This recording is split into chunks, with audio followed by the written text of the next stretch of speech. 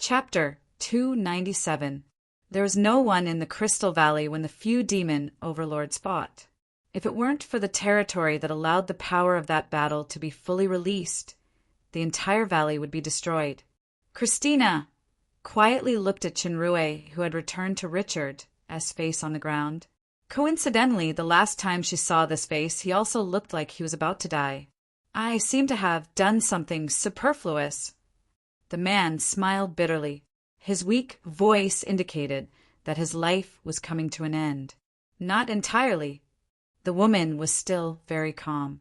The three of them are all peak stage demon overlord powerhouses, especially the dragons. They are quite powerful. Although Manu is only a demon overlord who just advanced to the later stage, his territory happens to restrain the war puppet. He is the biggest threat to me. If it weren't for you, my chance of winning is not high when I can't use the war puppet. I might even have to pay a considerable price. Since this is the case, Manu's arrangements should be within your expectations, right? The man smiled bitterly with a hint of self-mockery. That's right. His elites should have been completely annihilated by now. My army will be here soon. Manu himself was hit by my Dark Phoenix power just now. He will definitely die within half a month. Even Raisin can't save him. The woman's voice was full of strong confidence. It turns out that everything is within your control. What about me? I already know your biggest secret. The man was still smiling bitterly. Even if you want to dismember the body, at least leave the head. It's my last request. Who is Paglio? Why does he make the crystal dragon feel fear? Also, are you from the Pride royal family or the Gluttony royal family? Paglio is just a friend of mine. I can guarantee that he has no threat to the Shadow Empire, and there are no terrifying forces behind me. As for my identity, no matter what, I am different from these people. The woman nodded lightly. He is indeed different. I don't have much time. The man seemed to be exhausting his last life force to squeeze out these words. I forgot to tell you that I have used the resurrection potion once. When the last sentence was said, a bottle of black potion just happened to appear in the woman's hand. When these words fell into her ears, the woman, who was originally full of confidence, suddenly stiffened. The fragile glass bottle shattered with a bang, as if something in her heart had shattered. The potion that could make the entire demon world go crazy spilled onto the ground and quickly sank into the soil, disappearing without a trace. The resurrection potion could only be used once in a person's life, and the Nirvana blood was the same. This man's affairs were always out of his control, and it was the same this time. For the last time, can I see your face again before my vision blurs completely? The woman's hand trembled, and she immediately sat down. She gently hugged his badly mutilated body in her arms and removed the veil on her face. It was still that beautiful face. Compared to Christina in the Silent Night wetland, she was a little more mature and charming. Was this her embrace? Soft, fragrant, warm. In terms of beauty, whether it was Jia or Isabella, they were a bit inferior. This was the first beauty of the demon realm. Her reputation was well deserved. However, there was a touch of sadness in her star-like eyes. Don't you have a soul tool? As long as the soul tool is not destroyed, you won't die. You still remember this story. Unfortunately, I didn't have the chance to make up this complete story for you. The man's breath became weaker. Actually, it's not just this.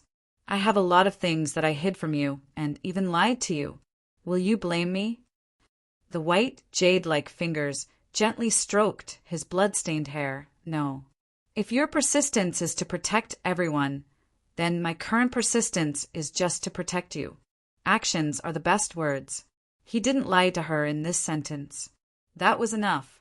The chilly wind blew, gently ruffling the woman's slightly curly hair. Should I call you Christina or Kathleen? Christina will accompany you forever. After today, she will no longer exist in this world. As for Catherine, her life doesn't just belong to herself, so she can't make this kind of decision. Chinrue understood what Catherine meant. Christina would be buried with him, and this affection would be buried in Catherine's heart forever. In the end, Christina couldn't escape falling in love with him. After I die, bury me there. Chinrue couldn't lift his fingers. He just moved his gaze a little. I like that hillside. Every night, I look up at the stars in the sky and think of your eyes. Next, Chinrue intermittently told her about the huge crystal mine vein under the crystal dragon's lair, and some other things. He also told her to dispel a self-destruction magic circle that was about to be activated in the lair as soon as possible. After saying these last words, Chinrue's eyes became more and more hazy. I have never seen your smile. Can you? Catherine smiled, and the tears in her eyes gushed out. She didn't suppress her tears. She lowered her head and kissed his lips gently. Hot tears flowed on Chinrue's face. The breath of the man in her arms disappeared completely. Catherine sat for a long time. The desolation and sadness on her face kept changing. Finally, when she put down the veil, she regained her calmness. She picked up his body and walked toward the hillside step by step. Catherine remembered Chinrue's instructions. After burying him, she quickly went to the crystal dragon's lair. Sure enough, she found a lot of excavated mines and crystal mines. It seemed that the huge crystal mine vein below really existed. This crystal mine would bring great wealth to the empire. There were sounds of fighting coming from the valley entrance in the distance. It seemed that the army had eliminated Manu's elites and rushed over. The strange thing was that she didn't find the so-called self-destruction magic circle after searching for a long time. Catherine was originally a smart person. Now that she calmed down and thought about it, she felt that something was wrong. Her figure swayed, and in the blink of an eye, she had come to the hillside where Chinrue's body was buried. Sure enough, the burial site had been dug up. No, it should be broken from the inside out. There was a faint blood stain on the ground that led straight to a big house with an open door above. Catherine's eyes flashed, and she quickly entered the big house. This house should be a laboratory. It was sturdy and spacious. The blood stain disappeared in a room, and there were 2 lines of words on the ground. My dear, you promised that you won't blame me. There's no time to write too much. I will definitely come back. Catherine's original sadness suddenly turned into anger. This bastard. He actually lied to me and faked his death. I'm the wisest person, and I actually fell for this trick. Was I blinded by the uncontrollable feelings at that time? Or was I infected by that damn stupidity? Once again, this man is not in my control. The most hateful thing is that he even cheated me of my smile and kiss. By the way, that kiss seems to be given by her for free. Thinking of this, Catherine, who had always been calm, couldn't help but feel ashamed and angry. Although there was still a little peace of mind and happiness deep in her heart, she mostly expressed shame and anger. Damn man! As a victim of emotions, the innocent laboratory turned into powder in an instant. At the same time, the figure of a certain damn man appeared in a hidden place in the misty swamp. Stargate. This teleportation point of the misty swamp was set up by him when he came out with Sabrina last time. Although many steps of the escape plan were temporarily changed due to changes, it was finally successful. Chinrue looked really messy now. He was covered in blood and mud, and there was a big hole in his heart. With the cockroach attribute of regeneration, as long as his head was fine, he wouldn't really die. Fortunately, his heart happened to be gone. There would be no sign of beating before it recovered. Coupled with the skill of breath-holding, he was able to successfully fake his death in front of Catherine. Although he occasionally thought of the possibility that Christina was Catherine before, he quickly rejected it. Now that the truth had surfaced, it felt like a dream. The demon realm's first beauty and first wisest person really had an affair with a small character like me? It seems like I even became her first man. Thinking of the kiss just now, Chinrue couldn't help but feel hot. This mood caused the wound in his chest to hurt greatly. Although he pretended to be dead once, the serious injury was definitely not faked. This time, his heart was completely shattered. It would probably take at least 10 days to half a month to complete regeneration and restore his combat power. Fortunately, it wasn't the first time his heart was destroyed. After drinking the healing potion, the wound healed a lot faster. By the way, I seem to have forgotten to give her that strange little person when I escaped in a hurry just now. Let's talk about it next time. Maybe it can be a small excuse for reunion. The secret of Catherine's identity. Qinrui didn't intend to reveal it to anyone, including Athena. This was a kind of respect.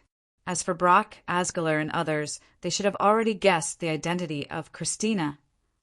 With Catherine's wisdom, she could completely use Christina's characteristic of never showing her true face to create a real noble lady, and the queen to appear at the same time to confuse the public or set up a trap. Although it had been confirmed that Catherine was in love with him, she was still the ruler of the Shadow Empire. At the same time, she was also a woman with the greatest irreplaceable obsession. She could even be called a kind of righteous paranoia. This little bit of temptation couldn't influence the choice of her greatest obsession.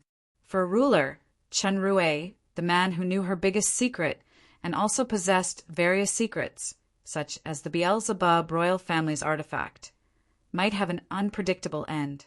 This escape plan of faking death was thought up in a moment of desperation after discovering her identity, but it was the best choice. The discovery of this truth made Qinrui feel that the gap between him and Christina was even wider. The king of the Shadow Empire, the powerhouse at the peak of the pyramid, second only to Raisin in the demon realm. However, judging from her performance at the last moment, he was not without hope. Even if she is Catherine, there is still hope. It's still a matter of strength.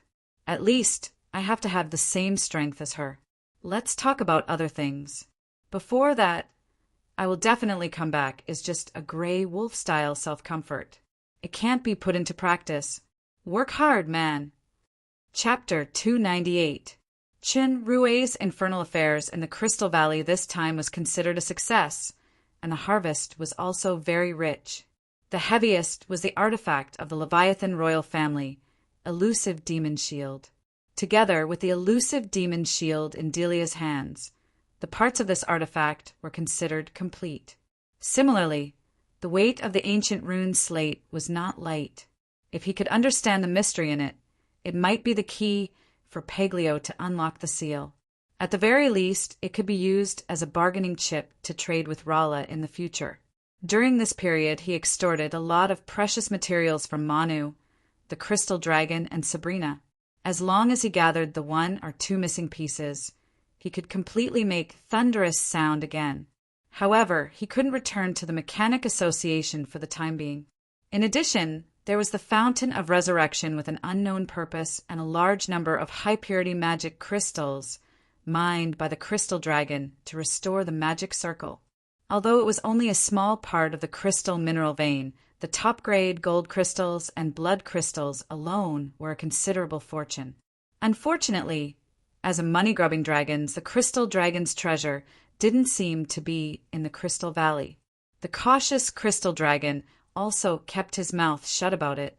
Crystal Dragon roared in grief and indignation. "You're too much. You want to raid after killing people and robbing?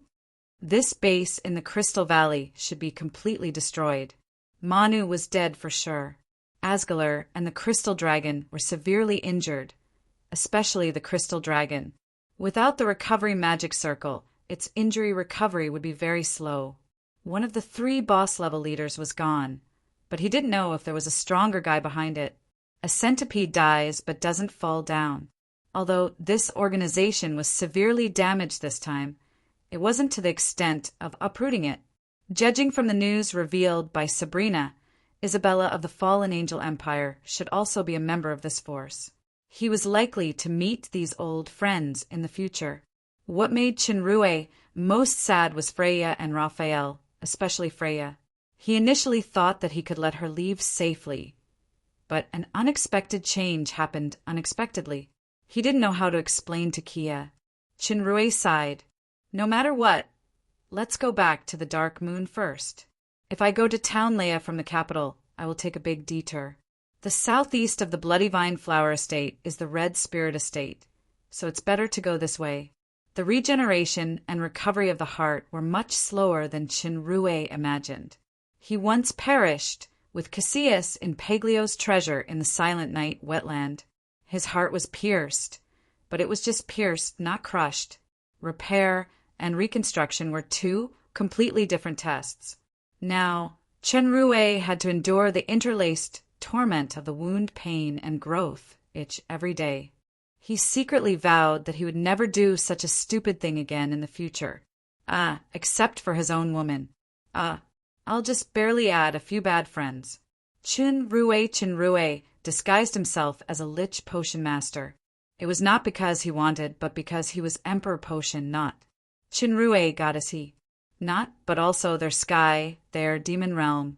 Rue Chen's king doctor. Valley dragon in medicine. Although the potion master was not as valued as the mechanic, the use and popularity of potions were no less than equipment. If there was any situation, his pharmaceutics knowledge was enough to fool around.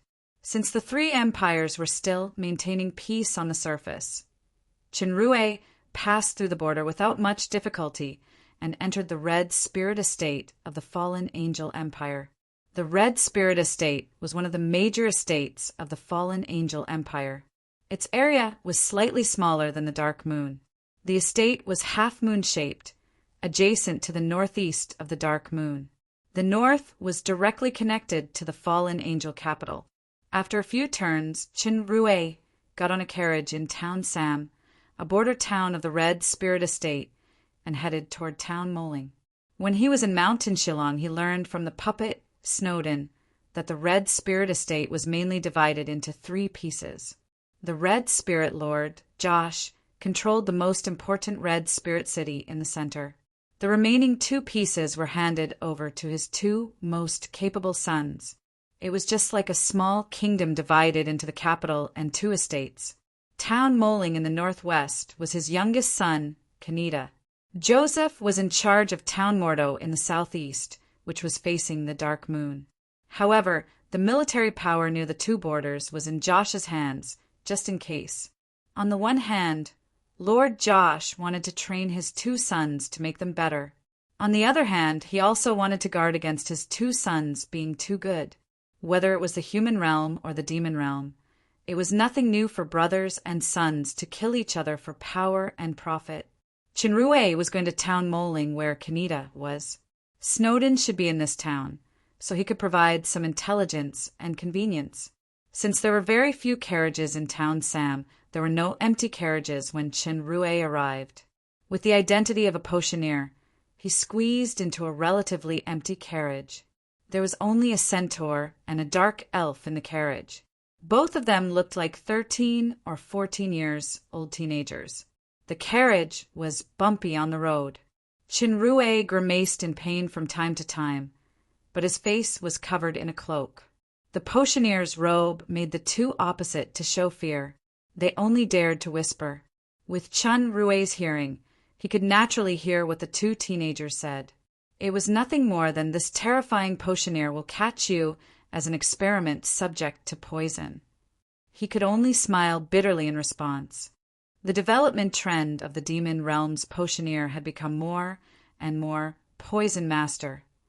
Ironically, countless potion masters wanted to become grand masters, but none of the grand master level black potions were poisons. They were all buffing potions. The speed of the carriage was not fast. The road along the way was winding and steep. It was estimated that it would take 5 to 6 days to reach Town Moling. On the third day, there was finally a situation. Thieves. The word thief should be a person who robbed and stole property, but in this world, thieves were robbers without any technical content. As for theft, it was called a thief or a burglar. Chinrue once destroyed the largest group of thieves sent to the Dark Moon by the Red Spirit Estate. But since his rebirth, it was the first time that he was robbed by thieves on the road. For Chinrue's current strength, it was just a dozen little thieves. The highest strength was an early stage higher demon.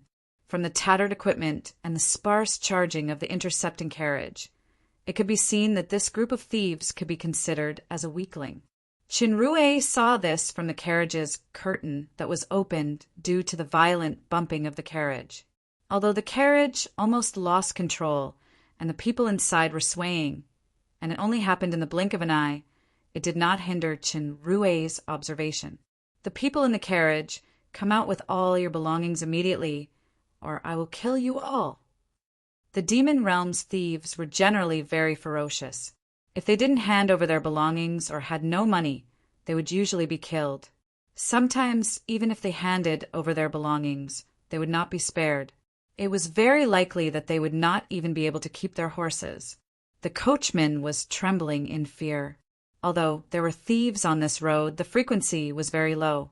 He didn't know why he was so unlucky to encounter these guys. The two teenagers in the carriage were equally nervous. "Tommy, what should we do? We don't have money, and we will be killed by the thieves. Let's just fight with them." "Don't be impulsive, Tonk. Even with that thing, it can only kill 2 people at most." Dark Elf Tommy shook his head nervously. "They have a dozen people. We are definitely not their opponents." As Tommy said, he looked at the potioneer opposite him. "Dear Sir Potioneer, only Sir can help us now. I believe Sir's poison deterrents should be able to scare those guys away." However, the Sir Potioneer seemed to be still asleep and unconscious. Tonk knew that it was a critical moment. He ignored Tommy's dissuasion and went over to push this fearsome potioneer. Unexpectedly, the potioneer actually fainted after being pushed. Tonk didn't know if he fainted just now or fainted from fear. The voice of the thief outside sounded again. "I'll count to 10. If he doesn't come out by then, kill him. It's over this time." Tonk gritted his teeth and took out something from his backpack. "We can only fight with our lives." Tommy panted, and his thin arm took out a dagger from his waist. When he glanced at the potioneer's chest, his eyes suddenly lit up. "Wait!" Tommy pressed Tonk with a slightly trembling hand. "I have an idea. If it doesn't work, let's fight with our lives." Tonk looked puzzled, but he knew that Tommy had always been smarter than him, so he nodded immediately. The great demon thief, with the strength of higher demon, had counted to 8. The thieves slowly surrounded them. The coachman's back was drenched. At this moment, a figure finally came out of the carriage. It was a dark elf teenager. "Who dares to make a move?" The dark elf teenager glanced coldly at the thieves around him, showing a condescending attitude. "The great potioneer, Sir Rolls-Royce, is inside. If you don't want to be poisoned into bones, retreat quickly." Chinrue, who pretended to be unconscious, twitched his face. "Rolls-Royce? Are you sure it's not a Ferrari or Porsche?" However, Tonk in the carriage apparently didn't notice this detail. The centaur kid's hand was holding something tightly. It was actually a crossbow.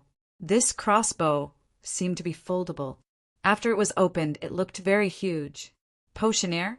The thieves looked at each other with fear in their eyes. The leader frowned. "Little brat, you want to scare us away with just one sentence." As Tommy said, he took out a dark silver badge. "Look at what this is." Someone behind the great demon had already shouted, "Potioneer badge!" The reputation of potioneers, evil and vicious, had been deeply rooted in the hearts of the people. The appearance of this badge made the thieves' faces change. The great demon leader was no exception. However, the leader was a little more knowledgeable after all.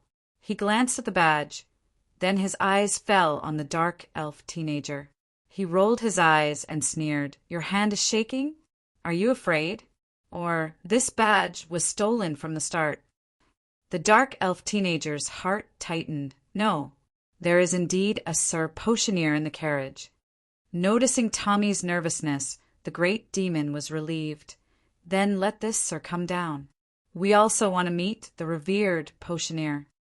The cold sweat on Tommy's forehead flowed down. He argued, "You can ask the coachman if there is." Before he finished speaking, the great demon had moved in front of him in an instant and grabbed Tommy's neck. "Little bastard, how dare you lie to me?" See if I don't tear you into pieces." Tonk was anxious. As he was about to rush out to rescue, he saw the great demon's movements suddenly stopped. His body trembled, and he could no longer hold Tommy firmly. He yelled and began to scratch his body frantically. Shocking blood marks appeared, but he still didn't stop. Soon he rolled on the ground. The muscles of his body gradually withered. Finally, he turned into a pile of bones under the horrified gaze of the thieves. Such a powerful poison technique. There is really a potioneer in the carriage. After witnessing their leader turn into a pile of bones, the bandits did not dare to stay any longer.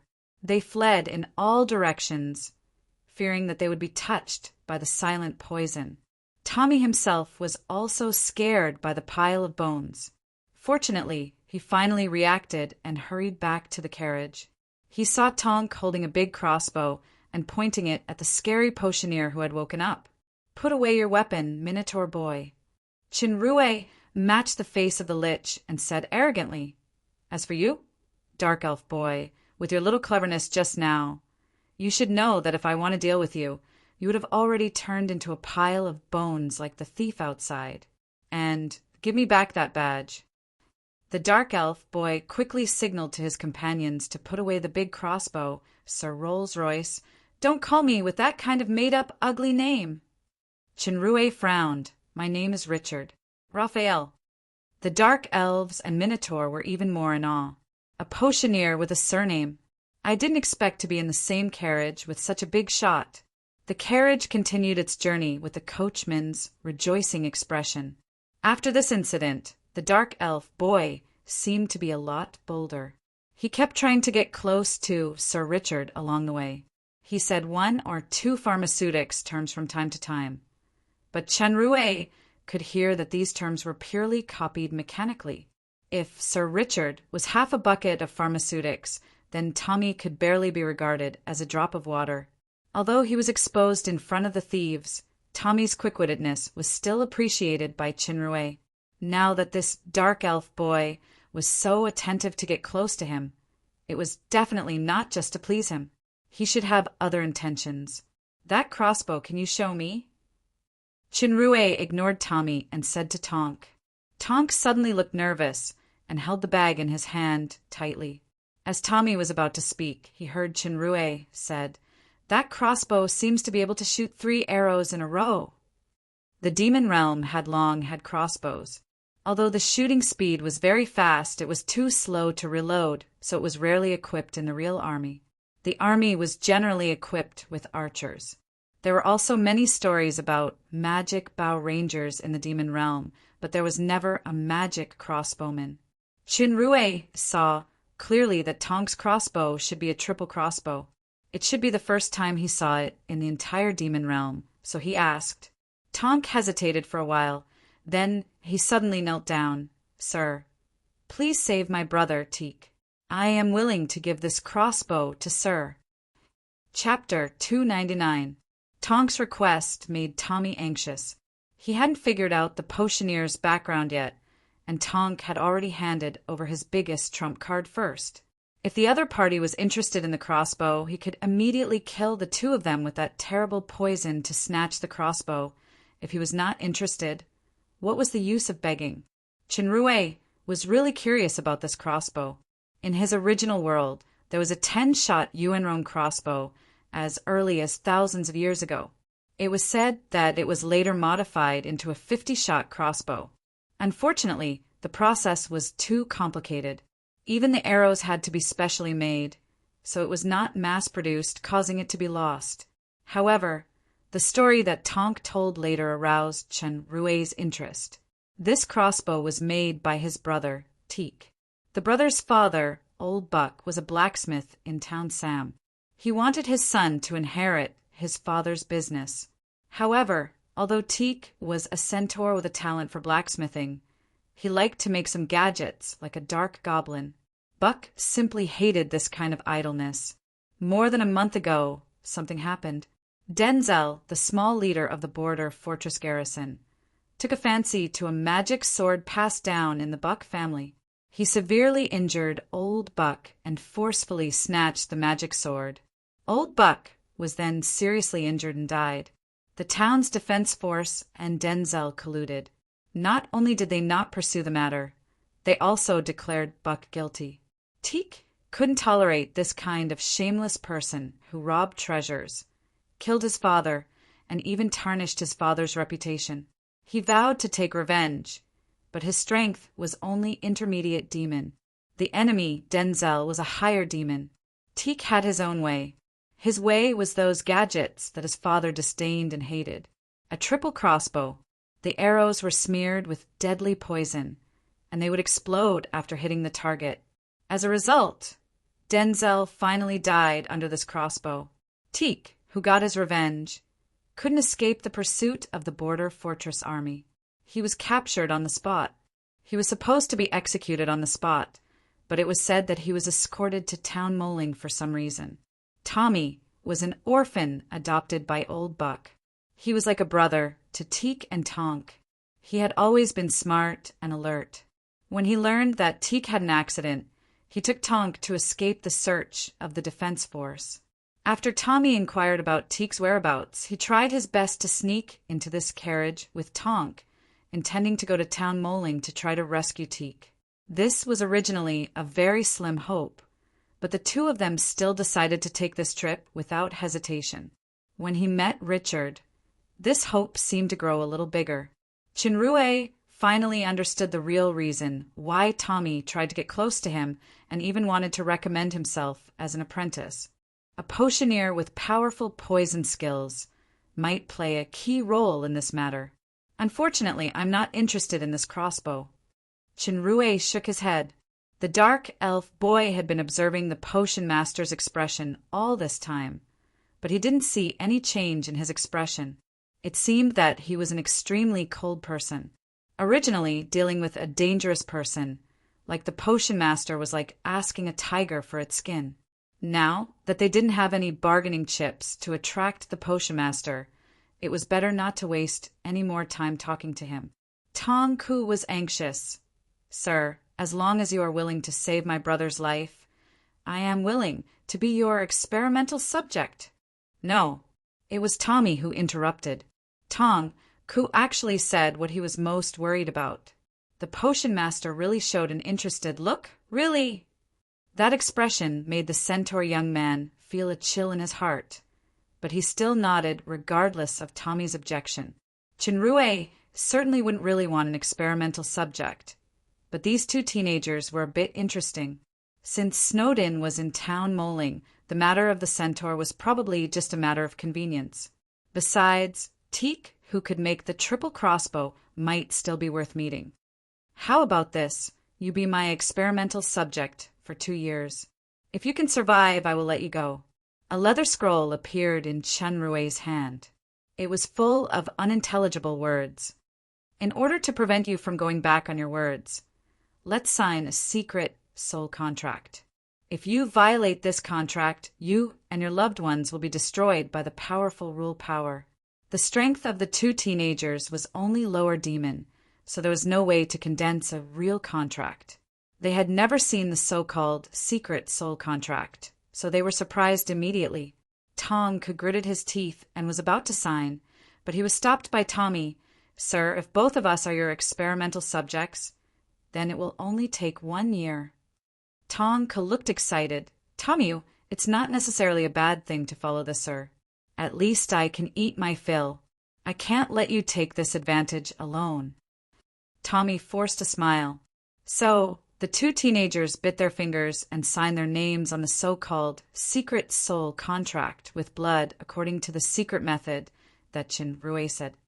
With this contract, I'm not afraid of you going back on your words. Otherwise, I can tear up the contract in advance, then you will all die. From now on, you have to listen to me in all your actions. You can't disturb me without my permission. Chinrue moved his hand, and the scroll disappeared automatically. The two were even more in awe. Then he threw out a few pieces of bread and barbecue. By the way, since you are experimental subjects, you must maintain full physical strength and a healthy body. The long-lost aroma of food made Tommy and Tong Ku, who hadn't eaten for a long time, temporarily forget the future of fear, and began to devour. 2 days later, the three arrived at the destination, Town Moling. The size of Town Moling surprised Chinrue. The prosperity and atmosphere of this town were much better than Town Leia to the west of Dark Moon City. As an important bargaining chip in the competition with his elder brother, Joseph, Kanita's efforts in Town Moling could be imagined. Chinrue found a hotel and settled down. Soon, Tommy, who inquired about the news, reported that Snowdon's house was in the north of the town. Chinrue left Tommy and Tong Ku in the hotel and headed north of the town. Sure enough, within the effective distance of control, he could already sense the existence of the puppet. Snowdon walked out of the house and brought him straight in. Snowdon's house was equivalent to a small villa. It was spacious and comfortable, and there were many beautiful maids. No wonder he was extremely unhappy in Mountain Shillong, and he once returned to Town Moling for a vacation.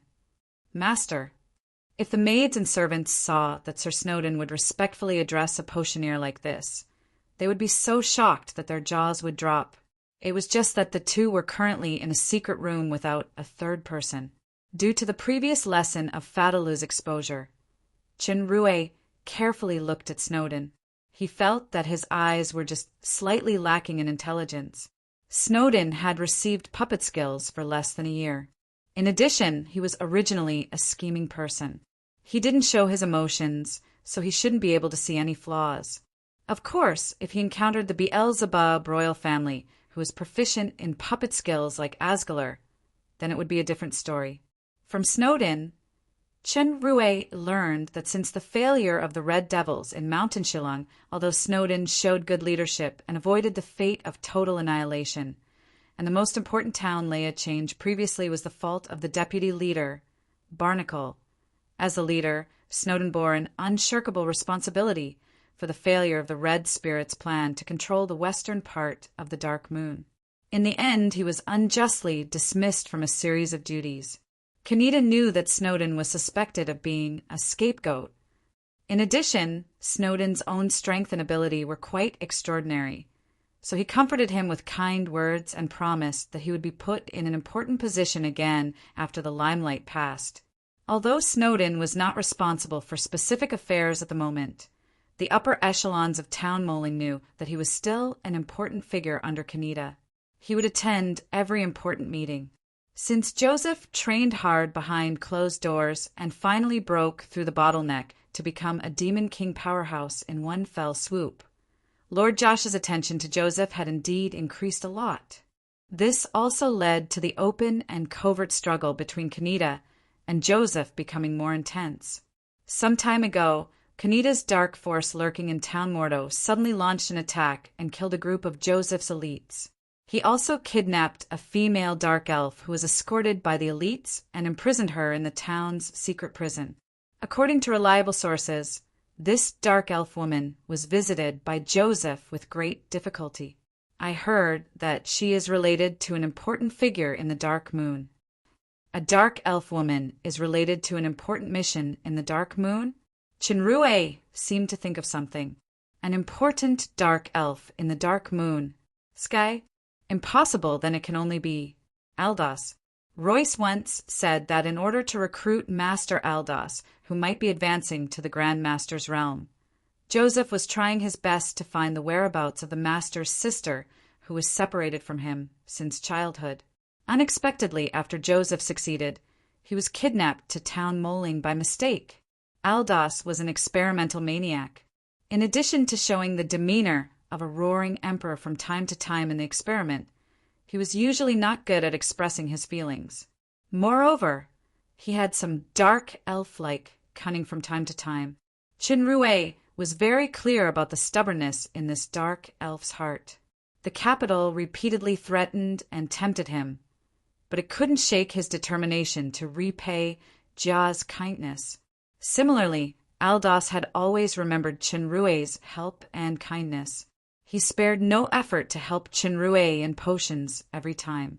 Although Chinrue, who could now exchange black potions, basically didn't need his help except to avoid the Grandmaster level potions and needed Master level potions as a cover. He had always remembered his kindness. Now that he happened to run into this matter, he couldn't let his sister fall into the hands of Joseph or Kenita to be used as a bargaining chip for official or private reasons. Snowdin, are you sure you can rescue this female dark elf? Kenita happens to be out for important matters now. My confidant, Ivan, is now one of the leaders of the secret prison. There should be no problem in inquiring about the news, but I'm afraid it's impossible to bring this dark elf out directly. Snowdin was affected by the puppet mask. His intelligence and decision-making could only be maintained in a certain inherent mode before he was made into a puppet. He wasn't very flexible in terms of adaptability. Chinrue's eyes lit up, who said, I can't do it. It's easy to do things with an insider. Master must be careful of the prison's warden, Samuel. This is a great demon king-level powerhouse, newly recruited by Kenita. Great demon king level? Chinrue shook his head disapprovingly. He killed Sabrina when she was extremely weak, and he also used the power of 2 artifacts. Especially the last dying blow almost made him fail on the verge of success. With his current strength plus scorching dragon possession and dark star territory, it's still not enough to deal with a demon emperor in a normal state, but he should have no opponent at the great demon king level. Of course, the premise is that the injury is healed. At this moment, Snowdin's words shocked Chinrue. There's a secret. This Samuel is a human. Chapter 300. Chinrue first learned about the existence of humans in the demon realm from Glorfin. The number of these humans was very small. Most of them were powerhouses who used secret methods to train in the demon realm in order to break through some kind of bottleneck. Although the demons were defeated in every 500-year war, even the human world couldn't deny the power of the demons. Compared to the human world, the demon realm had more powerhouses and the environment was more dangerous.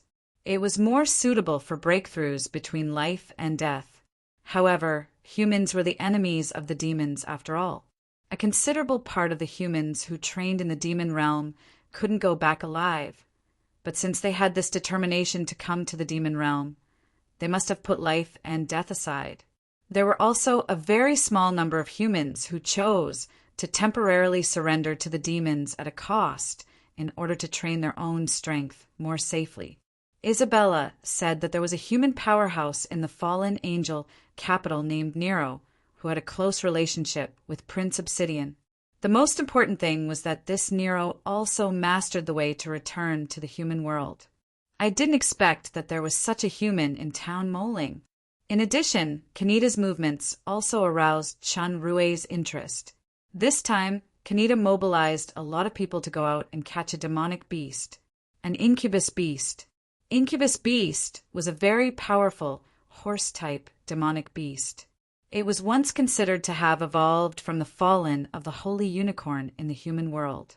Its whole body was black, and the horse's mane and tail were like the color of flames. Not only was it extremely fast, but it could also float in the air. It was also immune to all mind control. Individuals with mutated bloodlines could also manipulate lightning that could only be performed by unicorns. Its most powerful talent was Art of Fear, which could weaken the opponent's combat power and fighting spirit. It was known as the most powerful ground mount in the demon realm. Incubus Beast was a solitary demonic beast, which was extremely rare. It could evolve up to the Demon Emperor level. This time, the Incubus Beast was said to be a cub that appeared in the Thunder Valley east of Town Moling. Kenita intended to catch the Incubus Beast as a birthday gift to his father, Josh. Chinrue was very curious about the Incubus Beast, but for now he must rescue Eldas's sister first. The secret prison was where Kenita secretly detained important people. Even the people in his force didn't know the specific location. Fortunately, Ivan, one of the small leaders, happened to be Kenita's confidant, so Chinrue got detailed information in the secret prison without much effort. The secret prison was located in a remote warehouse underground in the south of Town Moling. There were not many prisoners in it at present. Coincidentally, Teek, whom Chan Rui met on the way, was looking for, was also among them. Teek was accidentally discovered by Kanita's right-hand man, Fong Dan of Dan. He felt that Teek was Teek who could use to kill demon. Of Dan felt that Teek was Teek demon, who was a Rui. Who of demon? He was Cubist demon. Chin met with of the clan. From Chun met with the war, and he met Chin Star King of battle with Teek, who had a Samuel encounter with Kanita. Under Kanita's relentless solicitation, Samuel agreed to temporarily join Kanita's side. It was said that Samuel was a human genius. He was young, and he was only one step away from Saint, equivalent to the high-level strength of the demon realm, demon emperor, demon overlord. This time, he came to the demon realm with a secret method in order to break through to Saint. Although Samuel joined Kanita's force, he was not willing to be responsible for two troublesome matters. He was only willing to be a sharp blade to fight with various powerhouses. The reason why Samuel served as the warden was that Kanita told him that there were two great demon king-level prisoners in the secret prison. Samuel was not a fool. He knew Kanita's intention, but he didn't care. As long as he could use all resources to become stronger, it would be fine. With Ivan around, it was easy to enter the prison. But the key problem was that the magic cage of the prison was very special. Only the warden's crystal key could open it. Otherwise, the prisoners inside would be in danger. Most of the magic circles that Chen Rui was proficient in were mechanics, and so on. He was really a layman in the field of unlocking. The only way now was to get the crystal key from Samuel. Samuel's human identity was confidential to the outside world. Only a few of Kanita's cronies, such as Solana and Snowden, knew about it. Samuel and Snowden also had several contacts, and their relationship was passable. It just so happened that Samuel liked to drink. When Chen Rui pretended to be the three-good master, he cheated a lot of good wine from the Crystal Valley. He intended to let Snowden treat Samuel to a drink to find out the details of this human. If possible, he would try to steal the crystal key to save him. Things went very smoothly. Samuel did not refuse Snowden's invitation. Soon, this human from the human world came to Snowden's house. This was the first time Chen Rui saw his kind in the demon realm. Samuel was a thin young man with brown hair and blue eyes. His facial features were regular, and his eyes faintly revealed a domineering vibe. "Sir Samuel!" Snowden personally filled Samuel's glass with wine. "This is my new bottle of the best purple berry wine from the Shadow Empire. Please have a taste, sir." Chen Rui on the side disguised as a lich and stood behind Snowden. Race, human. Comprehensive strength assessment, C+. Physique, C. Strength, C+. Spirit, C+. Agility, C+.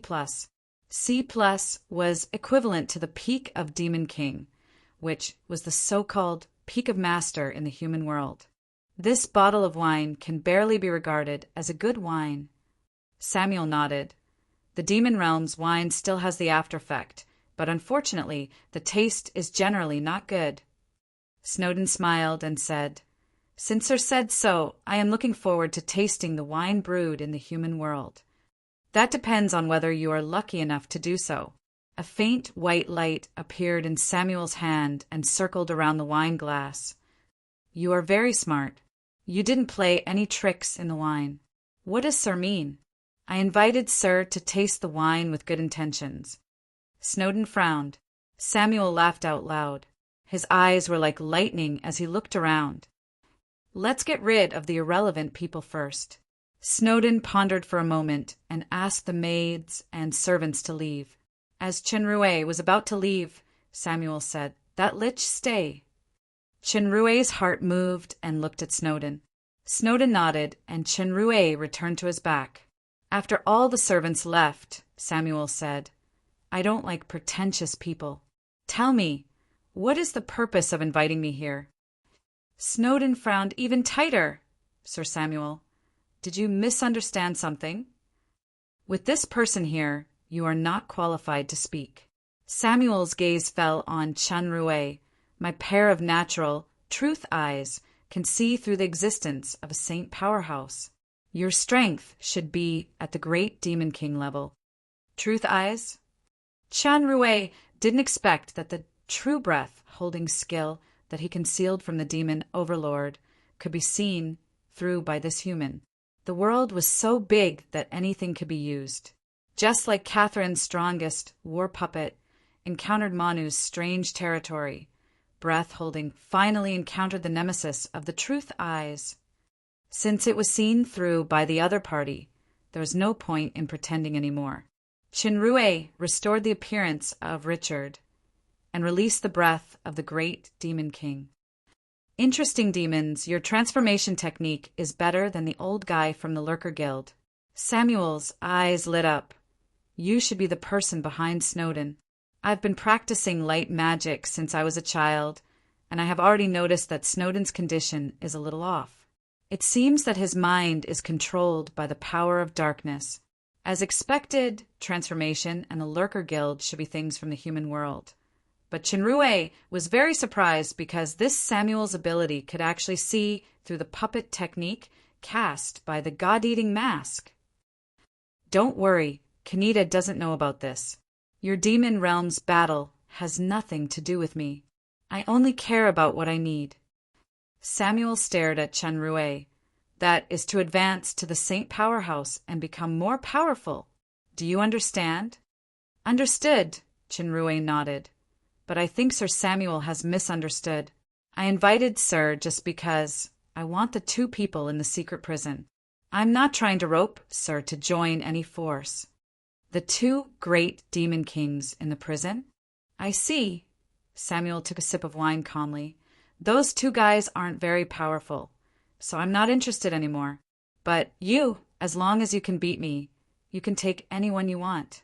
Chen Rui did not explain that his goal was someone else. The original plan to steal the crystal key had failed. From Samuel's tone, this battle was inevitable. He nodded and said, "Let's change places. I don't want to destroy Snowden's yard."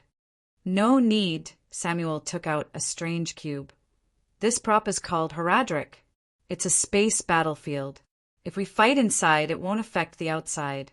This prop can withstand the battle of the early stage of Saint, which is the demon emperor level power of you demons. This prop can withstand the battle of the early stage of Saint, which is the demon emperor level power of you demons. However, I don't like to hold back, so you have to be prepared for death. Horadric. Cube? Qinrui was stunned and secretly thought, "Are you sure it's a space battlefield and not an alchemy synthesis prop?" The cube glowed, and then a glowing door appeared. Samuel glanced at him and walked toward the door. Unless you have reached the peak of Saint, don't try to destroy Horadric in vain. Also, if you run away now, it's not too late, but I will expose Snowden's matter. Qinrui smiled slightly and did not explain. He followed Samuel straight into the light door. Although the name Horadric Cube was a bit misleading for a transmigrator, Samuel was right. This was really a large space. What environment are you good at fighting in? Samuel's figure appeared in front of him. Abyss volcano? Dark swamp? Or the valley with undead breath? Qinrui was slightly surprised.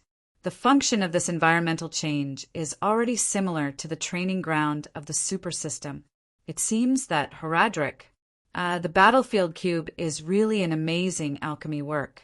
It is probably at least legendary quality, or even a quasi-artifact. Whatever. For Chen Rui, any environment was the same, even if it was a harsh environment such as the deep sea and the surfy sea. This answer surprised Samuel, and he smiled disdainfully. "I think you haven't understood the strength of your opponent yet. As I said, you have to be prepared for death. According to the level of human strength, you have reached the peak of master." Qinrui smiled slightly. "Your spirit and strength are very strong. You should be practicing martial arts and magic at the same time. Your speed is also good, but in terms of endurance, you are relatively weak. Did I say anything wrong?" If the previous light pupil surprised Qinrui, than the current analytical eyes shocked Samuel. His green pupils suddenly shrank, and his face became dignified. Long Huang Empire Silver Knight Samuel. Kate, your name is Demons. Chapter 301. Richard. Chenrue said calmly, although my body is not in its best state, the chance of winning should still be quite high. This sentence was not bragging. Some of the basic stars in the super system were still synchronized with the power level of this world, such as Alcade State and Alioth State. However, when it came to the current Migres state, after the initial understanding of the territory, there was basically no opponent at the same level. With the subsequent enhancement of power and territory, coupled with the power of the Scorching Dragon, it was not impossible to directly challenge Demon Emperor. Shameless boasting. You can see through my strength just by relying on a certain talent of the demons, just like my light pupils. Samuel sneered. Chenrue only felt that his eyes were blurred, and the surrounding scene became a huge arena. Of course, there was no audience. Psychological tactics are useless. Stop talking nonsense. Let's do it. As soon as he finished speaking, Samuel's figure had already rushed over like lightning. His speed was astounding. Although Samuel's speed was fast, it was not as fast as when Chenrue faced Lomont. In other words, at the same level of strength, the speed of the Belphegor royal family was unparalleled. Samuel was at the peak stage of the great Demon King, and his strength was much better than Chenrue. This fierce offensive was powerful, but Chenrue did not take it head-on. Instead, he used a new tactic which was learned from Catherine when she dealt with Asgalar.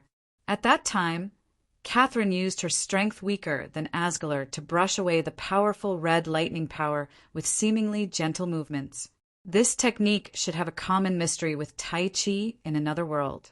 Chenrue was just an otaku before his rebirth. He had not learned Tai Chi, but as a fan of novels he more or less learned some essentials, such as don't use force from Master Jin's martial arts masterpiece. He who had already mastered the Alioth state had a deep understanding of strength.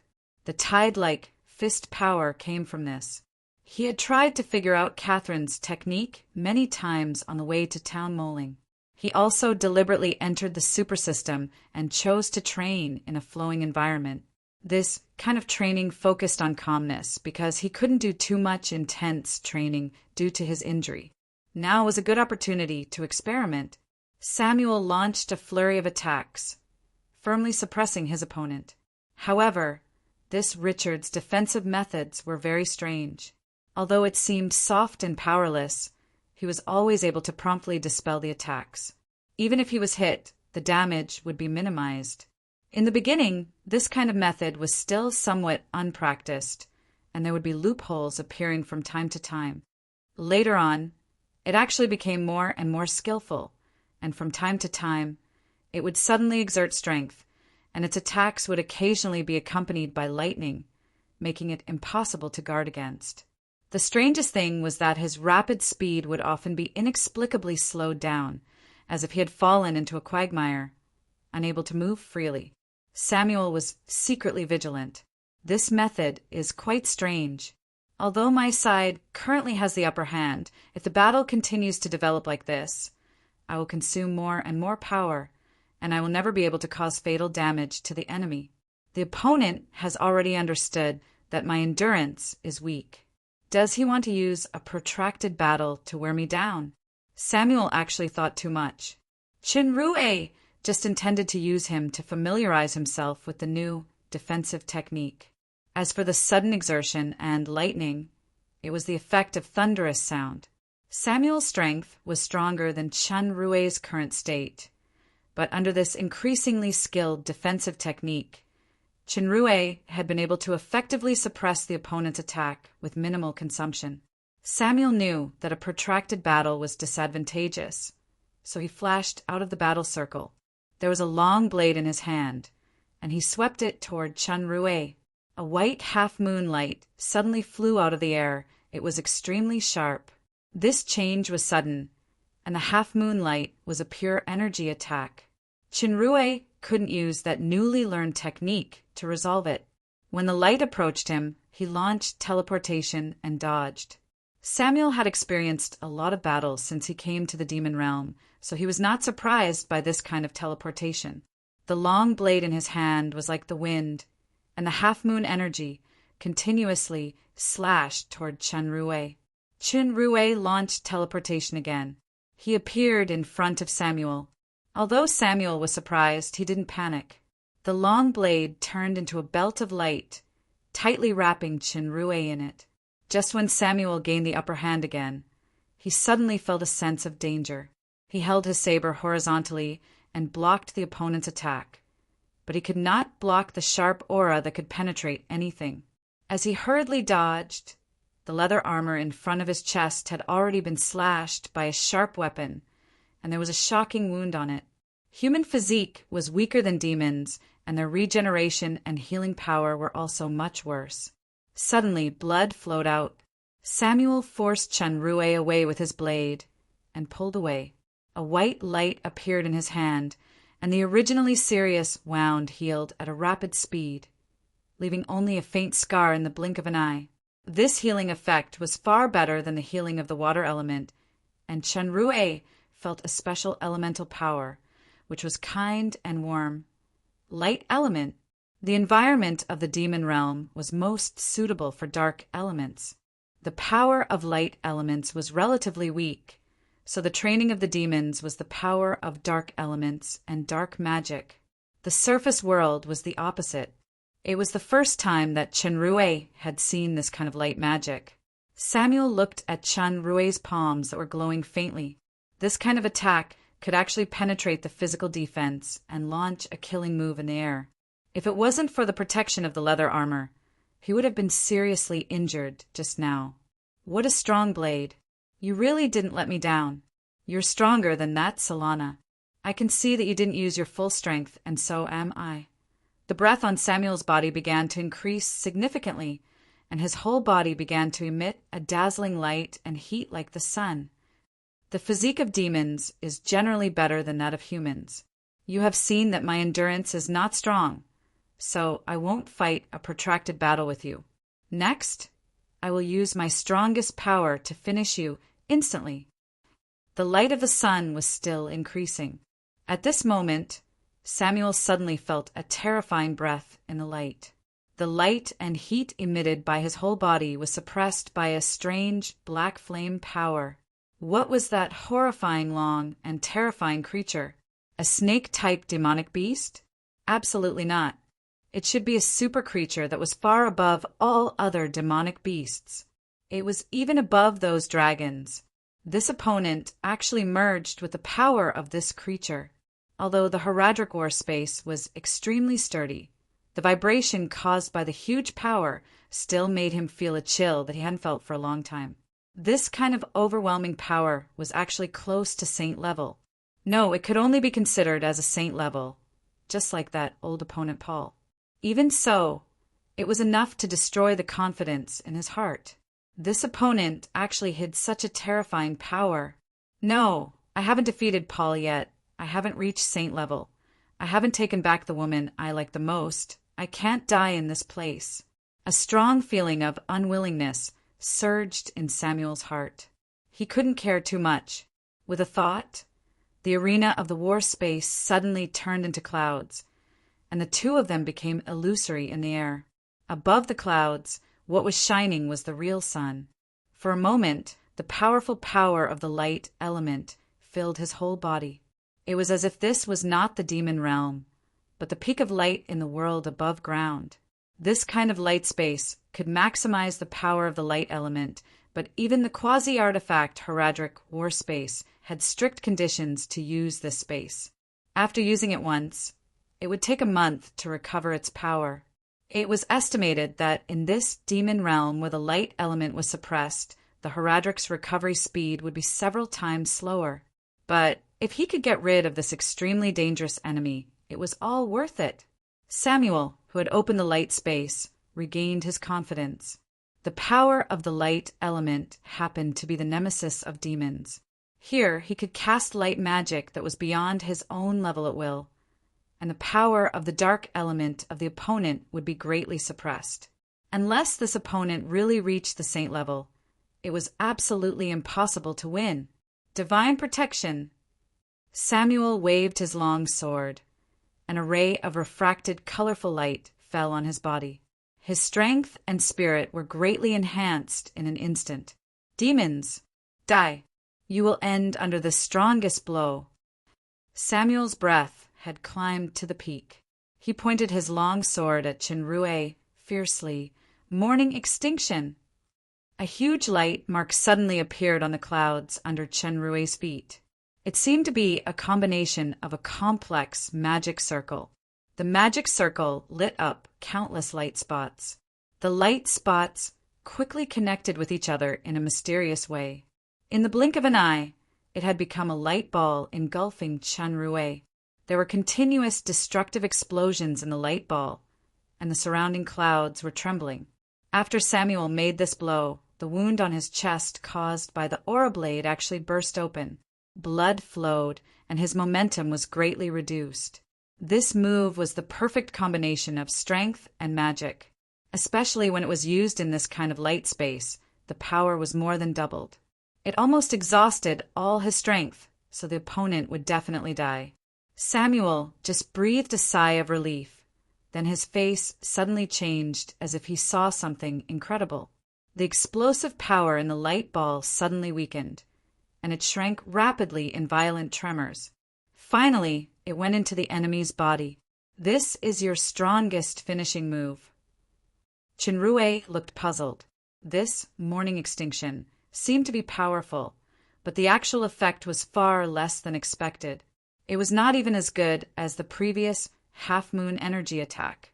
Not only that, but some of the light was automatically converted to his body to replenish the previous consumption. Is it a killing move that enhances? Is this killing the enemy? Or defecting to the enemy? Samuel felt unbelievable about the defecting behavior of the biggest finishing move. He reacted after a long time. Impossible. Is it the Lucifer royal family's heart of light and dark? No. Heart of light and dark is devouring. Not this kind of assimilation feeling. Immediately afterward, Samuel seemed to think of an incredible thing, and his body trembled. You are not demons. Now that they were in a fierce battle, Chenrue didn't give him a chance to continue talking to himself. His figure moved, and he had already rushed to the front of Samuel. His palm was like a knife slashing down. Samuel didn't dodge. His whole body flashed with light. Chenrue's knife slashed on his head, but Samuel's body suddenly burst open, exploding into a white light that quickly dodged. Although he avoided this blow with a secret skill, blood still flowed from Samuel's head.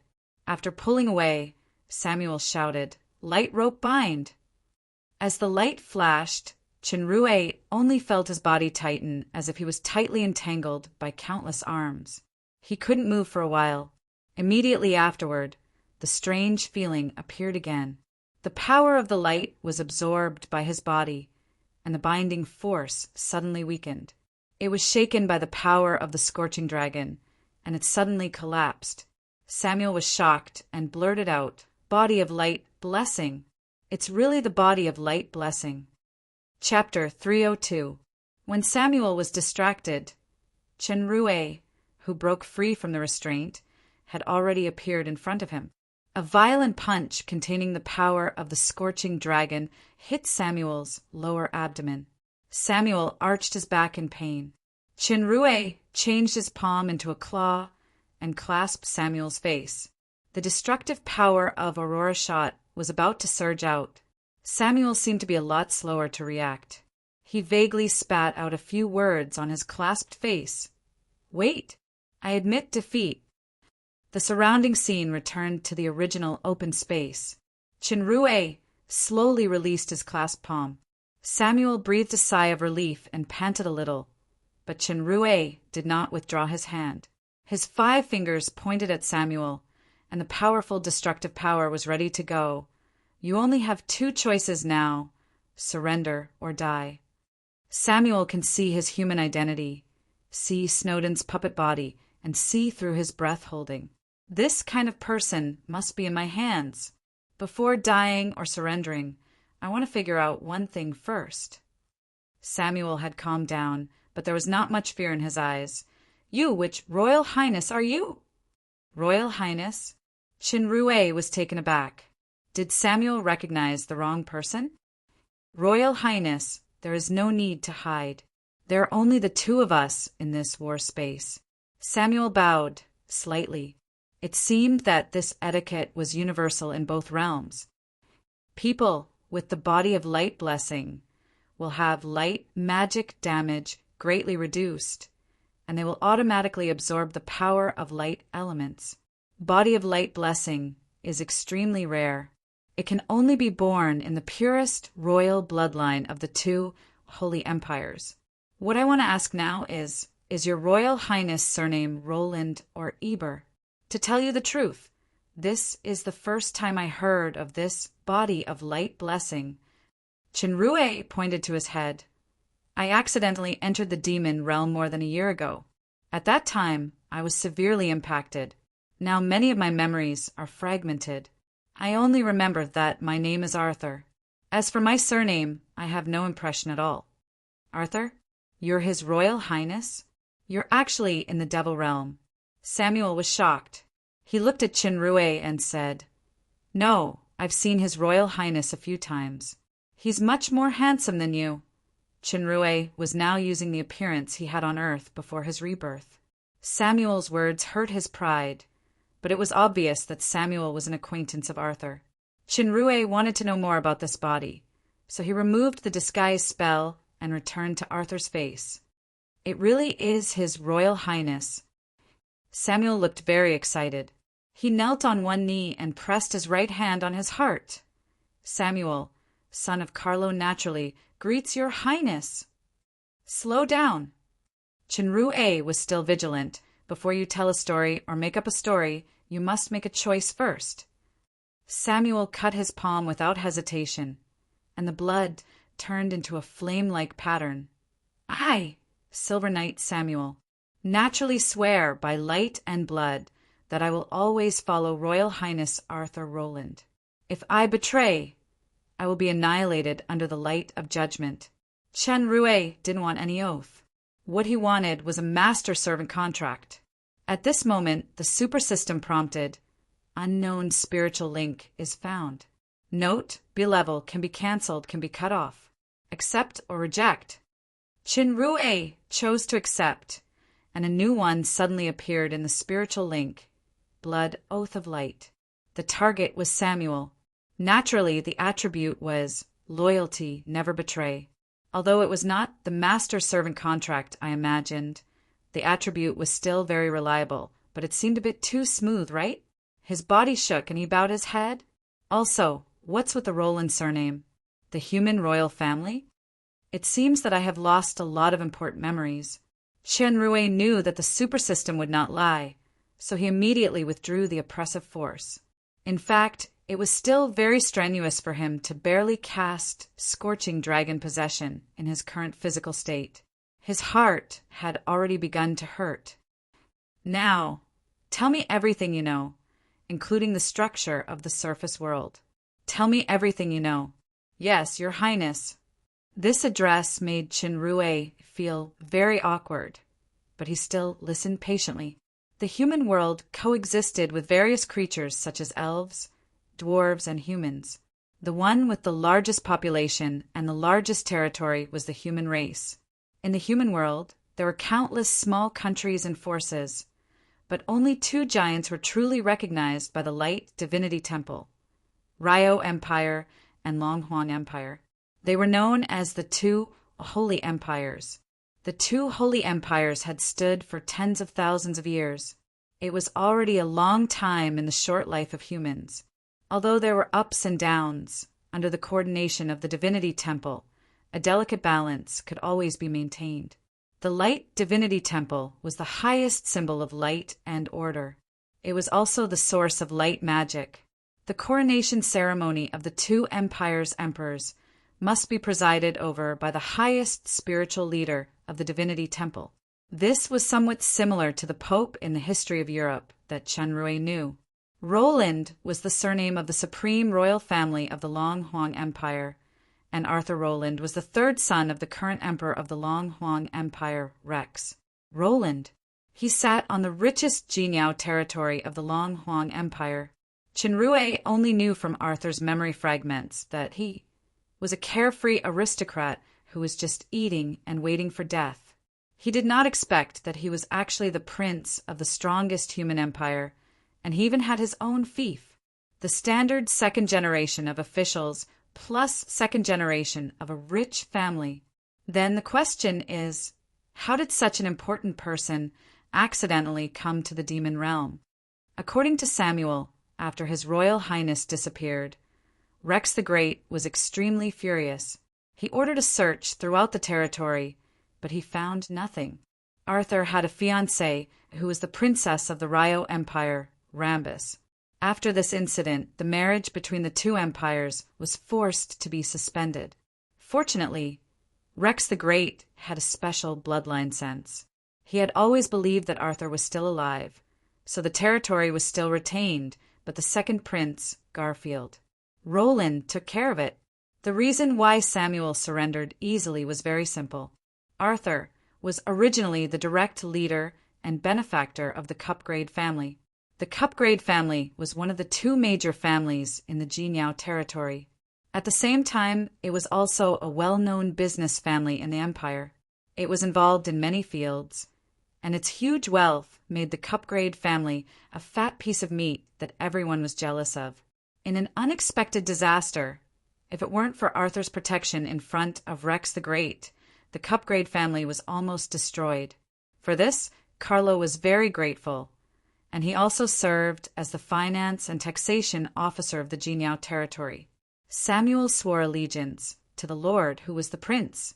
Becoming a follower was not only to repay the kindness, but also a great honor. After Arthur's disappearance, the acting Lord, Garfield, carried out a major purge of the officials of the territory. Carlo, who had offended Garfield, was among them. He almost suffered a prison sentence. Fortunately, Carlo was prepared and retreated in time. Despite this, the Kvogt family still suffered various degrees of suppression and suffered heavy losses. Samuel was one of the geniuses of the empire. His teacher, Johnson, was once a well-known swordsman. Before his death, Johnson passed on his power to his disciple. Samuel reached the peak of master because of this, and Hladik was also Johnson's relic. In a duel hosted by the Divinity Temple, Samuel was defeated in public by the Empire's first genius swordsman and his rival in love, Paul. The woman he admired was forced by her father to set a wedding date with Paul. The repeated blows almost made Samuel unable to recover. In order to wash away the shame and recapture his lover, Samuel used some kind of secret technique to come to the demon realm and vowed not to return until he reached the saint level. If it weren't for the body of light blessing and the familiar appearance, Samuel wouldn't believe that the powerhouse who defeated him turned out to be the royal highness who ate, drank, and had fun all day. Has he been hiding his strength? Or did he get some incredible adventure in the demon realm? In any case, this time his royal highness was a blessing in disguise. He was worthy to be the descendant of the dragon-bright Roland King. Qinrui then understood the true origin of his Arthur. Judging from Samuel's description, his disappearance was quite suspicious. It was definitely a conspiracy. The planner might be the direct beneficiary, Garfield or other princes. It might also be related to the Princess Rambus, who was going to marry the Ryo Empire. Unfortunately, many memories were fragmented and could not be connected into a complete plot.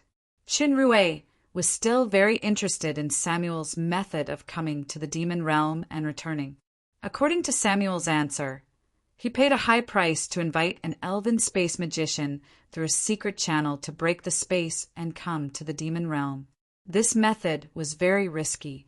Once it failed, he would fall into the space turbulence and die. As for the return method, it was to use a strange seed implanted in the body with a secret technique. It was equivalent to a one-time location coordinate transmission, but it couldn't be repeated.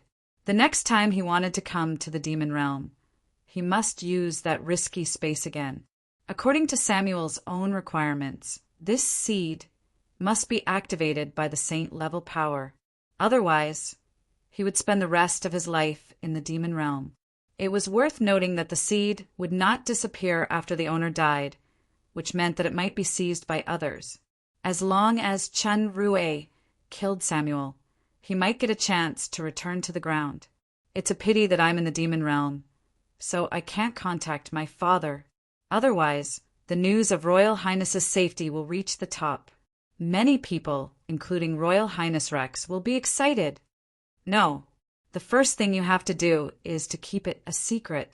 Regardless of whether you can reach the saint-level power and return to the ground, you can't disclose my news and identity to anyone without my permission. Chinrue said with a solemn face, "My current power is not enough to control my own destiny. When my power is enough, I will appear in front of those enemies as if I am above everything. In their trembling eyes, I will take back everything that belongs to me. The same is true for you, understand?" Understood. Samuel's eyes showed respect and eagerness. He knelt on one knee. "Please allow me, Samuel Cribbit, to become the sharpest long sword in the hands of Royal Highness, cutting off all the thorns in front of you." Poor Samuel, he didn't know that this Royal Highness didn't want to go back at all. That prince looked cool, but in fact it was extremely dangerous. He had to face intrigue all day long. If he was careless, he might encounter an accident at any time, just like when he fell into the demon realm this time. The demon realm is still better. There are brothers and girls. I might as well stay here, marry those beloved demons, and be the son-in-law of the demons for a lifetime. Chapter 303. The secret prison was originally a secret barracks. Due to the expansion of town moling, it was not suitable as a barracks, so it was transformed into a prison, and the secret barracks were moved to the outskirts of the west of the town. Kaneda had painstakingly managed town moling for many years, and the secret army he had mastered was very powerful. Joseph was probably the same. It would be a protracted war between the two brothers. However, a powerful army was proportional to high expenses. Coupled with the fierce battle with Joseph, Kaneda had shown signs of being unable to make ends meet over the years. He urgently needed money to fill the loopholes. He had increased the tax rate of town moling several times, but he was still struggling. This time, Kaneda went to Thunder Valley to capture the incubus beast, mainly to present it to his father, Josh, on his birthday. After pleasing him, he would ask for financial support. Otherwise, who would be willing to give away such a rare demonic beast? Thunder Valley had a large area. After finally getting some clues, Kaneda suddenly received a magic message from Snowden, saying that the newly recruited human powerhouse, Samuel, had an urgent matter to report. "Sir Samuel, what happened?" The strength of the peak stage of the Great Demon King was the strongest combat power in Kaneda's hands. Although both sides were using each other, Kaneda was very reassured about Samuel because this human's purpose was to break through his own strength, and he had no other intentions. If he was used well, he should be able to become the sharpest weapon under his command. "Sir Kaneda, you don't save me any trouble." Samuel shook his head. "The secret prison is not an easy job." Kaneda frowned slightly. "What happened in the prison?"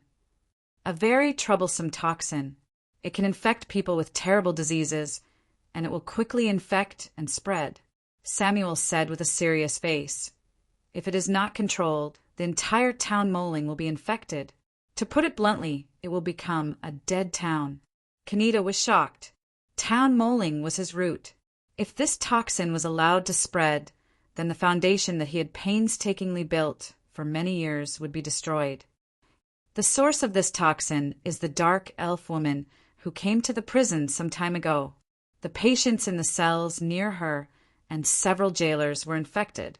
My light magic can temporarily suppress it, but in the demon realm, light elements can exert their strongest power, so it can't be truly purified. Damn it! Kaneda felt that he had fallen into a well-designed trap. It turned out that the dark elf woman turned out to be Joseph's evil plan. The purpose was to destroy Town Moling. Samuel said, "The only solution is to kill this woman and all the infected people. Then let Snowden help me get some herbs, and finally use purification to completely annihilate the toxins in their bones to avoid further infection." Kaneda was overjoyed. "Great. Sir Samuel, I'm counting on you. You can mobilize all the forces, and Snowden will fully assist you." Samuel nodded and turned off the magic communication. Kaneda breathed a sigh of relief. "I didn't expect Joseph to have such a vicious move. Besides, the source of the infection, the dark elf woman, was actively robbed from Joseph. I can only swallow this matter. Fortunately, there is Samuel, a human who is proficient in light magic. I'm really lucky this time. It seems that I have to be more wary of this kind of means in the future." Kaneda, who wasted his brain cells, never thought that the so-called virus was just Chun Rue's scheme to successfully take away the two prisoners. Of course, this mess was definitely on Joseph's head. As Kaneda was thinking, his subordinate, Fong Dan, suddenly reported, "Sir Kaneda, Sir Solana sent a signal. He found traces of incubus beasts." Kaneda's spirit was refreshed, and he hurriedly followed Fong Dan. From a distance, he saw a black figure running out of the canyon in front of him. The black figure was a pony, but its appearance and breath were very ordinary. Kaneda frowned. "Isn't this just an ordinary black demonic horse?" There was a barking sound mixed with a powerful shout from a distance. "Sir Kaneda, stop it!" Kaneda noticed that this black horse was not big. It was scarred, but its speed was amazing. Besides, it could still walk on the rugged mountain road like it was on flat ground. He immediately jumped up without thinking and quickly chanted a spell. The muddy ground that was floating with mist suddenly began to freeze on a large area. Fong Dan also began to run quickly in the woods behind, activating the arranged chain of magic traps, one by one. The frozen ground slowed down the speed of the black horse. At this moment, the little black horse's eyes glowed red. Its momentum suddenly increased and its appearance changed. There was a single horn on its head, and its mane and tail became fiery red. It really is an incubus beast, and it can even change its appearance. It must be the best mutated bloodline. Kaneda's eyes lit up. His hands recovered faster, and his magic had been exerted to the extreme. He focused on holding the incubus beast while waiting for Solana's arrival and the full activation of the traps and magic circles behind. With a whoosh, the incubus beast's 4 hooves suddenly burst into flames, and the ice under its feet suddenly melted. The incubus beast that got rid of the trouble of moving forward accelerated again. Fortunately, Fong Dan had activated all the magic traps in the woods. Under the pressure of Kaneda's endless icicles, wind blades, and other means, the direction of the incubus beast's escape became the woods. Just when Kaneda thought he succeeded, the incubus beast suddenly turned around and changed its direction. It ignored the attack magic and rushed straight to Kaneda. The wind blades cut through the incubus beast's skin, causing blood to spill and drip to the ground. The blood actually burned, but the incubus beast still rushed forward regardless of its own safety. Kaneda's strength had reached the middle level of Demon King. He felt a dangerous breath from this incubus beast. Its strength should still be above him, so he didn't dare to confront it head-on. He hurriedly dodged. Before he could take a breath, the incubus beast's eyes flashed with red light of hatred. Kaneda's protective magic spell was flashing. Before he finished chanting, he was hit by the lightning. Even though he had practiced wind magic for many years, and his resistance to wind elements had accumulated to a certain extent, he still couldn't withstand the incubus beast's talent lightning. He was suddenly knocked to the ground. The pain was so intense that his whole body was emitting electric sparks, accompanied by a strong sense of numbness. Kaneda originally wanted to force the incubus beast into the trap, but he didn't expect the incubus beast to be so intelligent and fierce. He was knocked down by lightning for a moment of carelessness, and he suddenly lost his ability to move. Seeing the incubus beast approaching, he couldn't help but complain in his heart. At this time, the barking behind was getting closer and closer. He faintly saw a few black shadows rushing over. They were the fierce hellhounds. The incubus beast wasn't afraid of the hellhounds, but it suffered a lot from Solana, so it didn't dare to stay. It abandoned Kaneda and fled into the distance. Just when Kaneda was defeated in Thunder Valley, the source of the virus, Dark Elf Woman, and the infected, Teak had been secretly brought out in Town Moling. This Dark Elf Woman was called Lisa. She was pretty, and her eyebrows were indeed somewhat similar to Aldos. She looked very dispirited, but it wasn't certain if she was the Master's sister. When she met Aldos, the answer would naturally be revealed. As for Tonk's brother, Teak, his mental appearance was a bit special. When he was taken away from the prison, he actually drew various crossbow-like patterns on the ground. He was indeed a guy who did not do his job. He was in prison, but he still had the mood to play with these things. After disguising himself, Snowden took Lisa and Teak, plus the 2 teenagers from the inn to the Dark Moon. However, they took the route of the Shadow Empire from Town Sam to the Dark Shadows capital, then to Town Leia. Through Town Leia, they arrived at the western part of the Dark Moon and handed them over to Tim in Mountain Shillong.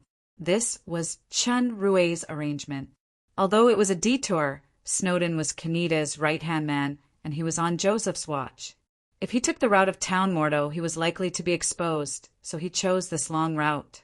Besides, it was quite safe and appropriate to temporarily place them in Tim. Samuel still stayed in the secret prison as his warden. This encounter with Samuel was a huge gain for Chun Rue. Not only did he know his origin and accepted a loyal person at the peak of Great Demon King, but most importantly, the appearance of Samuel made his biggest plan get the most needed supplement. The next key action could really begin. The starting point of this action was set at Town Moling. At present, the most important thing for Chinrue was to return to the Dark Moon first. He did not set off with Snowden, Teak, and others. Instead, he went to the Thunder Valley. Incubus Beast was a good thing. Even if he couldn't get it, he couldn't let Kaneda succeed. In the latest plan, Kaneda should continue to maintain a financial deficit. He urgently needed a lot of funds instead of getting the Incubus Beast to alleviate the economic crisis. The Incubus Beast didn't know that it had become the target of both parties, so it was still running desperately. Its injuries were very serious. Due to its special physique, it must find a rare cone fruit in the Thunder Valley. Not only could it replenish its stamina, but it could also restore magic power and injuries. On a rock next to a stream, the exhausted Incubus Beast finally found a bunch of cone fruits. The small pale red fruit hanging on the vine looked as attractive as a gem.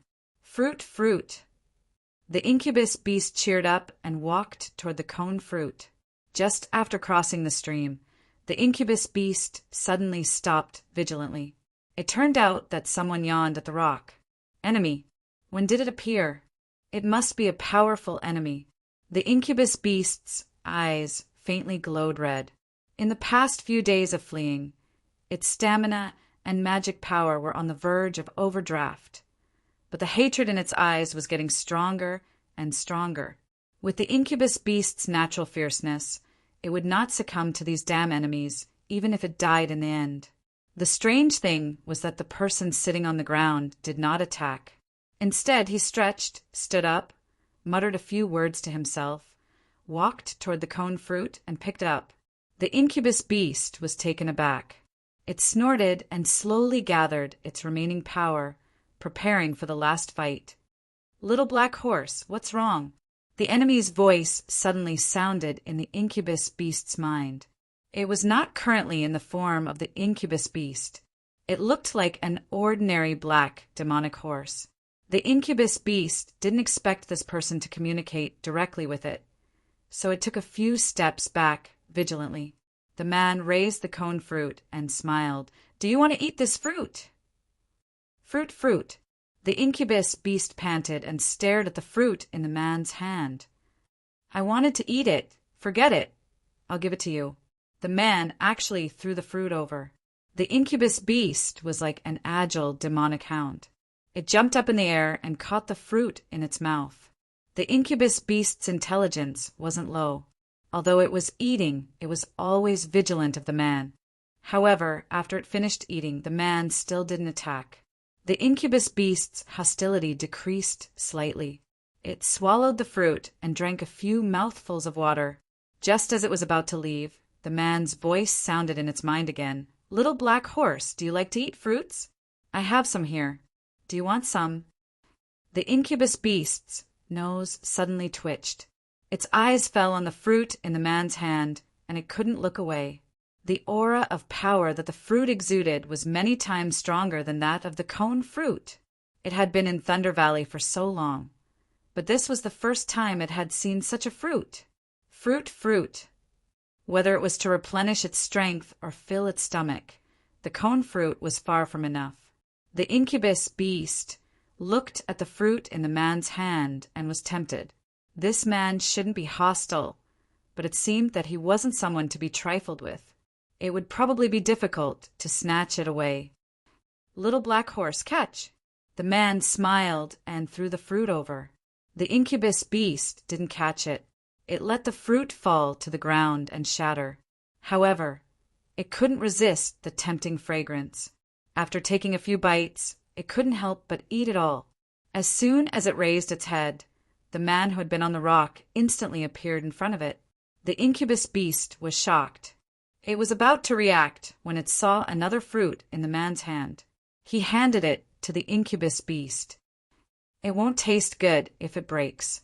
Here you go." The fragrance of the fruit and the kindness it sensed in its consciousness made the incubus beast hesitate for a long time. Finally, it leaned over and ate the fruit in the man's hand. After eating several in a row, its impression of the man increased greatly. It didn't even resist the man's gentle touch. "Little black horse, how did you get hurt? Let me help you heal it." The man took out a bottle and poured some on its wound. A cool and comfortable feeling came over it. It could clearly feel that the injury was healing faster. The incubus beast snorted and rubbed against the man affectionately. Although this man is powerful, he is not an enemy. Besides, he is very good. This guy was naturally Chinrue. He spent a day coming to Thunder Valley for the incubus beast. The encounter with the little black horse was purely accidental. Initially, this dark horse didn't attract his attention. It wasn't until analytical eyes showed the corresponding prompt that he began to pay attention. Race: incubus beast mutated. Comprehensive strength assessment: C+. Physique: C+. Strength: C. Spirit: C+. Agility: B-. Analytical eyes showed that the incubus beast strength was at the peak of Demon King, and its agility had reached the level of Great Demon King. However, the breath revealed on the surface was only at Intermediate Demon. It seemed that this incubus beast's mutated bloodline skill had at least one of its own breath concealing. A demonic beast that knows breath holding and camouflage. Chapter 304. After Chinrue discovered the strange talent of the incubus beast, his interest suddenly increased. After hearing the incubus beast's desire for the fruit in analytical eyes, he wanted to use the fruit to lure it, but when he got the string of fruits, he was surprised to find that this string of fruits exuded a faint aura, just like the devil pomeg he got in town Leia. So, there was the tragic story of a kind little black horse being abducted. If there was no Kanita's pursuit, no strong contrast of treatment, and no exhaustion of the need for fruits, the content of this story might become a kind little black horse bravely getting rid of the human trafficker. The horse trafficker's abduction. However, it was such a coincidence that the little black horse had sent the good guy card directly to Chinrue now. At this moment, the barking of dogs in the woods across the stream alerted the incubus beast. It shook its hooves uneasily. "Enemy! Enemy!" The man's kind voice sounded in his mind. "Don't be afraid. Watch me beat them away." Sure enough, a group of people came out of the woods, led by Kaneda with a few hellhounds. They apparently followed the bloodstains and breath all the way here. Chinrue also knew that Kaneda and the others contributed a lot to the success of tricking the little black horse. So now it was time for him to repay. The first sentence of his gratitude was, "Who touched my horse?" Kaneda was taken aback, seeing the incubus beast obediently beside this person and didn't escape. It really looked like it. The incubus beast has a master? So what? This person seems to only have the strength of a higher demon. Anyone on my side can easily kill him. I really don't understand why the incubus beast recognizes this weakling as its master. Or perhaps this guy doesn't even know that this horse is the strongest demonic beast mount? Kaneda sneered. Fong Dan on the side did not cooperate with him by saying, "Why is my lord laughing?" But she jumped out arrogantly and shouted, "This is Sir Kaneda, the controller of town moling. If you know what's good for you, immediately offer the horse." As soon as she finished speaking, Chinrue had appeared in front of Fong Dan without warning. Without any movement, Fong Dan's words suddenly stopped. Chinrue didn't even look at Fong Dan, but his gaze fell on Kaneda, who was the leader. "Did you touch my horse?" After saying this, Fong Dan's head fell down. Kaneda's face suddenly changed. Fong Dan has the strength of the early stage of Demon King, but in the blink of an eye, this higher demon. No, he was definitely not a higher demon. The strongest Solana stepped forward and blocked in front of Kaneda. "Sir, please stop." It's just an intermediate stage of Great Demon King. Apart from spirit power, physique and strength are not worth mentioning. Chinrue glanced at Solana disdainfully and stretched out a hand. "I can turn you into powder with one hand. It probably won't take a minute." It was true that Chinrue could kill Solana, but these words were definitely a bluff. Solana felt a chill in his heart. There was a feeling of being naked in front of the other party. This enemy still had the breath of higher demon, but he easily killed the demon king level Fong Dan just now. Now he easily saw through his actual situation. He was really unfathomable. Chinrue walked forward slowly. Just as Solana wanted to cast magic, he felt that the surrounding scene was different. It seemed that something was changing. Every step the other party took, the change became clearer. This was a strange scene. The surroundings were full of strange balls of various sizes, showing a dark and magnificent color. The rhythm of rotation seemed to contain some kind of supreme and mysterious law. Not only that, Solana, Kaneda, and everyone in this scene felt that their strength had dropped a lot inexplicably, and there was a feeling of weakness or dizziness from time to time. Solana's complexion changed drastically. He was drenched in cold sweat, and he lost his last courage to resist. He spat out 2 words with difficulty, "territory." Kaneda's complexion on the side also changed. A powerhouse with territory is at least a demon emperor. In the entire Red Spirit Estate, he only knows one demon emperor. That is his father, Josh, Alvin. Furthermore, he is only at the early stage of the demon emperor.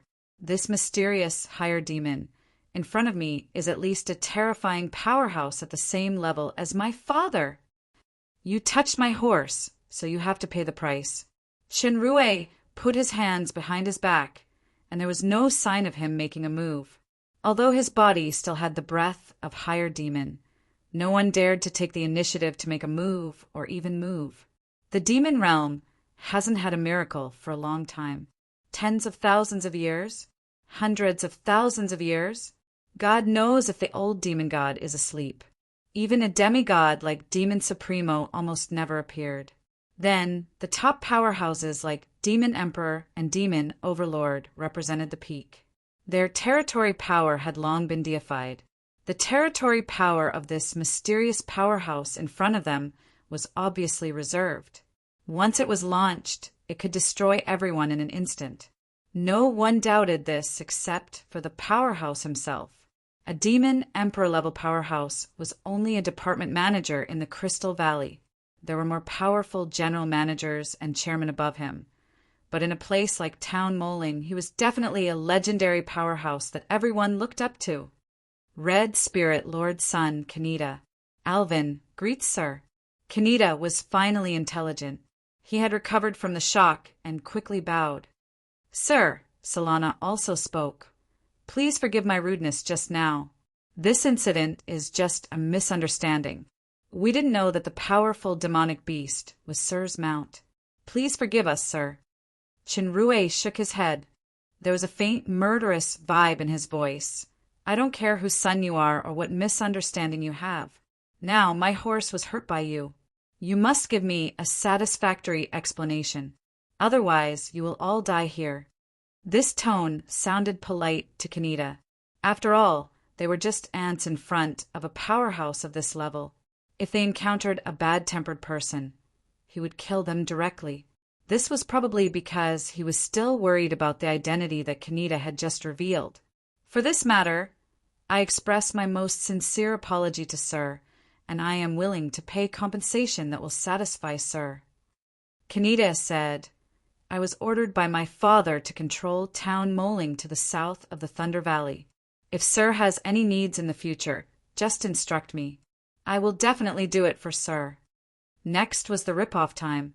After paying a considerable price, Kaneda and others left the Thunder Valley as if they were granted amnesty.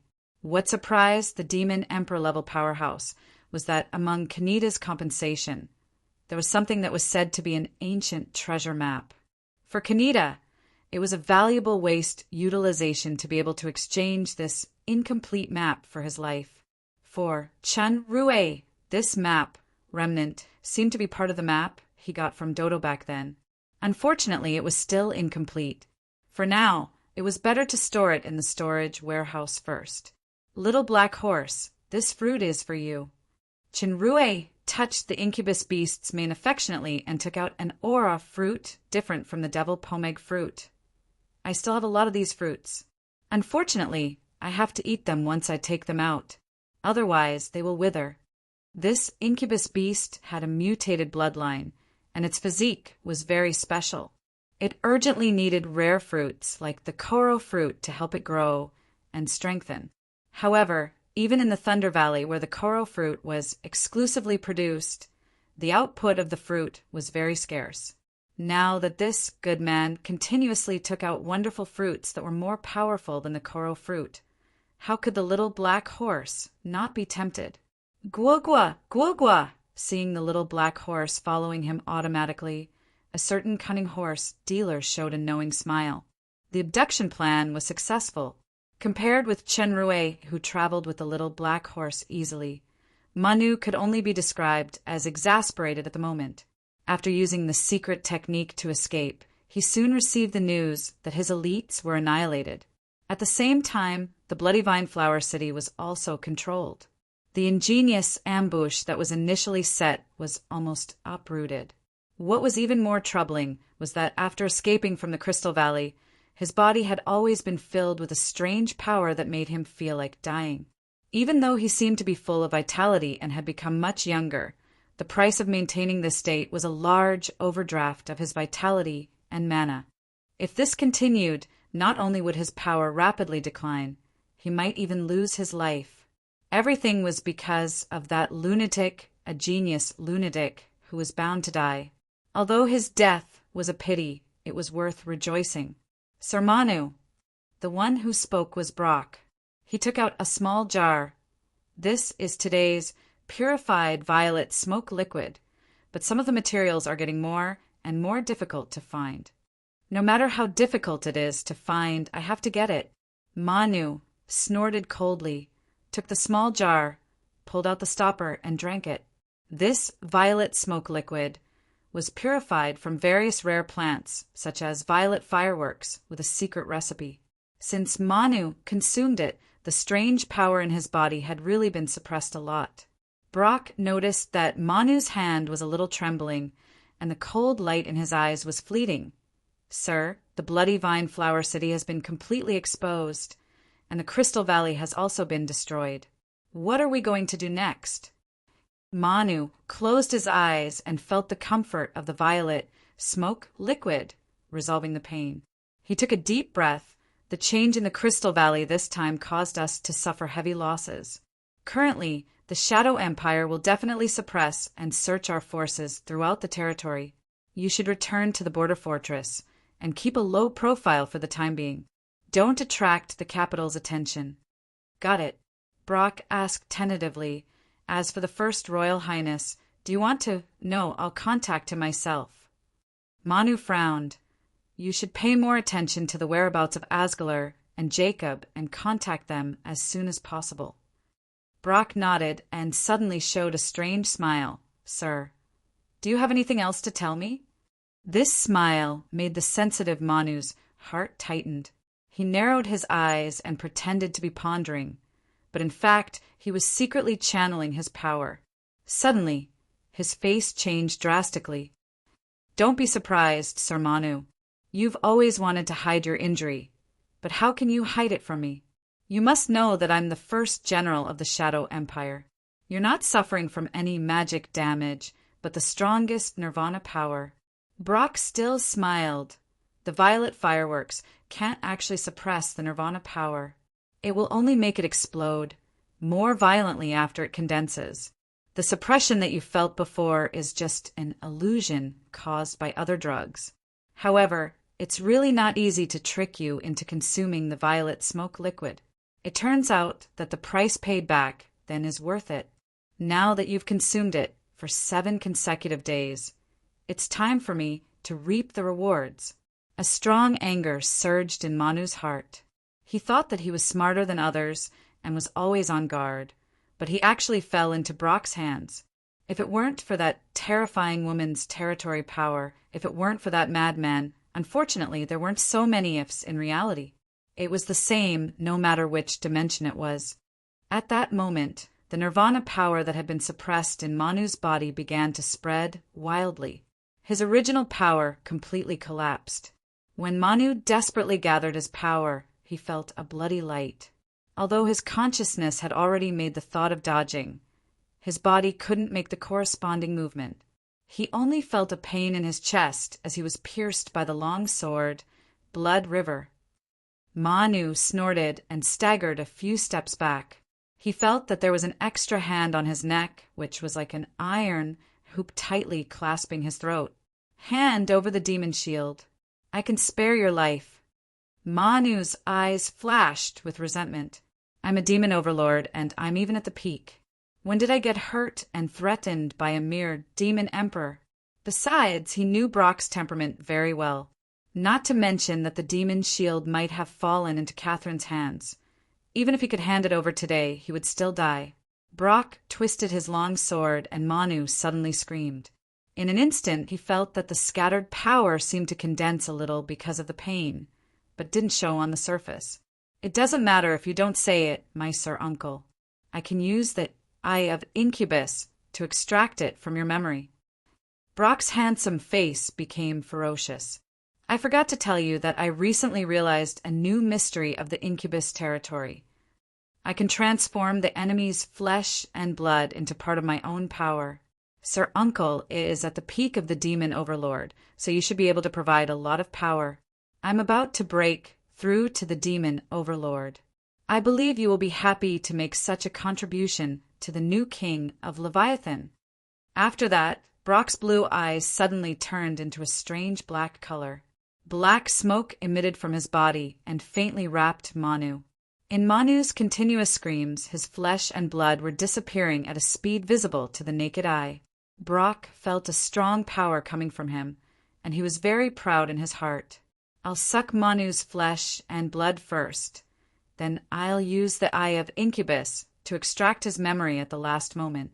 As long as I can get Manu's power and get the corresponding territory perception in my consciousness, it's only a matter of time to break through to the demon overlord.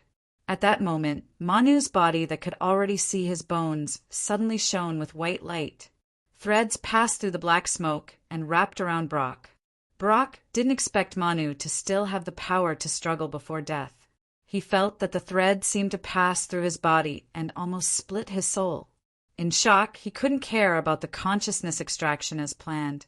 His eyes turned black at the same time as he fully activated the power of the sucking. Although Manu used the pain to barely condense a trace of power, the effect of the purple smoke was too strong. He finally couldn't resist Brock's incubus territory. He immediately made up his mind, and his entire body exploded together with the threads that tied Brock. Brock only felt that his soul and body were cut by thousands of blades at the same time. He immediately screamed. When he regained his consciousness, Manu was already smashed into pieces. Brock covered his painful heart and looked lucky. The final explosion caused him to be severely injured. It would take a long time to recover. However, he had successfully swallowed most of the power of the flesh and blood previously. After digesting it, his power should reach the demon overlord level. Now he was only left with the territory perception. Although the price was not small, although the demon shield was still missing, Brock. Leviathan was already the new master of the Envy royal family. Chapter 305. Chen Rui knew nothing about the power transfer battle of the Leviathan royal family. At this moment he was riding the little black horse safely out of town Mordo. Soon afterward, with his potioneer identity and the appearance and breath of the incubus beast, the little black horse, he passed through the frontier checkpoint very smoothly and officially stepped into the Dark Moon's territory. After so many changes and adventures in the Shadow Empire, Chinrue's longing for Athena became stronger and stronger. Not only did he miss Athena, but he also missed Kia, Ja, Alice, Peglio, and more. The incubus beast was very fast. 3 days later, the figure of the little black horse had appeared at the east gate of the Dark Moon City. Even in the evening when the light was not very bright, Chinrue could still see that the spirit and temperament of the gate guards had changed a lot from before. It seemed that, through this period of training, the overall quality had been improved a lot. The shops along the way were nervously preparing for the start of the night market. Since the night market organized by the Cloak Gang started operating, it received unanimous praise from the entire Dark Moon City. It became the favorite place of the demons who liked to hang out at night.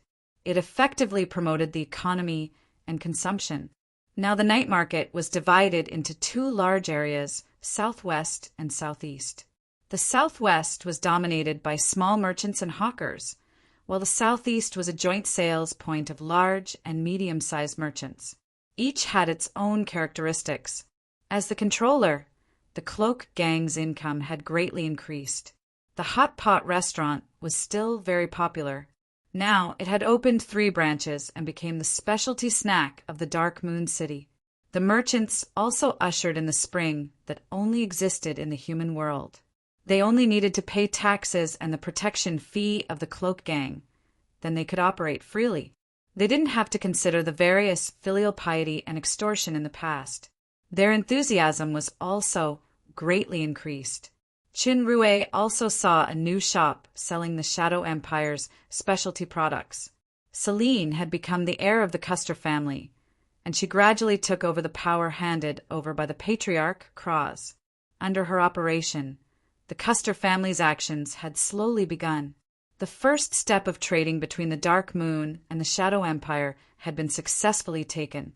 With the Custer family as a card, the Dark Moon's purchase of food from the Shadow Empire would be very smooth. At least on the surface, Ja could already freely cope with the capital's food sanctions some time ago. However, the food sanction was only one of the capital's means. If it was just a passive defense, then one day the Dark Moon would be shattered and completely collapsed under this kind of slash, so they must find a way to counterattack. After the incident of town moling, the implementation of the most important plan was getting closer and closer. If the overall plan was successful, Ja was likely to become the Empire Empress step by step and rule the fallen Angel Empire to stand on equal footing with the other 2 empires. The problem was that about 200 years later, when the Demon Realm and the Human Realm had another large-scale war, the fallen Angel Empire would definitely be unable to avoid participating. No matter which side won, it didn't seem to be a good result for him, a human, or even the prince of the Holy Empire on the ground. Moreover, his lifespan was at least 10,000 years, and similar troubles might follow. As Chenrue thought about it, he only felt a headache.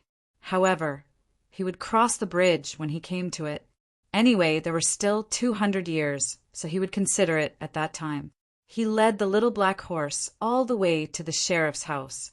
Since the human sheriff was in a coma for a long time, there were fewer and fewer visitors. It was not until the sheriff's lover, Athena, was appointed as the acting sheriff that many people came to visit the human's illness, but they were all rejected by Athena.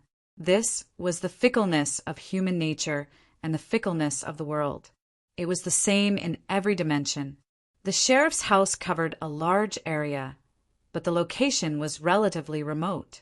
Everyone in the Dark Moon City knew that this gloomy house had no guards or servants. There were people with ulterior motives who wanted to sneak into the house, but it was like a stone sinking into the sea, and there was no news anymore. It was said that this place was full of powerful magic circles, set by Princess Royal's subordinate, Sir Gauss. No one dared to enter this place without permission from Madame Athena. In fact, compared with the real person who set up these magic circles, Sir Gauss could only regrettably be classified as an ant. Chenrue entered the house with ease. He turned 2 corners and easily came to the yard.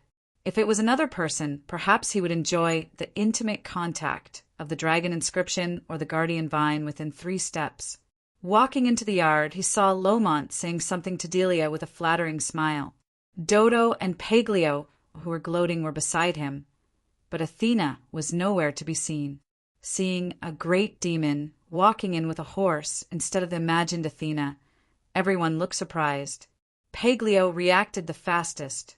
He grinned and raised the glass, and the slime reflexively poured a full glass of wine. "Look who's back!" Lomont also reacted. Before Chenrue recovered his face, he had already walked over with a sneaky smile. A trio-specialized mechanic master, the 10,000 years genius that shocked the demon realm? Damn it, you can't be the illegitimate child that the demon god left in this world, right? Paglio felt the same way about this. However, he had been honed for a long time since he first met Chenrue, so he was much more open-minded. Lomont's fuss was just like him back then. He just smiled mysteriously with the demeanor of the dragons. Why do I hear a sour smell? When did envy become synonymous with the sloth royal family? Chenrue had restored his original face. "I say, Delia, are you sure this guy isn't a spy from your envy royal family who sneaked into the Belphegor royal family?" "Captain, I'm sure." Although the silent night wetland battle had passed a long time ago, Delia was still used to calling Chenrue captain. She replied in a serious tone with a faint smile in her eyes. "A stupid guy like him." Before Delia finished speaking, Lomont said with a sad face, "I'm also the son-in-law of the envy royal family anyway. Humph, shameless guy." Delia blushed, but she said to Paglio, "Dodo." The slime just realized that his master had returned, so he couldn't get a word in. When he saw Delia's greeting, he immediately turned into Lomont in a flaunting manner. Such a beast. Dodo, who transformed into Lomont, took the opportunity to take a big gulp of wine and sighed to the sky, "Demon god, open your omnipotent left eye that can charm all women and take care of your poor believer. You're even caught by Delia when you're flirting with a beauty. No, I can't be hung to death on a tree. I want the entire forest. You'd better look for the entire forest. My tree doesn't welcome you." Delia looked at the dumbfounded Lomont with an ambiguous smile and gave him the back of her head. "Don't say that everything is in the past. With your rich experience, you should know that women are very vengeful. She really is a beast." Chenrue showed a look of sudden realization. "Delia, don't worry. As the captain, I fully support your choice. You're too vicious."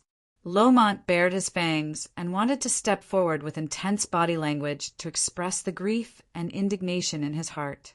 This action caused the little black horse behind Chenrue to misunderstand and show vigilance. Due to feeling the strength of this enemy, the little black horse did not hesitate to transform into the form of Incubus. The horn on the top of its head flashed, and the mutated talent lightning power burst out. This transformation attracted everyone's attention. Lomont screamed and activated the speed talent of the Belphegor royal family. Flash. He actually dodged the lightning. It didn't mean that Lomont's speed had reached or exceeded the speed of light. This dodge was a reaction similar to thought. With the talent of Flash, he avoided this powerful lightning in an instant. Even without analytical eyes, it could be seen that Lomont's strength had made a great leap compared to before. He should have reached the great Demon King level. The little black horse did not continue to attack because Chanrue had already told him in his consciousness that everyone here was his friend. Of course, the most important thing was that the little black horse was not Lomont's opponent at the moment. If it reached the great Demon King level, Chanrue didn't mind letting the forest madman have a lightning bath first. Incubus. Delia was taken aback. Putting aside the strength of the incubus, its temperament was extremely unyielding. It was one of the most difficult demonic beasts to tame. This incubus beast could emit lightning and transform. It was definitely a rare, mutated bloodline. Unexpectedly, it was as docile as a hellhound in front of Chanrue. Chanrue threw a fruit, and this incubus beast, which had returned to its dark horse form, jumped high and caught it in midair. Is this a horse or a dog? Lomont pointed his finger at Chanrue. Then he pointed at the still hostile incubus beast. He couldn't speak for a while. Jealousy. Pure jealousy, it's too unfair. Leader must know witchcraft. Sir Lomont's luck was robbed by him. Chanrue was too lazy to argue with this guy, and he didn't look at Dodo, who was smiling. His attention was all behind him. Another person walked into the yard. The familiar footsteps made him know who she was almost without looking back. It was as if she knew him. Her appearance was not the most beautiful in the demon realm, but in his heart, she was the most beautiful. When the slightly tired, beautiful red eyes saw Chanrue's back, they instantly shone with surprise. She happened to meet his gaze as he turned around. She quickened her pace, ignoring the gaze of her friends in the yard and the vigilant gaze of the little black horse behind him. She came to him and hugged him. At the same time, he hugged her tightly. "Athena, I'm back." It was a very plain words, but it was full of happiness. Even the little black horse was infected by this emotion, and it silently put away its hostility. The two felt each other's heartbeat and body temperature, silently exchanging their thoughts after parting. They almost forgot the time until, "Delia, I'm back." Get lost. Chapter 306. The brilliance of the two moons quietly changed to purple. The sheriff's house, which still looked gloomy and quiet on the outside, was full of noises that outsiders didn't know. It seemed very lively. "My Sir Captain, Sir Uncle, you are too shameless. We hid here and waited for your corpse hard, but you are enjoying the best wine and beauty in that good place." Lomont was shameless. He was drinking the wine that Chanrue brought from Crystal Valley while stuffing it into the space ring. He kept complaining with righteous indignation. It was obvious that he was a shameless guy who ate and abducted others. "You actually met Jacob?" Paglio showed a dignified expression. Then he immediately showed his true nature. "Did you get his treasure? As a partner who shares life, I have the right to ask for a share of the loot you obtained. Don't try to hide or prevaricate. I know your cunning and greed very well." Chanrue was only halfway through his story, but he was interrupted several times by these two guys. He was quite speechless. What was even more speechless was that Dodo wasn't listening at all. Instead, he turned into Chanrue, holding an apple in each hand. One was swinging in front of the little black horse, while the other was stuffing into his mouth. He said vaguely, "Gwa? Gwoba." Since seeing Chanrue teasing the little black horse with fruits, Dodo had become interested in this newcomer. For some reason, the slime could actually understand the little black horse's voice. Unfortunately, the little black horse didn't listen to him at all. When he was annoyed, he would directly cast terror on this fake. On the other side, Paglio's expression had sublimated to a hateful look, as a noble dragon's with rich financial experience. I, Paglio, haven't gone out to plunder, collect, wasted property for a long time. I deliberately went out a few times a few days ago, but this damn place is really a poor and remote place. There isn't even a decent treasure, let alone any artifact. A dragon can't even sleep in a pile of treasures. That feeling of emptiness is simply a great shame. Emptiness? Chinrue was speechless. Paglio even went out to explore the way. Doesn't he know that rabbits don't eat the grass near their burrows? Fortunately, the Dark Moon City was a poor place. There was really nothing that could catch the attention of this dead duck dragon. Chinrue directly threw out a gold crystal bed that he got when the crystal dragons were dormant last time and smashed it fiercely at the dragons full of the stench of money. Paglio caught it and carefully examined it for a while with the eyes of an expert in treasure appraisal. Finally, he lay down in front of everyone with a smile and a satisfied expression. The so-called dragon's dignity and bearing were all thrown to the F** king, human world. How did I get to know these two weirdos and an unreliable servant? Fortunately, Delia and Athena were still very good listeners. Just as he thought of this, he saw Delia looking at him expectantly and then pointing at herself. It's rare for a normal pretty girl to be insulted by these two unscrupulous guys. Chinrue helplessly took out a pair of gloves as thin as cicada's wings. It was seized from Sabrina. It had high defense and could enhance the power of the water element. Seeing Delia took it happily, Chinrue sighed secretly. Do I have it easy? Athena watched all this with a smile. She never took back her hand that he was holding. Chinrue's story continued. When it came to the thrilling part, even the two guys who liked to interrupt closed their mouths. Paglio sat up from the gold crystal bed and said emotionally that Empress Catherine defeated the joint forces of Jacob and 3 other peak stage demon overlords by herself. Chinrue's story was still somewhat reserved. He slightly changed the plot. He only said that Catherine the Great came in person, and he pretended to be dead and lay on the ground to witness all of this.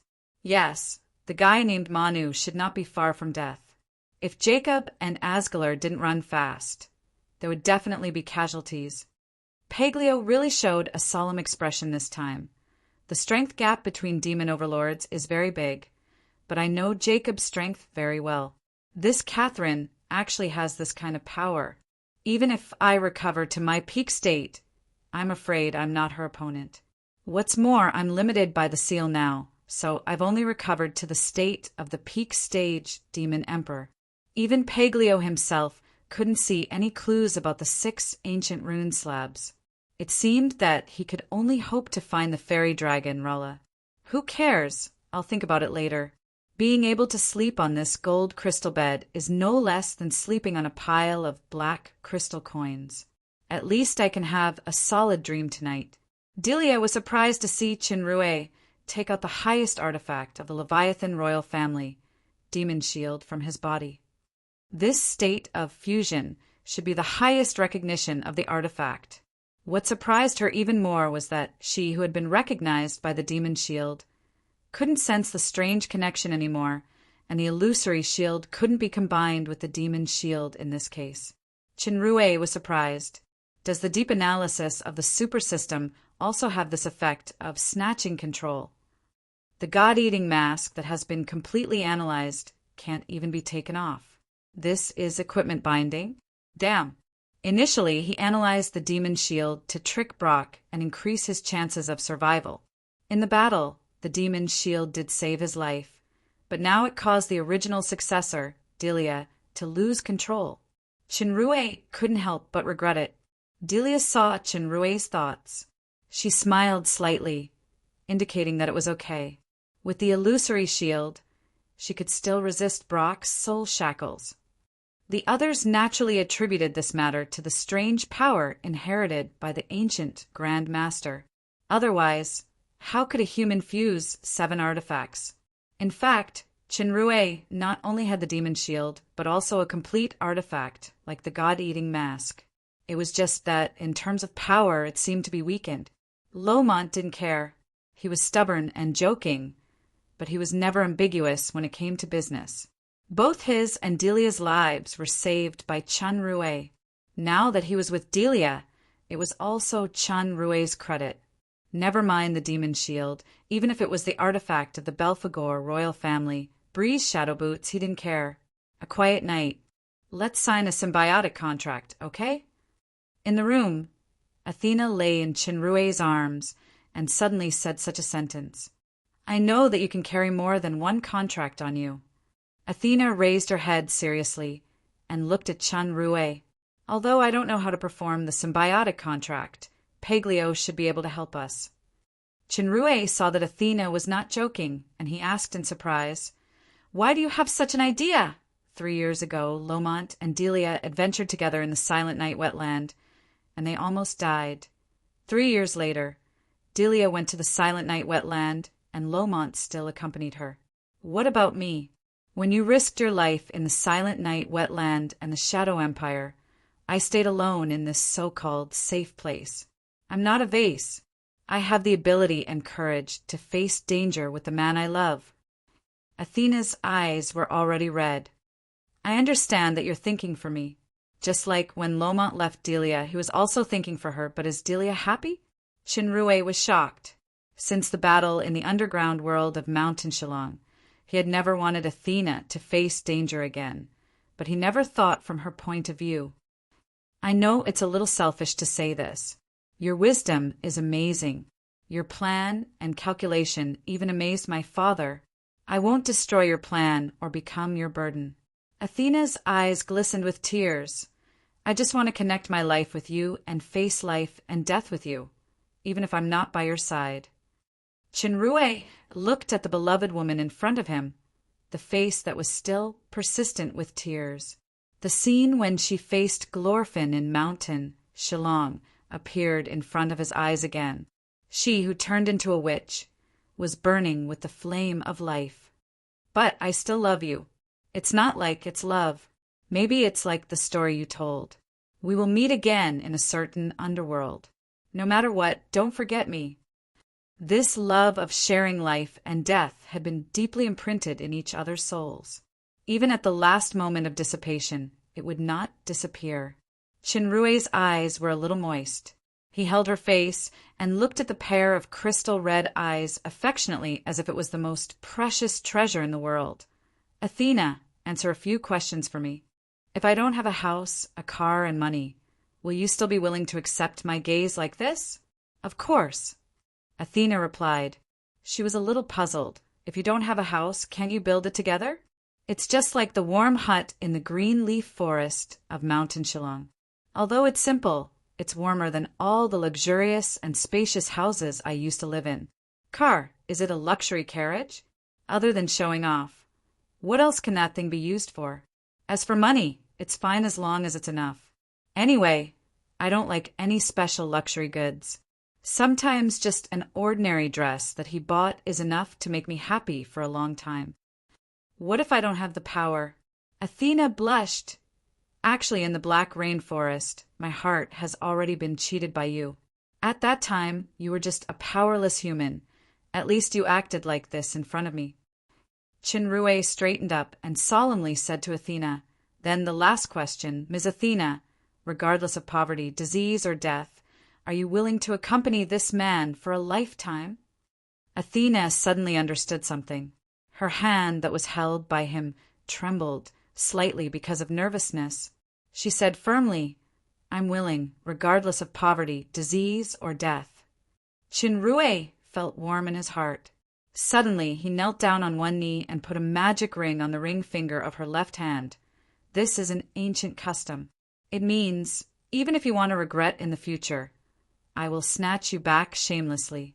Although it's a bit hasty, this magic ring that I personally made can be regarded as an agreement in advance. In the future, when the time is right, we will have an unforgettable, grand ceremony. After that, he added another sentence. This is the deepest bond and the best symbiotic contract. Athena's heart was instantly filled with great happiness and surprise. Tears overflowed from her eyes again. This time it was a sweet taste.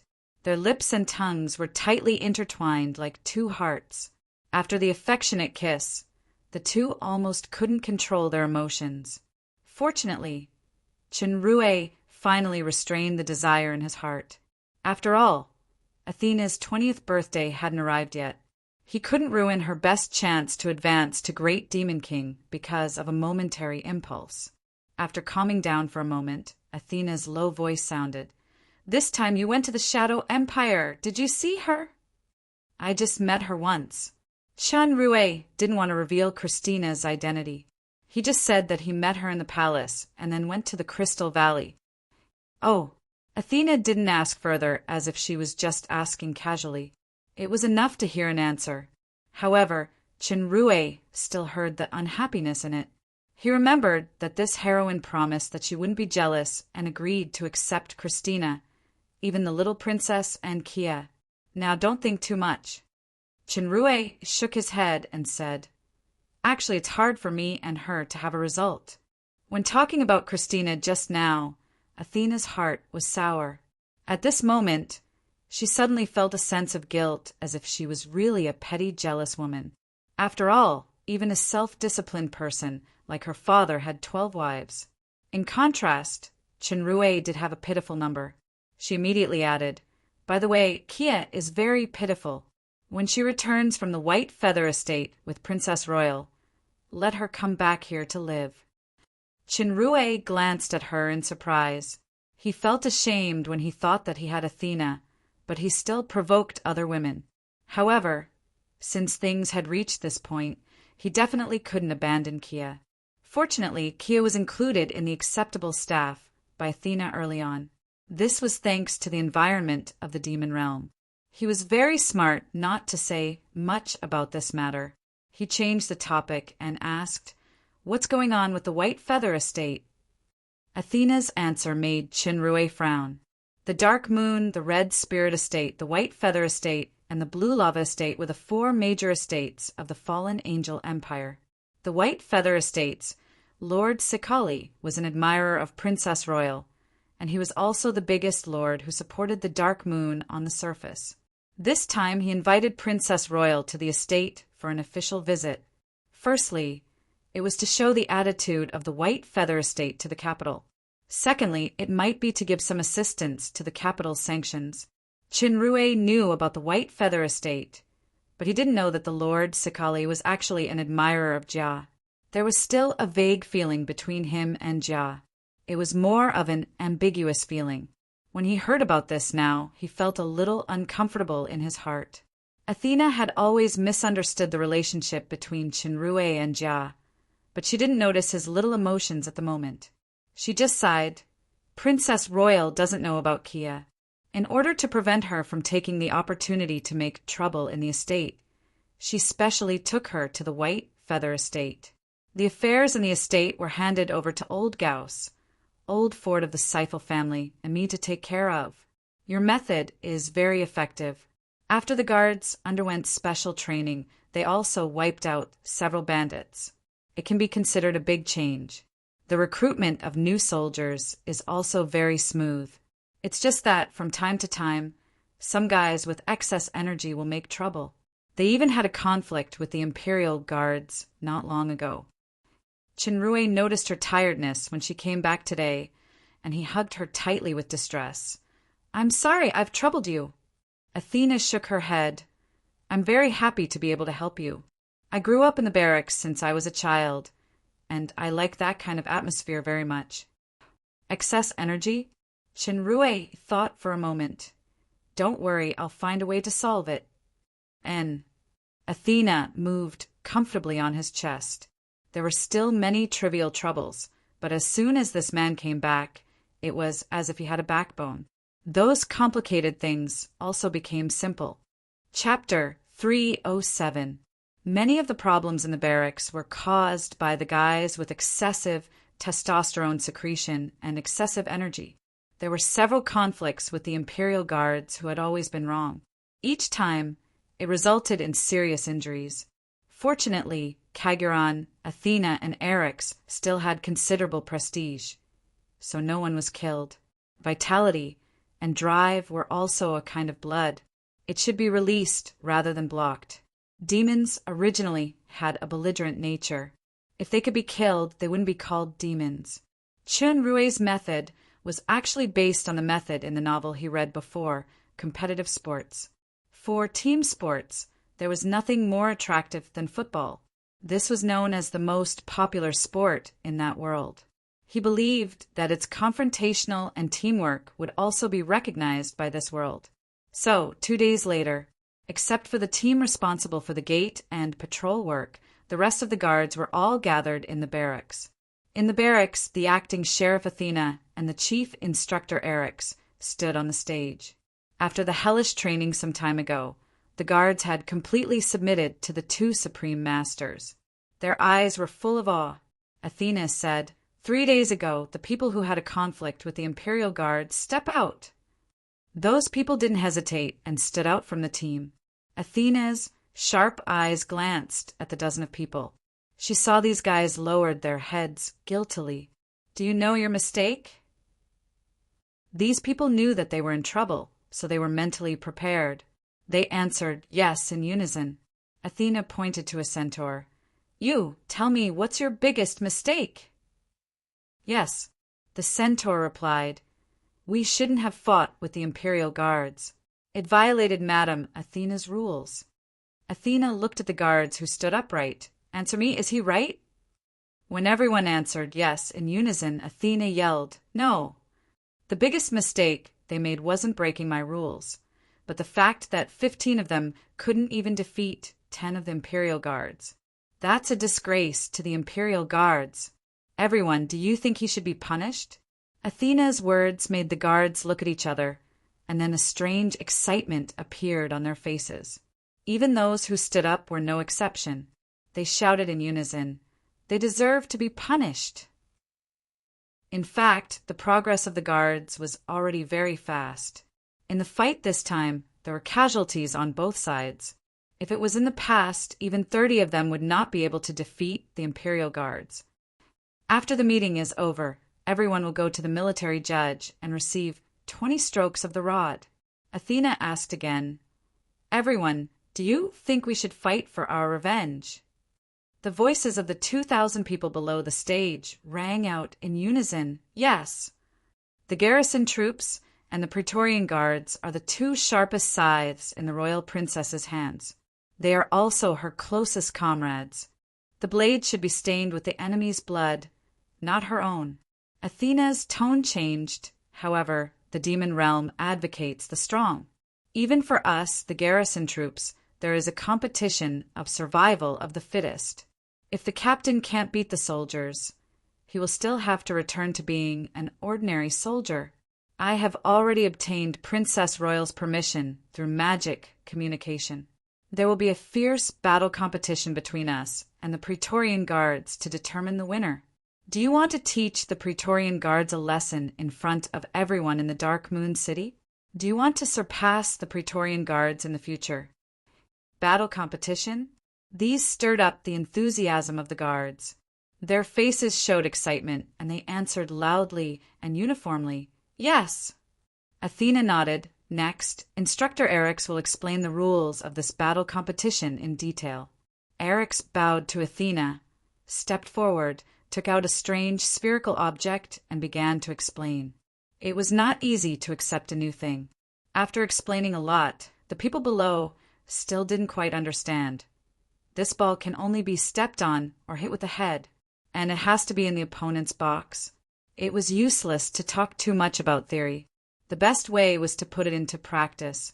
Eryx selected 22 soldiers and began the demonstration.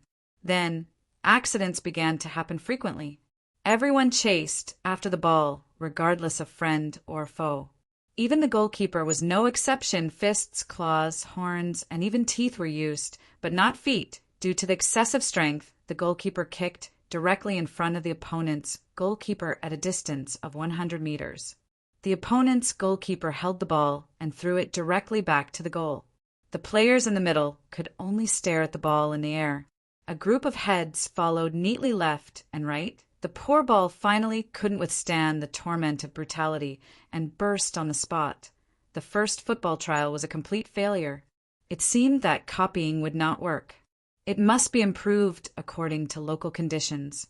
The demon realm must have something unique to the demon realm. After some consideration, Chinrue improved the football. The elasticity was greatly reduced.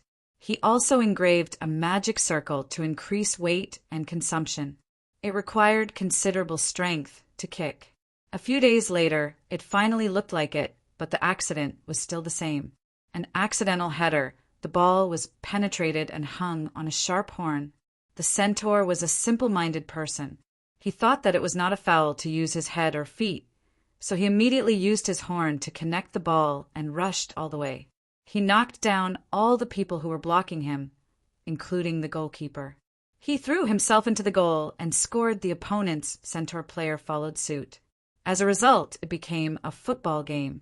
A centaur rushed toward the goal with the football, and a large group of people behind pulled his arms, legs, and pants.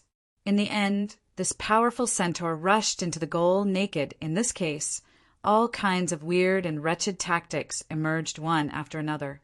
For example, after kickoff, a group of strong men formed a circle and protected the ball in the center. Whoever came would kick the ball. In the end, this circle walked unstoppably into the goal. A disgusting guy actually used his talent to swallow the ball.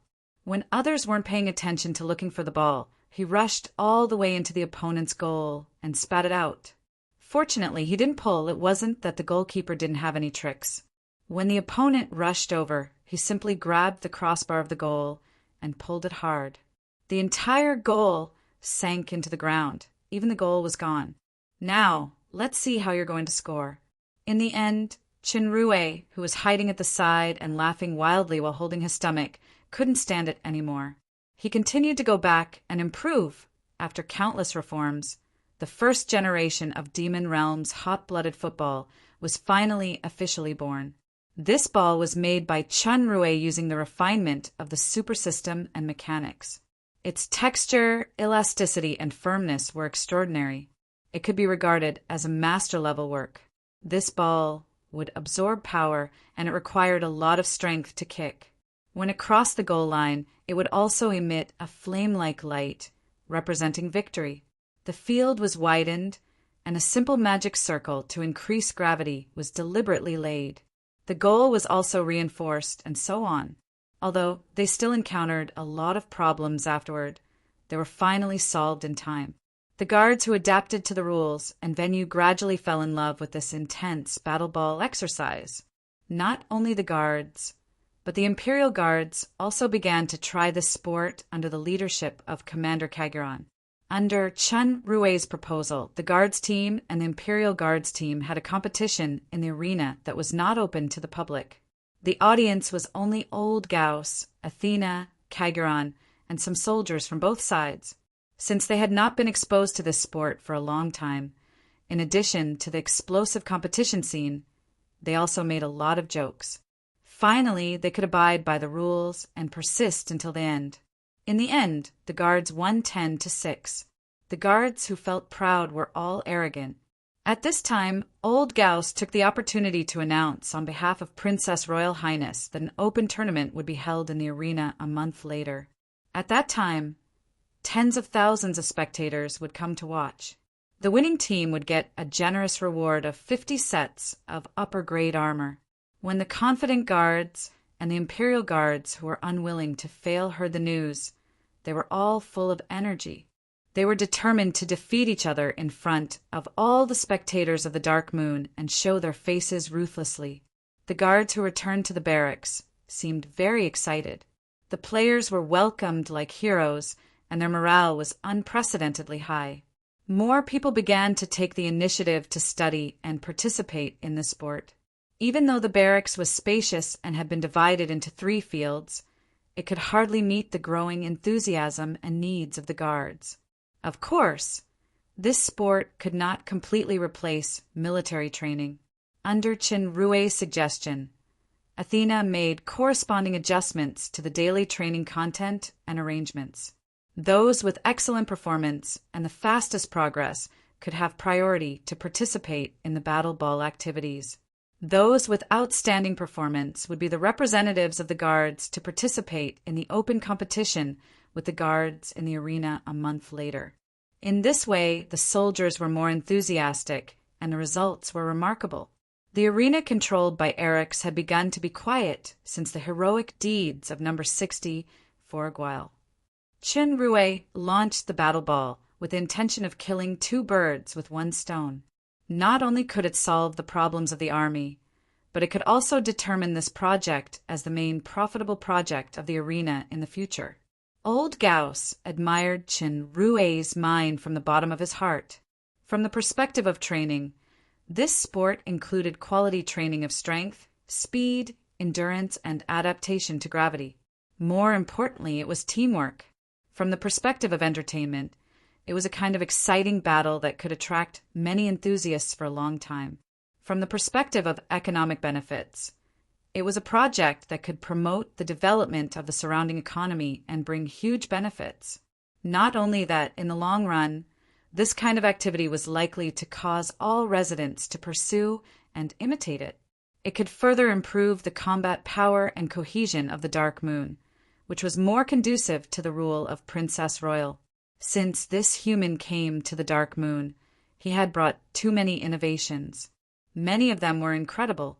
This time, he created this wonderful battle ball again. Old Gauss was now very glad that such a talent was on his side instead of an enemy. He was also glad that this person still returned to the Dark Moon estate after obtaining a series of promising genius titles. Why didn't Princess Royal consider the marriage proposal? After the success of the arena trial, the follow-up work was handed over to Old Gauss, Eryx, and others. Chenrue no longer put his energy in this aspect. After all, compared with the real plan, this was just a small episode. Before rushing to town Moling, he must explain some necessary matters to Jia face-to-face to cooperate with the possible changes in the plan. Also, he still had to tell Kia about Freya. At this moment, an unexpected news came from Town Yenko, south of the Dark Moon. Something strange happened in the cemetery of Town Yenko. Chapter 308.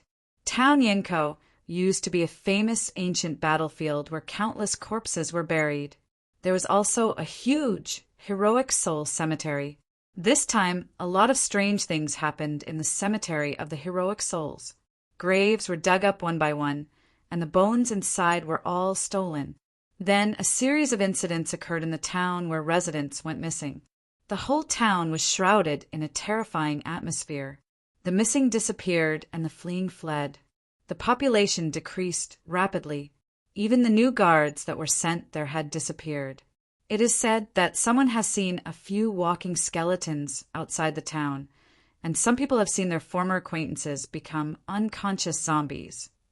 Athena said, "Now the people in Town Yenko are unstable. This matter must be resolved as soon as possible." The sheriff was not only responsible for the security of the Dark Moon City, but he was also responsible for the safety of all areas in the estate. This should have been Chenrue's responsibility, but it was not appropriate for him to appear in public at the moment, so it fell on Athena's head. Zombies. Chenrue frowned. Although zombies reminded him of things like Raccoon City and T-Virus immediately, those were just movie plots in the original world. In this plane, only undead magic could be related to these undead creatures. Even in the demon realm, undead magic was not a popular magic. Generally, researchers would choose secluded places, such as deep mountains and forests. It was rare to directly attack a densely populated area of the Empire's estate. There's no doubt that there must be a guy who is proficient in undead magic behind the scenes. Delia pondered for a moment. As long as we get rid of this magician, the problem of Town Yenko can naturally be solved. This sentence was agreed by everyone. Athena nodded and said, "Yes, I will lead the guards to Town Yenko now to find and kill the magician. I'll go with you." Chenrue, Delia, and Lomont said in unison. Paglio said, "Delia, you have reached the critical moment of advancing to Great Demon King. I think you may break through at any time in these days, so you must stay. Lomont, you stay behind to protect Delia, just in case. I'm almost sick from being bored in the dark moon during this time. This time, I'll accompany Athena and Chinrue. With me around, that magician will turn into ashes with just a wave of my hand." Due to soul shackles, Delia's advancement was very difficult. She had been stuck at the peak of Demon King for a long time. Lomont's strength was originally below her. Now he had broken through to Great Demon King, but Delia still couldn't break through this hurdle. Fortunately, there was a wonderful Aurora Frost in the secret underground cave of the original Melon family, which made Delia one step closer to breaking through. As long as she could reach Great Demon King, with the effect of Illusory Shield, the danger of soul shackles on her would be greatly reduced. If he could surpass by Luo's realm, then the soul shackles would disappear automatically. However, this was extremely difficult. The best way was to kill Bai Luo. As soon as Lomont heard that Delia had reached the critical moment of breakthrough, he immediately stopped insisting and agreed. In this way, Paglio, Chinrue, and Athena set off to Town Yinko with 50 guards. If they were really going to deal with the magician, 1 or 2 would be enough. The purpose of the guards was to maintain the chaotic order. Eric stayed in the Dark Moon City to continue training the soldiers and organizing the battle ball training. In order not to affect Delia, they also brought along the bored dodo and the little black horse, who didn't like Lomont. Initially, Delia and Athena wanted to name the incubus beast, but the incubus beast was used to hearing Chinrue calling it Little Black Horse, so it actually recognized this low-class name. This made everyone quite speechless. Chinrue naturally wouldn't use his true face, so he just disguised as a magician. Paglio's identity was a swordsman, and the identities of the two were the Wales family's guards from the Warlock Fortress. 4 days later, the team arrived at Town Yinko. Due to the economic depression of the Dark Moon City for decades, several towns in the territory were generally poor and backward. They couldn't be compared with other estates. The population of Town Yinko was originally small. After this incident, it looked even more dilapidated. The first thing Athena did when she entered the town was to find the mayor, Sheik, a great demon with a fat head and big ears. The estate sheriff was equivalent to a real power figure, second only to the Lord, especially with the army in his hands. The mayor, Sheik, was a member of the Seifel family. He knew Athena's background, so his attitude was extremely flattering. Athena didn't bother to talk to him, so she directly asked about what happened in Town Yinko. Sheik looked like he was afraid of being blamed, and he said hesitantly, "About 2 months ago, many graves in the Heroic Spirit Cemetery were excavated. According to the report of the people sent, those graves were actually excavated from the inside out. In other words, the corpses were resurrected and automatically came out from the inside." Sheik wanted to report this matter to the Dark Moon City at that time, but the defense captain, Hikari, stopped him, saying that further investigation was needed before reporting. Sheik considered that the Melon family and the Seifel family were fighting fiercely at that time. This matter might be used by the Melon family, so he adopted Hikari's opinion. As a result, the situation became more and more serious. Not long ago, even Hikari himself disappeared. Sheik didn't dare to hide it anymore, and he hurriedly reported to the Dark Moon City. Athena frowned. Sheik knew about this matter but didn't report it. He had an unshirkable responsibility. Although she wasn't good at politics, she also understood that the Seifel family was a firm supporter of Princess Royal Jia. It was not the time to pursue responsibility, but to solve the magician as soon as possible. Athena didn't move into Sheik's mayor's mansion. Instead, she came to the original defense station and led the soldiers to move in. At the moment, everyone in the town was in danger. They were in a constant state of anxiety, so they urgently needed to calm the people's hearts. According to Chen Rui's opinion, everyone acted separately. Athena integrated the original remaining guards in the town and arranged for people to patrol separately to calm the mood of the townspeople. Paglio went to the cemetery to investigate the situation, while Chunrue went to the town to further inquire about the information and learn more about the inside story. When Chunrue returned to the defense station, Paglio had already returned. According to the observation of the poison dragon, there was indeed the breath of undead magic in the Heroic Soul Cemetery. The purity of the breath was very high. It was more powerful than imagined. Judging from Paglio's experience, this magician was likely to have reached the Demon Emperor level. Due to her age and inheritance power that had not been fully digested, Jia's strength was only at the peak of the great Demon King. She was weaker than the other three lords. A Demon Emperor powerhouse was second to none in the Dark Moon estate. No wonder she dared to openly attack densely populated areas. Of course, this second to none did not include Paglio. With the effect of the black potions and Aurora Frost, the poison dragon's strength had recovered to the peak of the Demon Emperor level. Coupled with his original demon overlord combat experience and perception, he should have no opponent at the Demon Emperor level. Unfortunately, due to the ancient runes, Paglio could only stop here and could no longer advance. If the opponent was a Demon Emperor level, there should be no big problem with the poison dragon. Chunrue also gained a lot. He used disguise and other methods to inquire about a lot of information. As the mayor, Sheik's reputation was not very good. He was corrupt and bullied the townspeople. The defense captain, Seaman, was not much better. His means were cruel. Those who offended him would be imprisoned in the secret black prison. There was basically no possibility of survival. If it weren't for the undead incident being too terrifying, Seaman's disappearance this time would make everyone applaud. According to the townspeople, skeletons and zombies had appeared in the direction of the Black Rock Mountain in the north and the Rock Mountain in the west. The Black Rock Mountain was fine, but the Rock Mountain was originally a haunted place in town Yenko. Some daring people once entered, and none survived. Now, no one dared to approach these two areas. Paglio nodded and said, "Let's eat something and rest first. We will split up tonight. I will go to the Rock Mountain, and Chunrue will go to the Black Rock Mountain. Put the skeleton made by the undead magician into his mouth." Chunrue frowned and said, "I always feel that this matter doesn't seem so simple." Don't complicate a simple problem. There is no need to hesitate.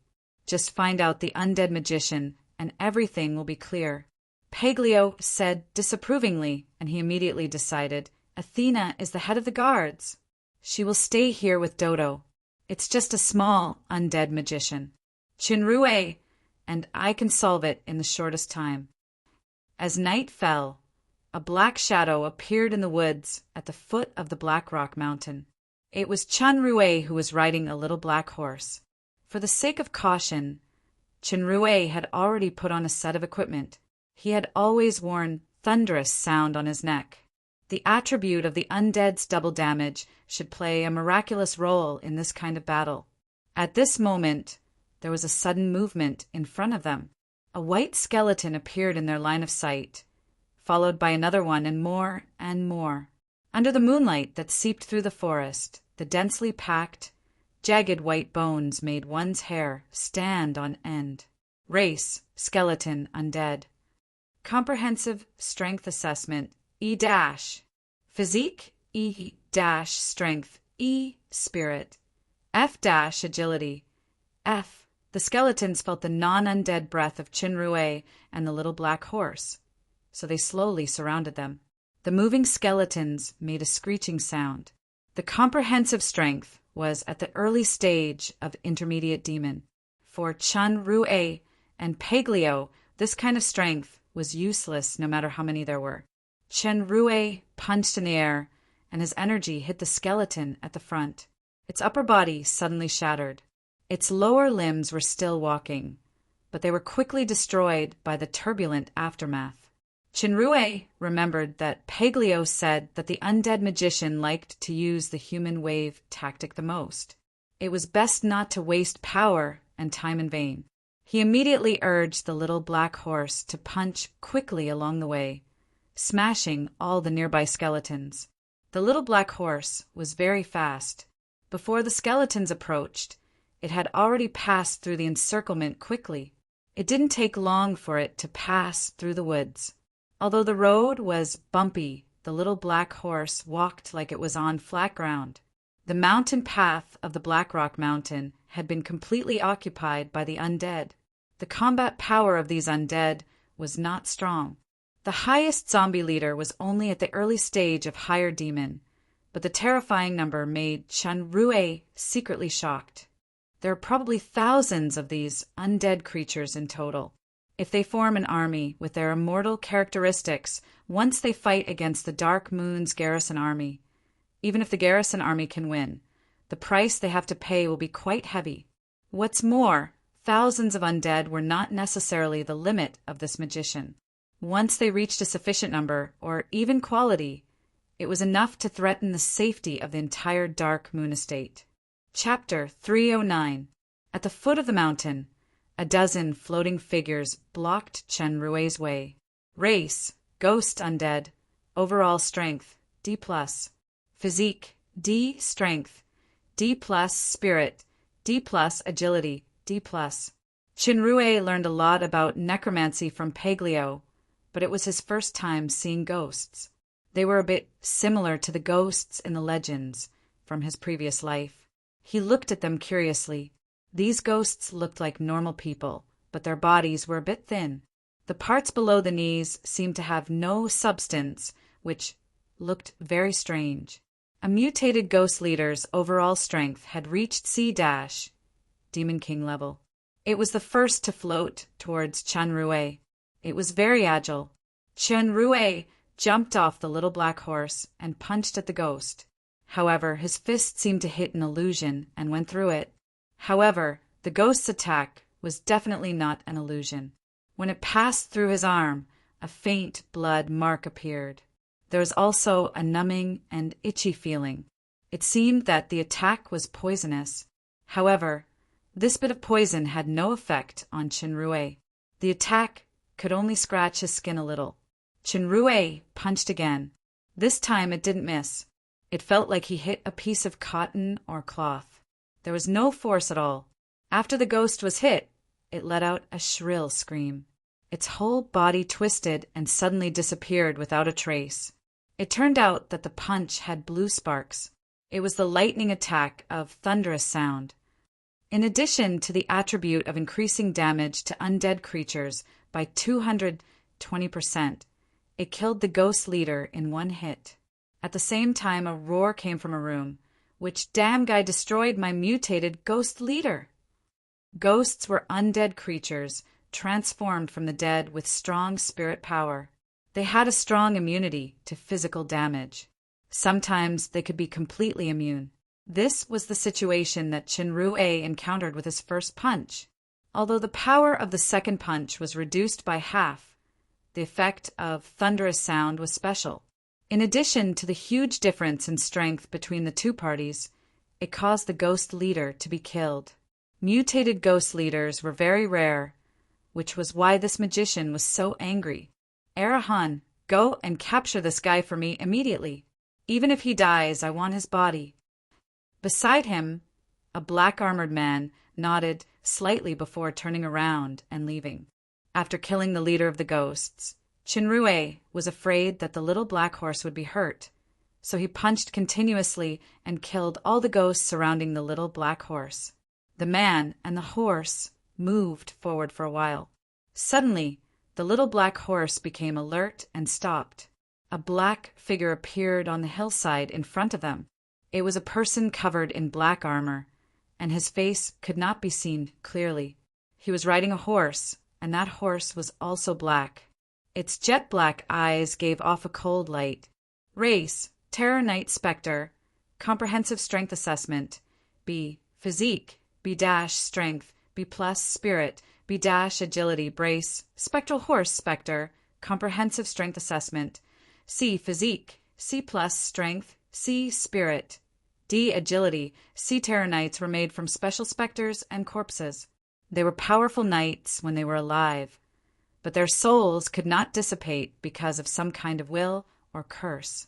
They were reborn as the undead and used resentment and killing as the source of power. They had powerful strength and combat skills. Terror Knights were the highest level creatures that undead magic could create. The magician who could create Terror Knights could be described as top-notch in undead magic. Especially the Terror Knight in front of him had the strength of Great Demon King. It seemed to be the right choice to follow Athena to town Yinko this time. Otherwise, she would encounter unpredictable danger. The Terror Knight didn't speak. There was a spear in his hand, and he directly rode the spectral horse toward Chunrui. The impact of this combination of manpower and horsepower was quite powerful. Chunrui didn't dare to face it head-on, so he rode the little black horse to dodge.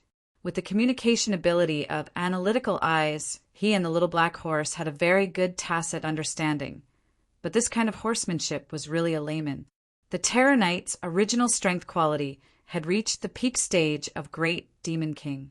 Coupled with the impact of unity of man and horse, it was really not suitable to fight head-on.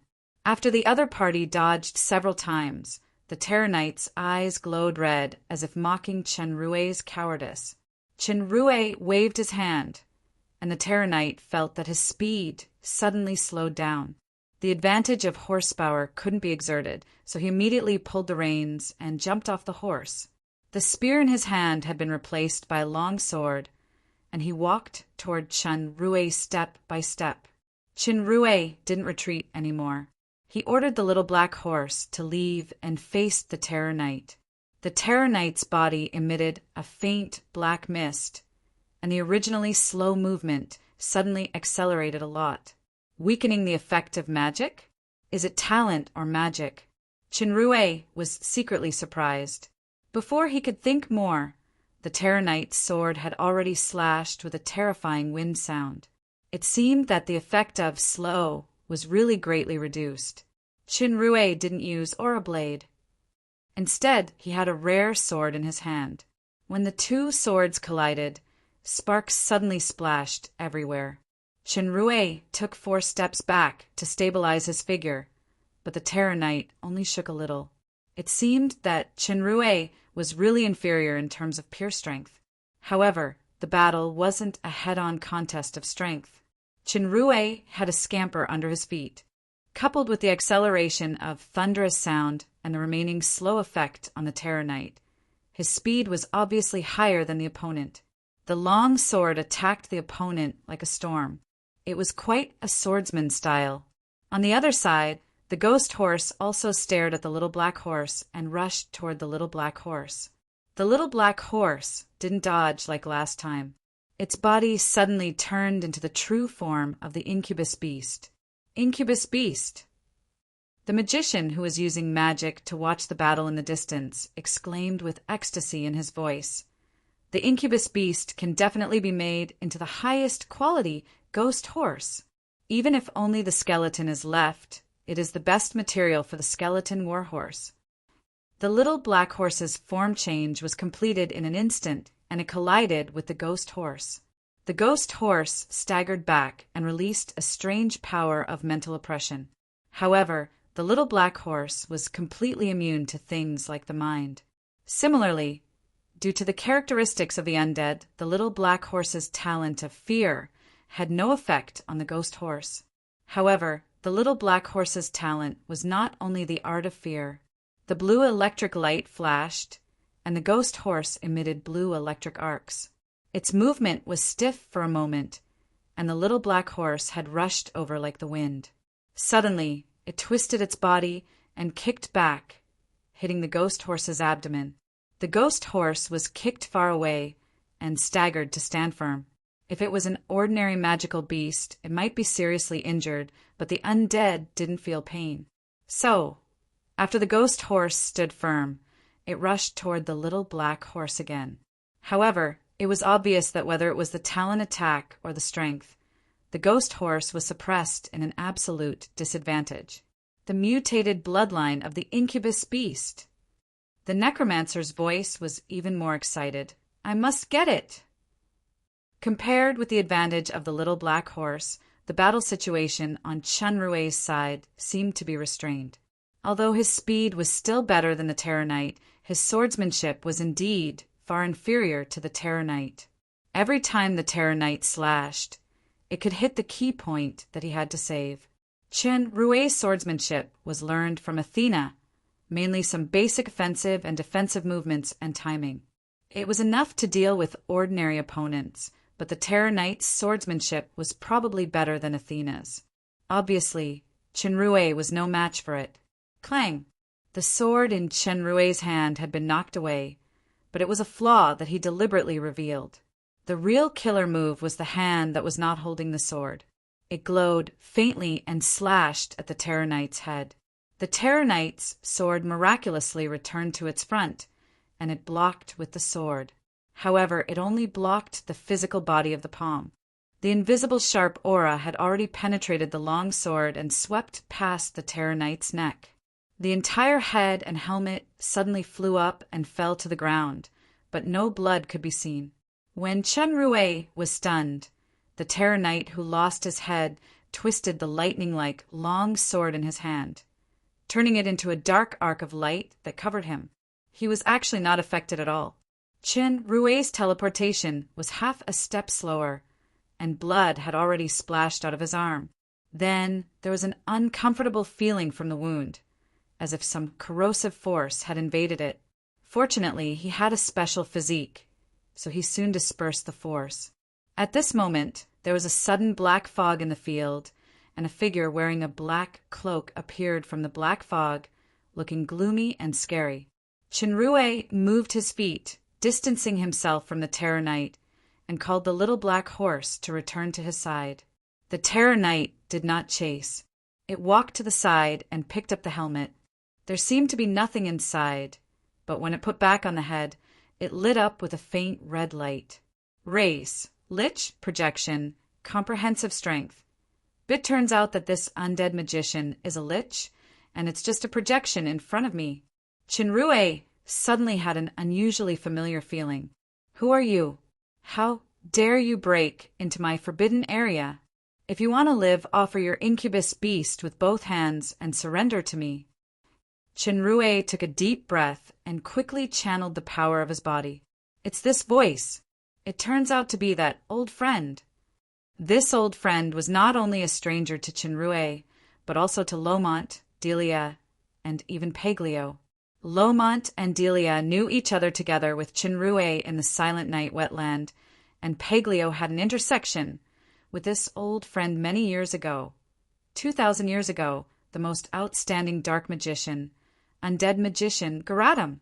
2,000 years ago, Garatum discovered the Fountain of Vitality in the Silent Night wetland. He killed the original occupier and used it as a secret training place. Who knew that a more ruthless character came later and killed Garatum? Garatum took the underground cave of the Fountain of Vitality as his place to place his treasures. This ruthless character was Paglio. However, Paglio did not expect that Garatum, who was easily killed by him, could actually use undead magic to fake his death. Then, when he was imprisoned in the treasure cave, he took a great risk and transformed his body into an immortal lich. As a result, Chun Rue almost lost his life in Garatum's hands when he was exploring the treasure. In the end, he used the resurrection potion to severely injure Garatum and successfully obtain the treasure to escape. The Lich Garatum was the director of the entire Town Yenko undead incident. Chapter 310. Although the strength of this projection was only at the Great Demon King level, if he teamed up with the Terror Knight, it would be difficult for Chun Rue to win. Moreover, Garatum's true strength was at the Demon Emperor level, which wasn't something that Chun Rue could contend with at the moment. However, he was using an unfamiliar face now, so Garatum shouldn't recognize him. Chun Rue thought of something and bowed. He replied, "Honorable Sir Undead Magician, I'm an investigator who came to Town Yenko from the Dark Moon City to investigate the disappearance of the town's population. May I ask, sir, the dead bodies in the cemetery should be enough for sir to use. Why do you still want to plunder those powerless townspeople?" Investigator? Garadam felt that this enemy was at the great Demon King level. He should be able to win with just the projection and the Terror Knight, so he sneered, "Humph, I'm just borrowing the dead bodies in the cemetery.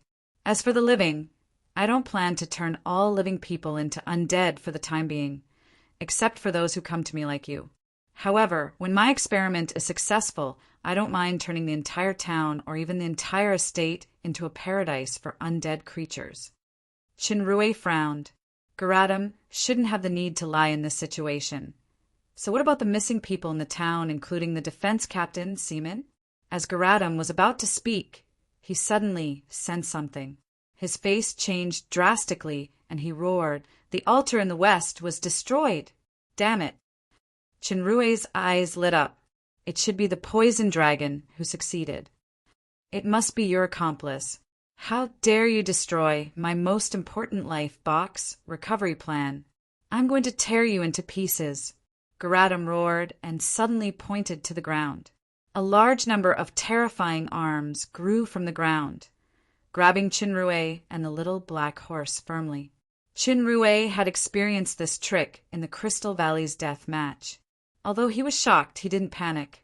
The little black horse looked very panicked. It used all its talents, but it couldn't break free for a while. From Garadam's words, Chinrue heard some clues. It turned out that the trauma caused by the resurrection potion when the corpse necromancer was splashed last time was far beyond imagination. It even affected the soul essence in the life box. Then, the reason why Garadam did so many things in Town Yenko should be that he wanted to use the death and soul power of the ancient battlefield to restore the phylactery, but he didn't expect to meet his old enemy again. The necromancer gritted his teeth and said, "No, I can't let you off like this. I want to turn your body into the most despicable skeleton, then pull out your soul and let it suffer eternal torment in the netherworld fire. Not only that, everyone in this damned town will be buried with me for ruining my plans." Garadam chanted, and the mountain wind suddenly became chilling. A lot of black mist came out from his body, mixed with faint light. It rose into the sky and formed a black cloud. Even the moonlight became dim. Chinrue could feel that this black cloud was filled with terrifying and evil power. "This is the strongest death technique, Hell Prison, that I created by combining dark magic and undead magic. It can devour the vitality of all living creatures in the range and turn them all into immortal undead. Even a great demon king can't be spared. I want you to open your fearful eyes and see how these people become dry corpses. Finally, I will slowly torture you." Garadam raised his hands to the sky, and the black cloud slowly drifted in the direction of Town Yenko. At this moment, he suddenly heard a voice. "Garadam!" Garadam's real name was suddenly called out, and he was taken aback. There was suddenly a strange mask on the enemy's face. Garadam seemed to have seen something incredible. His hands actually trembled a little, mixed with shock and anger. "You!" As soon as he finished speaking, the dark clouds that had just drifted away in the sky seemed to have encountered a strong attraction force and quickly returned. A huge amount of mental strength and magic surged into the mask like a tide, instantly thinning out and then disappearing without a trace. The mask disappeared again, revealing a familiar face to Garadam. He smiled and said, "Sir Corpse Necromancer, to be precise, it's a projection. Long time no see." "It's you." Garadam screamed hysterically, and his hatred instantly rose to the peak. He could never forget this face. In the Silent Night wetland, it was this guy who repeatedly destroyed his perfect plan. In the end, he even took away all the treasures. Even his phylactery was almost taken away by this person. The reason why he came to the ruins of this ancient battlefield and painstakingly built an altar to recover his damaged soul essence was also thanks to this person. New hatred and old hatred surged up together. Garadam's eyes glowed with a strong red light, but he didn't dare to act rashly because the opponent's body had already emitted black flames. He had already suffered a lot from this kind of flame power in the Silent Night wetland. It was the nemesis of the undead power. Moreover, Hell Prison almost exhausted the spirit power and magic power of this projection just now. After it was devoured, he couldn't cast magic for a while. Kill him. Garatum issued an order to the Dread Knight. The Dread Knight immediately waved his sword and rushed toward Chinrue. The white light in Chinrue's hand shone brightly, and a huge light ball was launched at the Dread Knight. The Dread Knight noticed the destructive power of the white light, but it was too late to dodge. His sword faintly glowed red. He blocked with his sword, but his body was pushed back by the huge pressure of Aurora Shot, leaving a shocking trace of retreat on the ground. While the Dread Knight was blocking Aurora Shot, Chinrue's figure flickered. He punched the corpse necromancer with his Nirvana's flame. The corpse necromancer couldn't cast magic, but the strange power of spirit power to devour flesh and blood still existed. However, this enemy's power was extremely strange. Even without this kind of terrifying black fire, he didn't dare to use the devouring power. He remembered that he was almost trapped in this enemy's territory of consciousness last time, and he almost couldn't get out. The corpse necromancer didn't dare to take it head-on, and he immediately floated back. However, how could the magician who had lost all his advantages be Chenrue's opponent in close combat? Suddenly, he felt a dangerous breath behind him. When he turned around, he saw that Chenrue had appeared behind him in an instant, and Chenrue's fist penetrated his body. Although the corpse necromancer's form was not afraid of any physical attack, the black fire was an absolute nemesis. Coupled with the double damage to the undead increased by the thunderous sound, this punch caused the projection to be severely injured. Chinrue didn't give him a chance to breathe. He launched continuous attacks. The corpse necromancer who was hit by the black fire let out a shrill scream. When the Dread Knight tried his best to cut Aurora Shot in half, the corpse necromancer's body was already covered with deadly flames. Don't think that you can stop my real body by destroying the projection. I'm going to make the whole town. Chinrue was taken aback. The current Garatum was no longer the corpse necromancer who was confined in the treasure. After escaping from the Silent Night wetland, he was likely to have or recover many terrifying means. Although he devoured the projected Hell Prison, this was not the territory that the corpse necromancer's real body desperately released at the treasure last time. It was likely that the demon emperor level body still had quite a terrifying power. Judging from the words before the projection was destroyed, Garatum's real body was likely to be near Town Yinko, or even in the town. Meanwhile, Athena and Dodo were in the town. I don't know if Paglio has returned at this time. In any case, I can't stay here for a long time. I must return to Athena immediately. As soon as Chinrue thought of this, he continuously attacked the Dread Knight with Aurora Shot. When the Dread Knight parried and dodged, Chinrue had already rushed to the ghost horse that was fighting with the little black horse. He waved his hand. Before he touched the ghost horse, the sharp chi in the air hit it like lightning. The ghost horse neighed as its front leg was cut off like a sharp blade. Chinrue was not in the mood to fight. He rode on the little black horse and ran back at full speed. The Dread Knight was much more experienced in dealing with Aurora Shot this time, but when he cleverly used his sword power to offset the terrifying power, he saw the ghost horse limping unsteadily, and the enemy had quickly rushed down the mountain. The two red lights in the black helmet shone brightly. The long sword was inserted into the ground fiercely, venting his anger at the enemy's cowardice. Chinrue wasn't in the mood to think about the Dread Knight's thoughts. The Dread Knight's swordsmanship and strength were very powerful. He couldn't win in a short time. The situation in Town Yinko was urgent. He couldn't waste any more time and energy here. He must rush back immediately. The full-strength running of the incubus beast was no trivial matter. Coupled with Chinrue's attack, they had already rushed out of the woods after killing a path among the large number of skeletons. Looking from a distance, the entire Town Yinko had been shrouded in a layer of black mist, which looked strange and unpredictable. Chinrue was shocked. The spiritual little black horse understood his worries. Flames appeared on its hooves, and its speed increased again. It burned toward the strange and dark abyss like a lightning flame. One man and one horse had approached the black mist.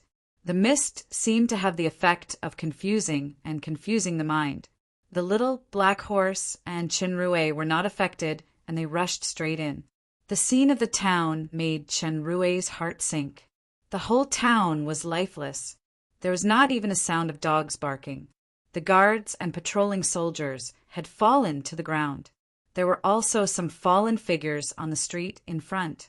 These people seemed to still be breathing, but they had lost consciousness under the effect of the black mist. Am I still a step slower? Chenrue was anxious. He rode the little black horse to the guard station. Since the devouring power of the god-eating mask had been used once in the Black Rock Mountain, it could only be used after 7 days. At present, he could only use the Nirvana flame with the scorching dragon possession to delay it. He didn't know if he could delay it until Paglio returned. Before he arrived, he felt the surging power fluctuations in front of him.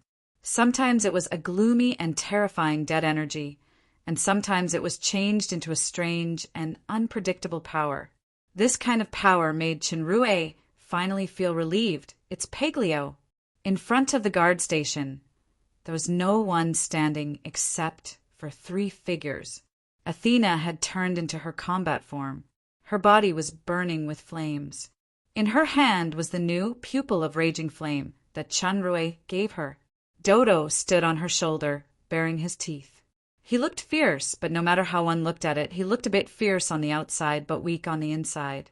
The 2 people had the strongest collision of power. The black robe was suspended in the air. It was Garadam's real body. Opposite him was the black-haired robe and robust Paglio. Now, the old friend from 2,000 years ago also met. Garadam was killed by Paglio in seconds back then. He only remembered that it was a terrifying dragon. He had never seen this human body, so he didn't recognize Paglio. In the sinister laughter, a huge blood-red scythe appeared in his hand and slashed toward Paglio. Paglio's figure suddenly appeared in front of the scythe that was launched at high speed. He stretched out his finger, and the strongest single attack of dark magic, Dark Moon Blood Scythe, was corroded at a speed visible to the naked eye before it could unleash its power. It turned into particles and disappeared without a trace in the blink of an eye. At the same time, the poison dragon's figure returned to its original position as if he had never attacked. What kind of power is this? Is it poison? It can even corrode the energy body condensed by magic elements. Garadam was taken aback. He had never seen anyone who could break magic like this. Besides, that kind of terrifying power was quite strange. This man's strength is unfathomable. Even if he was at his peak, he might not be his opponent. Such a powerhouse is hard to see even in an estate. Why would he come to such a remote town? Paglio said disdainfully, "Stop talking nonsense. I hate skeletons the most." Garadam snorted coldly. "Now the entire town is under my territory, Death Shadow. I can absorb all the vitality in it as the source of power. You may not be able to beat me." The poison dragon didn't speak, but another voice sounded. "Garadam, I have devoured most of your spirit power, yet you still came to die. You can't escape this time." When Athena heard Chenrue's voice, she suddenly showed joy. Then she saw a figure burning in black flames, followed by a horse. The flames seemed to be the nemesis of death power. The surrounding black mist was melted like ice and snow, and it couldn't be closed. This familiar figure made the corpse necromancer show strong hatred. He gritted his teeth and said, "Where's my terror knight?" "You should worry about yourself." Chenrue smiled confidently. "This time you won't be as lucky as last time." Mentioning the last time, the dark power of the corpse necromancer's whole body surged because of anger. "Hand over the treasure. I can give you a quick death. Otherwise, even with the protection of this man, you can't escape the power of the Death Shadow." When Paglio heard the word treasure, his ears suddenly perked up. He looked at Chinrue with burning eyes. This cunning and greedy human actually got another treasure, and he still wants to hide it from Sir Paglio. How could Chinrue not know the temperament of the poison dragon? He knew what this dead duck dragon was thinking when he saw this kind of gaze. He said impatiently, "This skeleton is talking about the treasure of the Silent Night wetland. Do you understand?" Paglio suddenly showed a look of realization. Treasure, corpse necromancer, so that's it. Garatum was still threatening on this side. "I'll give you the last 3 seconds to consider. Hand over all my treasures." As soon as he finished speaking, the corpse necromancer suddenly felt a strong, murderous aura. It actually came from the mysterious man. The man gritted his teeth and asked, "Your treasure?" Chapter 311. Paglio pointed to the sky, and all the black mist began to change color quickly. It gradually turned from the original black to a pale green.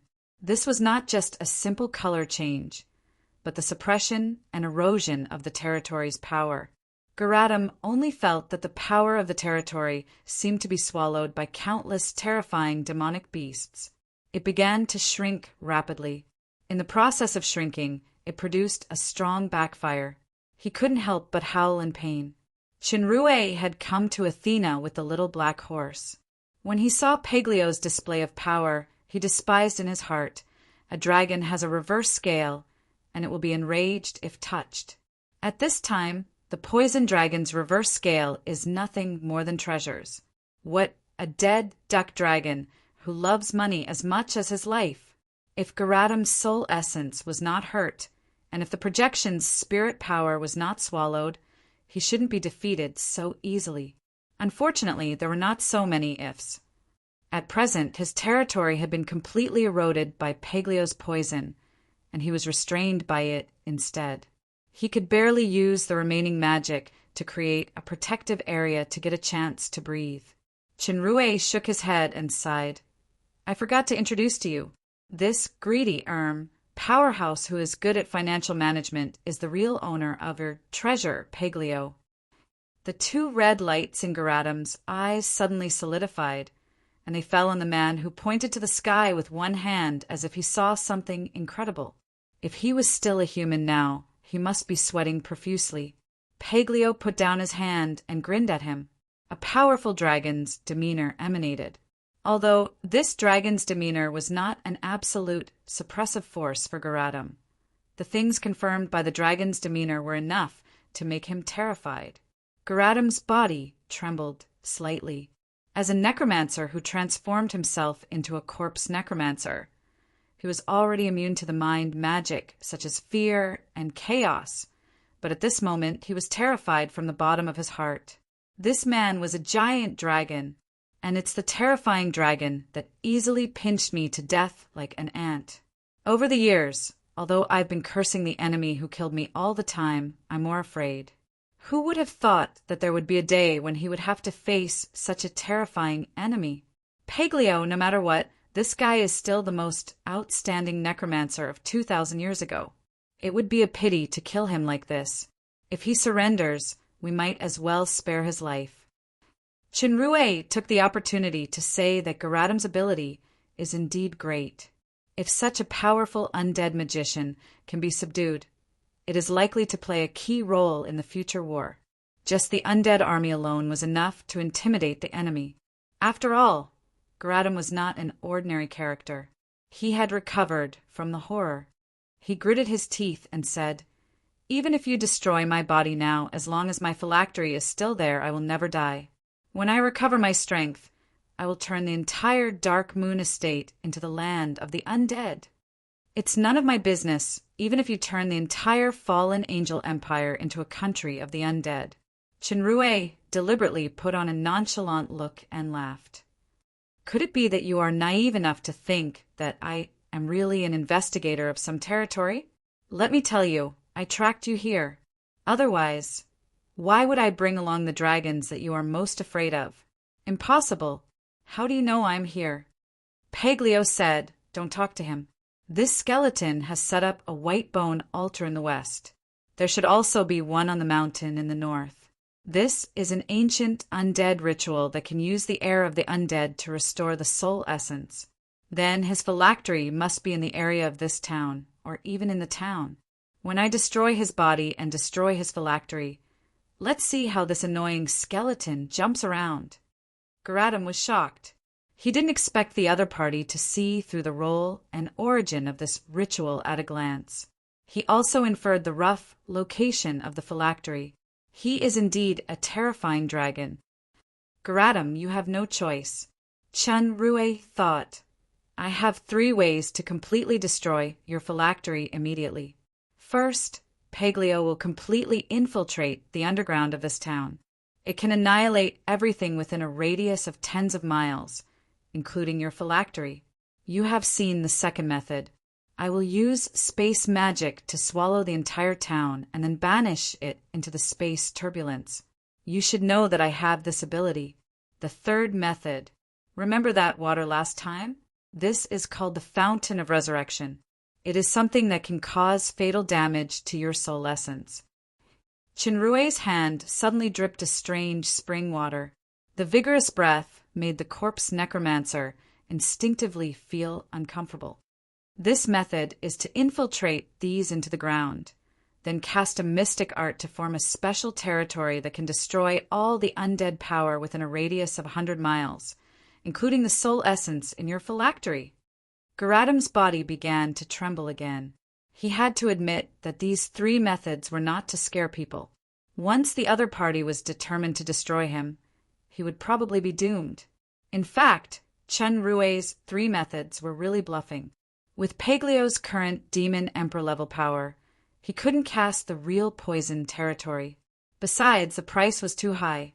Even if he sacrificed the lives of the entire town, he might not succeed. The second method was also unreliable. Space magic was simply a storage space. As for the space turbulence, it was pure nonsense. Chinrue just heard this term from Samuel.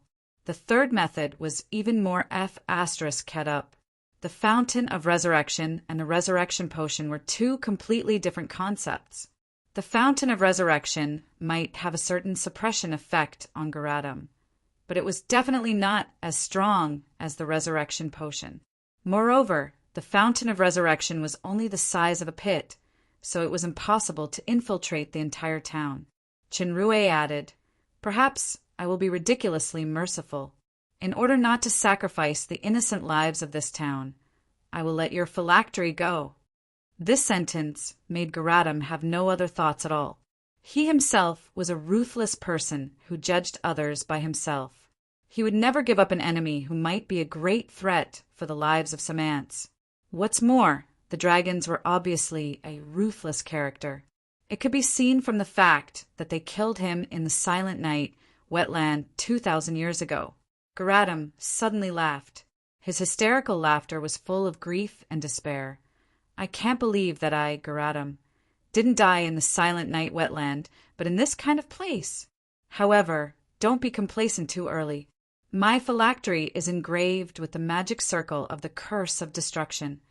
As long as it is detonated, the plague and curse will spread around with this town as the center until the entire estate. You will also be cursed by my last soul power. At that time, misfortune will accompany you for life until death. Chinrue was secretly shocked. This guy actually has a move to destroy indiscriminately. I have personally experienced the curse of misfortune. If I am entangled by this annoying magic for a lifetime, it is indeed quite troublesome. Not to mention that the explosion of the phylactery will also cause a large-scale disaster in the Dark Moon estate. I must not let this happen. In fact, Garatum was afraid of both sides now. He thought that the threat of the curse of misfortune was not enough to make the other party give up his killing intent. As for the plague disaster, these people wouldn't even care. It was not a threat at all. Even if what you said is true, you can't threaten me. Chinrue sneered. I know a human powerhouse in the capital named Nero. He is the priest of the light divinity temple in the human world. He has reached the demon overlord level. He must be able to dispel this curse. However, I'm very curious. Corpse Necromancer has a long life. You also took a lot of risks to transform into a Corpse Necromancer. It was not easy for you to succeed. If you self-destruct like this, it is equivalent to voluntarily giving up the immortal body that was converted with great difficulty. Is it worth it? Garatum actually didn't want to die. Chinrue was right. He risked his life to successfully transform himself into an undead creature. With endless life, he could further research and develop the undead magic that he loved. If he died in this place, he would definitely be very unwilling.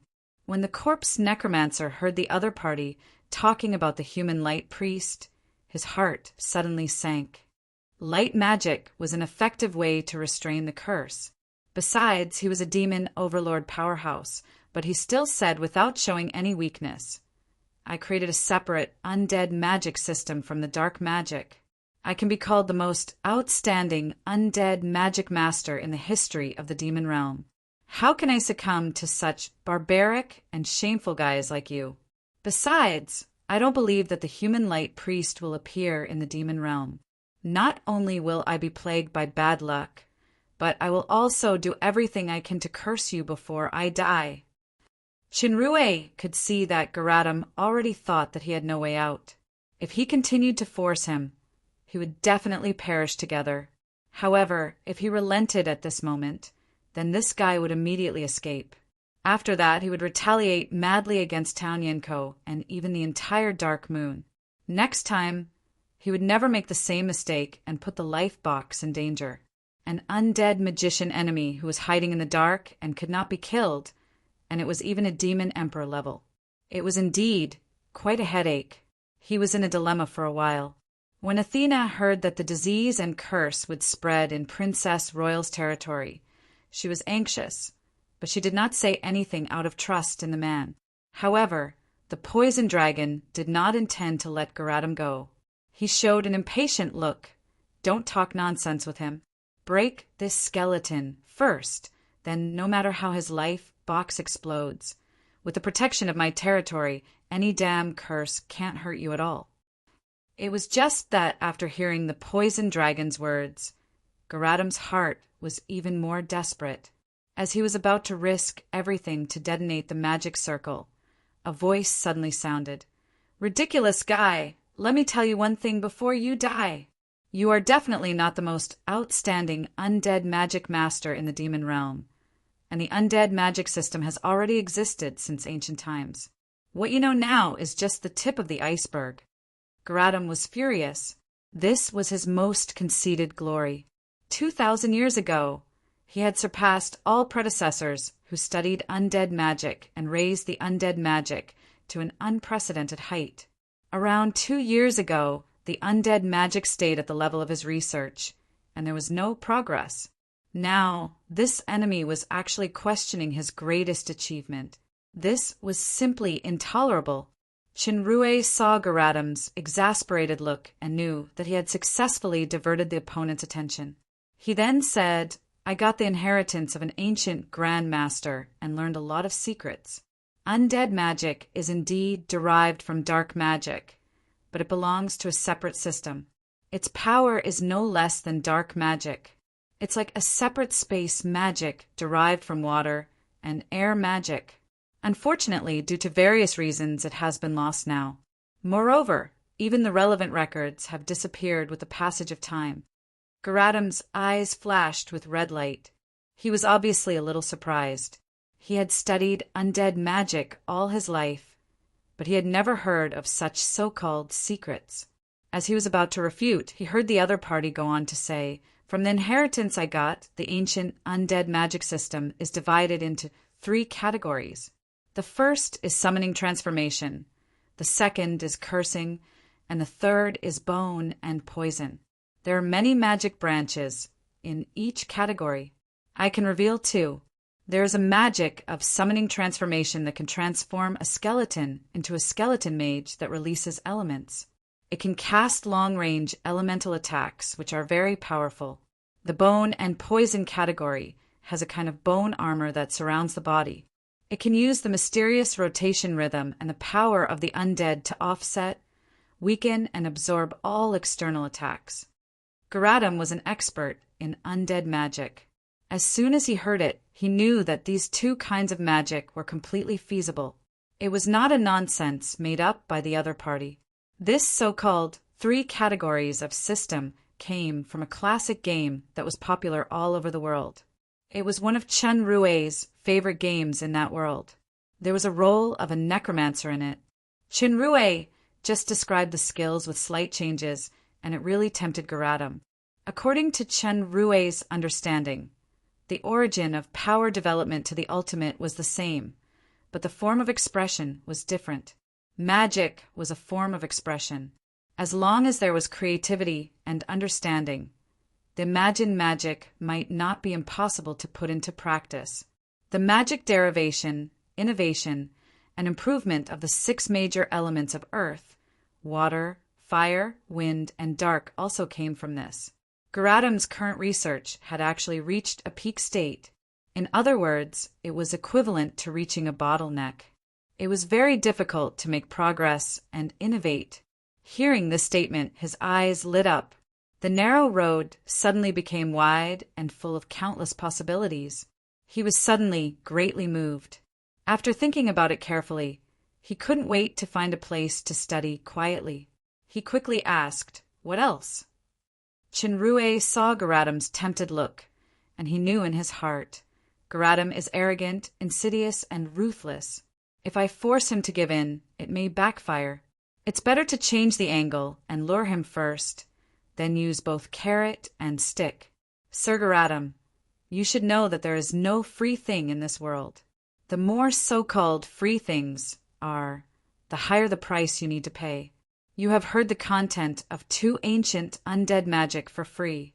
I think it's time to discuss the price next. Or perhaps our original hostile relationship can be changed because of some cooperation? Chapter 312. I have to admit that the story you made up is very tempting, but it's not enough to convince me. Garatum thought for a while and sneered. If you said that you saw these 2 ancient magics from a lost ancient book, I would still believe it a little. The inheritance of the ancient Grand Master. Don't you think it's ridiculous? In my opinion, just kill him directly. Why are you talking to this ignorant skeleton? Paglio interjected disdainfully. Be patient, my partner. Chinrue smiled slightly. I just want to find a candidate to recreate the glory of the ancient undead magic. Give him the final time to choose. Partner? Paglio's attitude and Chinrue's address made Garatum secretly shocked. This guy is actually a dragon knight? But the difference in strength between the 2 sides is too huge. How is it possible? Judging from the tone of the dragons, the ancient Grand Master thing doesn't seem to be a lie. Do you remember how your life box was damaged? Chinrue wanted to add fuel to the fire.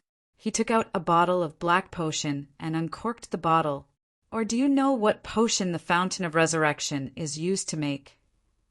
The breath emitted by the black potion made Garatum shudder. Yes, it is this terrifying potion. At that time, my soul essence was severely damaged with an unimaginable effect. Wait, that was the Fountain of Resurrection just now, then Resurrection Potion. Garatum was shocked and blurted out. He finally confirmed his long-standing suspicion. What kind of poison can cause that kind of damage to the soul essence in the life box? It's actually the black potion that has been lost for 7,000 years. No, including the 2,000 years in the Silent Night wetland, it should be nearly 10,000 years. Not only that, even the famous potion Grand Master Rosenbach for more than 9,000 years ago was said to stop at the Eternal Potion. Now, this enemy actually has the Resurrection Potion that represents the highest achievement of pharmaceutics, other than the inheritance of the ancient Grand Master. The corpse necromancer couldn't find a more reasonable explanation. Once this guy announces his pharmaceutics achievement, he will definitely shock the entire demon realm and become the most popular Grand Master. It was just that Garatum didn't know that Chinrue's other identity, as a trio-specialized mechanic master had already shocked the entire demon realm. Garadam's gaze toward Chinrue changed a little.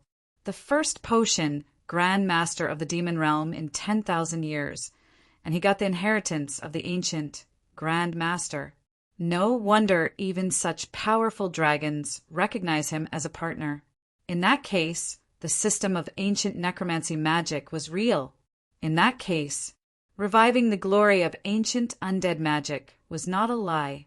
Garadam felt a burst of heat in his heart.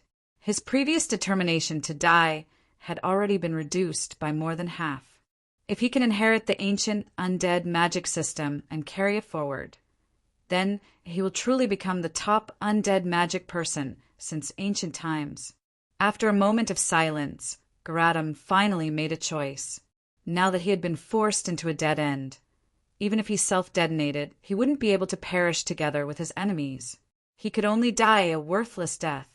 Moreover, the ancient undead magic system was too tempting. He couldn't help but be tempted. Powerful dragons, I can sign a contract with you. Garadam groaned. It's not a master-servant contract, but an equality contract. According to that guy, we can be in a cooperative relationship.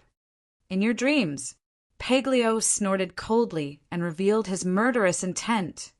Skeleton, in the current situation, you're not qualified to mention the word equality. If it weren't for my partner, I would have destroyed you long ago. This Lord hates stubborn fellows the most. Since you're so insistent, then. As soon as he finished speaking, the power in the poison dragon's territory suddenly doubled. The oppressive force made the corpse necromancer's defense circle smaller and smaller. In fact, Paglio was also a cunning guy. He understood that Chinrue had other plans. This tough attitude was just to cooperate with Chinrue. If it was the previous corpse necromancer, he would probably detonate his phylactery under the determination to die with honor. But now, under the coercion and temptation of Chinrue and Paglio, Garadam's desire to survive took over. It was difficult for him to return to his previous mentality of being determined to die. He hurriedly shouted, "Subordinate contract. This is my last bottom line. My life is longer than the dragon's. I can use endless time to study undead magic. I must not interrupt it because of some accident." The subordinate contract was a high-level contract, second only to the equality contract. It was equivalent to the restrictive relationship between the monarch and his subjects. If the two parties signed a contract, the subordinate Garadam had his own intentions. He generally obeyed orders and couldn't betray, but Paglio also couldn't control his life and death. Once Paglio died, the contract would be terminated. It wasn't like the master-servant contract where the master could control the servant's life and death. Moreover, when the master died, the servant would also die. Paglio looked thoughtful. He looked at Chinrue's eyes and replied, "Yes, but your contract partner is not me but him." Him. Garadam was taken aback. If I sign a subordinate contract with the powerful dragons, I can still accept it in my heart. However, this guy in front of me is just a great demon king. By the way, he was only a demon king last time. Garadam suddenly remembered. Last time, this person hasn't reached the peak of demon king yet. How did he reach great demon king so quickly? The time in between, yes, it's me. Chinrue knew the reason for Garadam's hesitation. I'm the inheritor of the ancient Grand Master. Similarly, I'm the only one in the entire demon realm who knows the ancient undead magic system. In fact, this is good for you. My life is definitely not as long as the dragon's. Even if I die of old age, your contract time is only a few hundred years. Garadam thought quickly. The last sentence is right. If I sign a contract with the dragons, then I will probably have to surrender for tens of thousands of years.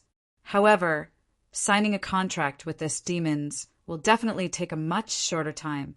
Moreover, this person has the inheritance of the ancient Grandmaster, so he is at least a potion Grandmaster.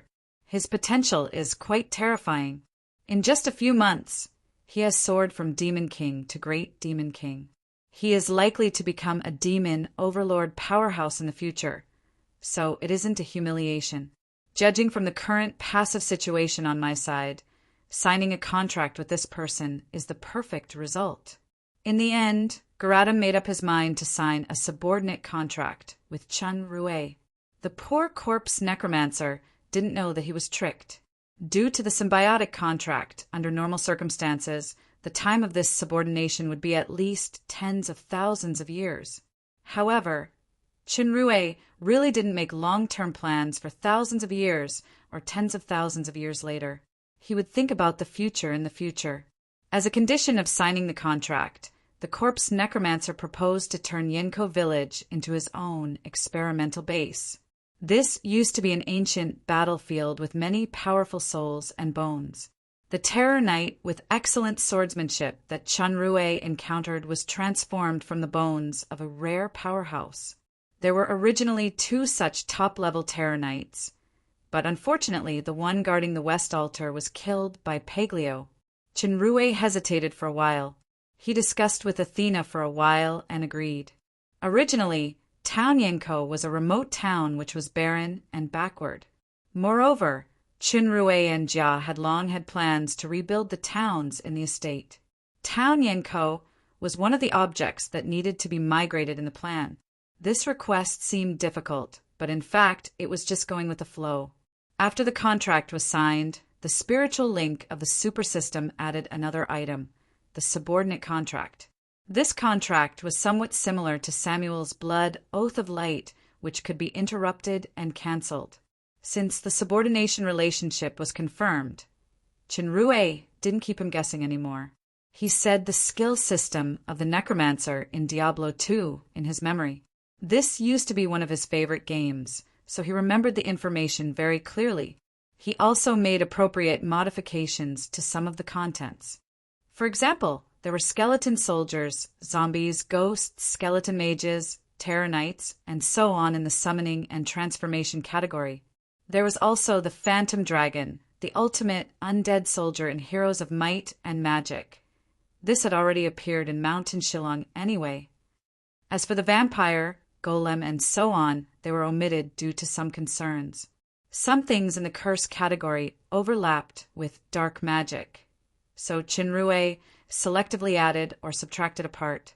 As for the white bone and poison category, the white bone armor, bone prison, poison explosion, and corpse explosion, he explained them in detail.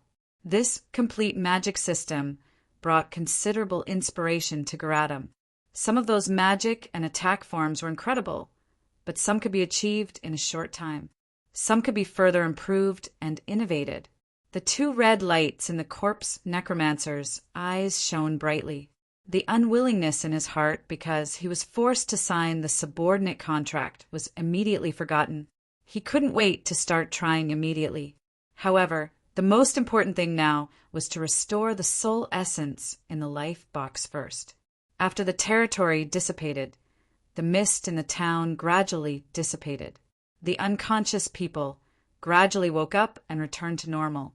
However, some things still needed to be clarified. In the mayor's mansion, Mayor Sheik was sitting on the ground, shivering. His clothes were soaked in cold sweat. Opposite Sheik was a skeleton in a robe. Its eyes emitted a gloomy red light, but its cold voice carried a bit of creepy joy. This fresh body has a high fat content. It's quite good. It can be used as an experimental subject to study corpse explosion. Sheik thought of the legendary terrible experiment of the undead magician. He trembled and crawled to the side of Athena. Madam Athena, I'll tell you everything. Please, for the sake of the Seifel family, don't hand me over to this Sir Undead Magician as an experimental subject. Athena showed disgust. Chunrue stepped forward and blocked in front of Athena. He shouted, "Hurry up! What is the truth about the disappearance of the townspeople and Hikari?" Sheik lowered his head and his eyes rolled. He was obviously thinking of an idea. Garatam's cold voice sounded. "I can see that this fat pig is a stubborn type. There's no need to ask. I will naturally know the answer when I extract his soul later." "Who is the stubborn type?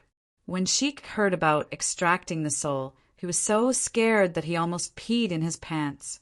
He didn't dare to be perfunctory, so he immediately said it. It turned out that Sheik relied on the Seifel family's background. As the mayor, he had been colluding with the defense captain Hikari to rule Town Yenko with bloody and violent means. He was like a local tyrant in this remote place. One day a few years ago, several townspeople discovered a green crystal mine in the middle of Rock Mountain in the west. Sheik identified it as the rare magic material, jade ice crystal. After exploration, Rock Mountain contained a relatively rich jade ice crystal mineral deposit. In order to monopolize this huge wealth, Sheik not only did not report this matter to the Dark Moon City, but he blocked the news and killed the first people who discovered the ore. However, this matter was still discovered by the defense captain, Hikari. Sheik also knew that this wealth was huge and he couldn't swallow it alone, so he simply pulled Hikari into the team and they shared it. Many townspeople who had committed minor mistakes or even no crimes at all were imprisoned and controlled by Hikari under various excuses. They were forced to go to Rock Mountain to mine ores by cruel means and sold to the Blue Lava Estate and Red Spirit Estate through various channels. Over the years, it was unknown how many lives were harmed. Every piece of jade ice crystal mine that was transported out and every black crystal coin in their pockets were stained with blood and whales. In order to cover up the black mine of Rock Mountain, the two also fabricated an excuse that there were undead creatures in Rock Mountain and spread rumors, making it a haunted place that no one dared to approach. Who knew that there would be a tiger after climbing the mountain? They didn't expect a powerful undead to really appear in Rock Mountain, which was equivalent to cutting off their long-term source of wealth. They were at a loss for a while. At this time, it just so happened that Athena took over the sheriff and vigorously reorganized the defense army. The defense captain, Hikari, was asked to return to the Dark Moon City to work. Hikari secretly thought that once he returned, the jade ice crystal mine would probably be monopolized by Sheik in the future, so he immediately proposed a huge sum of money as compensation. Firstly, Sheik was unwilling to pay this huge sum of money. Secondly, he was also afraid that Hikari would repeatedly blackmail him or reveal this matter directly. So he simply poisoned Hikari and killed him. He pretended to be missing and pushed all the blame to the mysterious event of the undead creatures. Sheik couldn't let go of the jade ice crystal mine in Rock Mountain. He sent people there several times, but they couldn't eliminate the undead creatures. Then he reported to the Dark Moon City, wanting to borrow the power of the Dark Moon City to eliminate the undead creatures so that he could control the treasure mine again. Bang! After listening to the truth of the matter, Athena couldn't help but be angry. She slammed her palm on the black stone table, and the solid stone table suddenly shattered. Sheik trembled in fear as he watched. Madam Athena, since he told the truth, he doesn't need to be the experiment subject of corpse explosion. Chinrue walked to Garatam and glanced at Sheik, who was relieved. Suddenly he showed a strange smile. However, Sir Garatam, don't you think the most suitable experiment subject for this fat pig is the rotten zombie? Garatam nodded and smiled sinisterly. Red light flashed in his eyes. When Sheik heard the words rotten zombie, he screamed in fright and simply fainted. Chapter 313. The next day, the townspeople of Town Yinko got a piece of good news, a piece of bad news, and a piece of news that might be good or bad.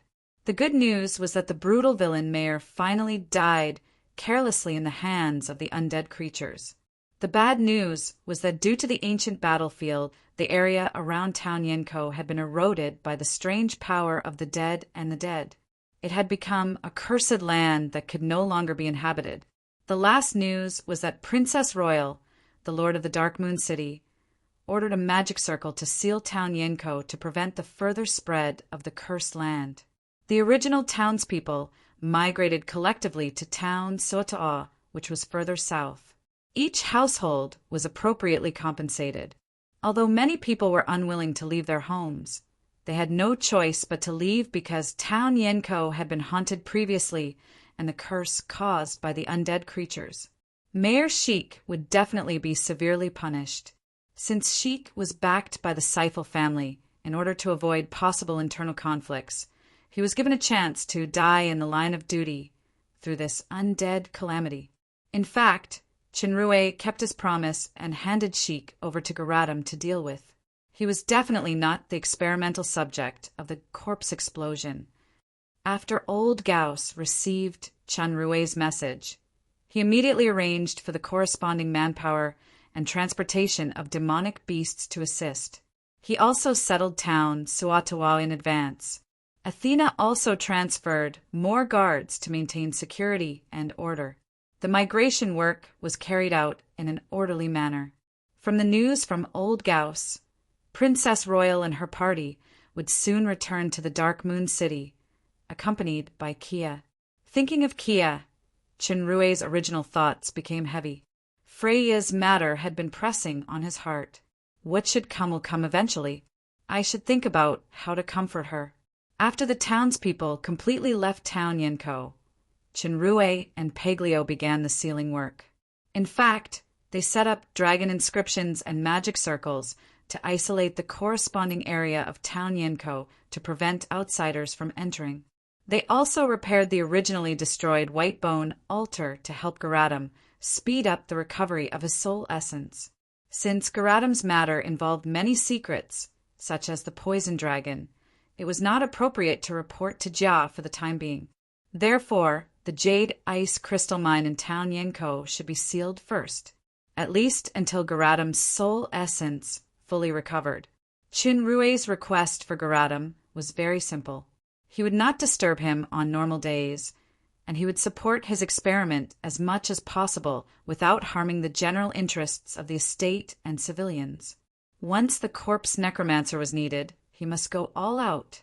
If he could fully utilize the undead power of the ancient battlefield, then Garadam could create a terrifying undead army that was enough to rival the military power of the entire Dark Moon estate. Coupled with the power of undead magic, it was definitely a powerful secret weapon.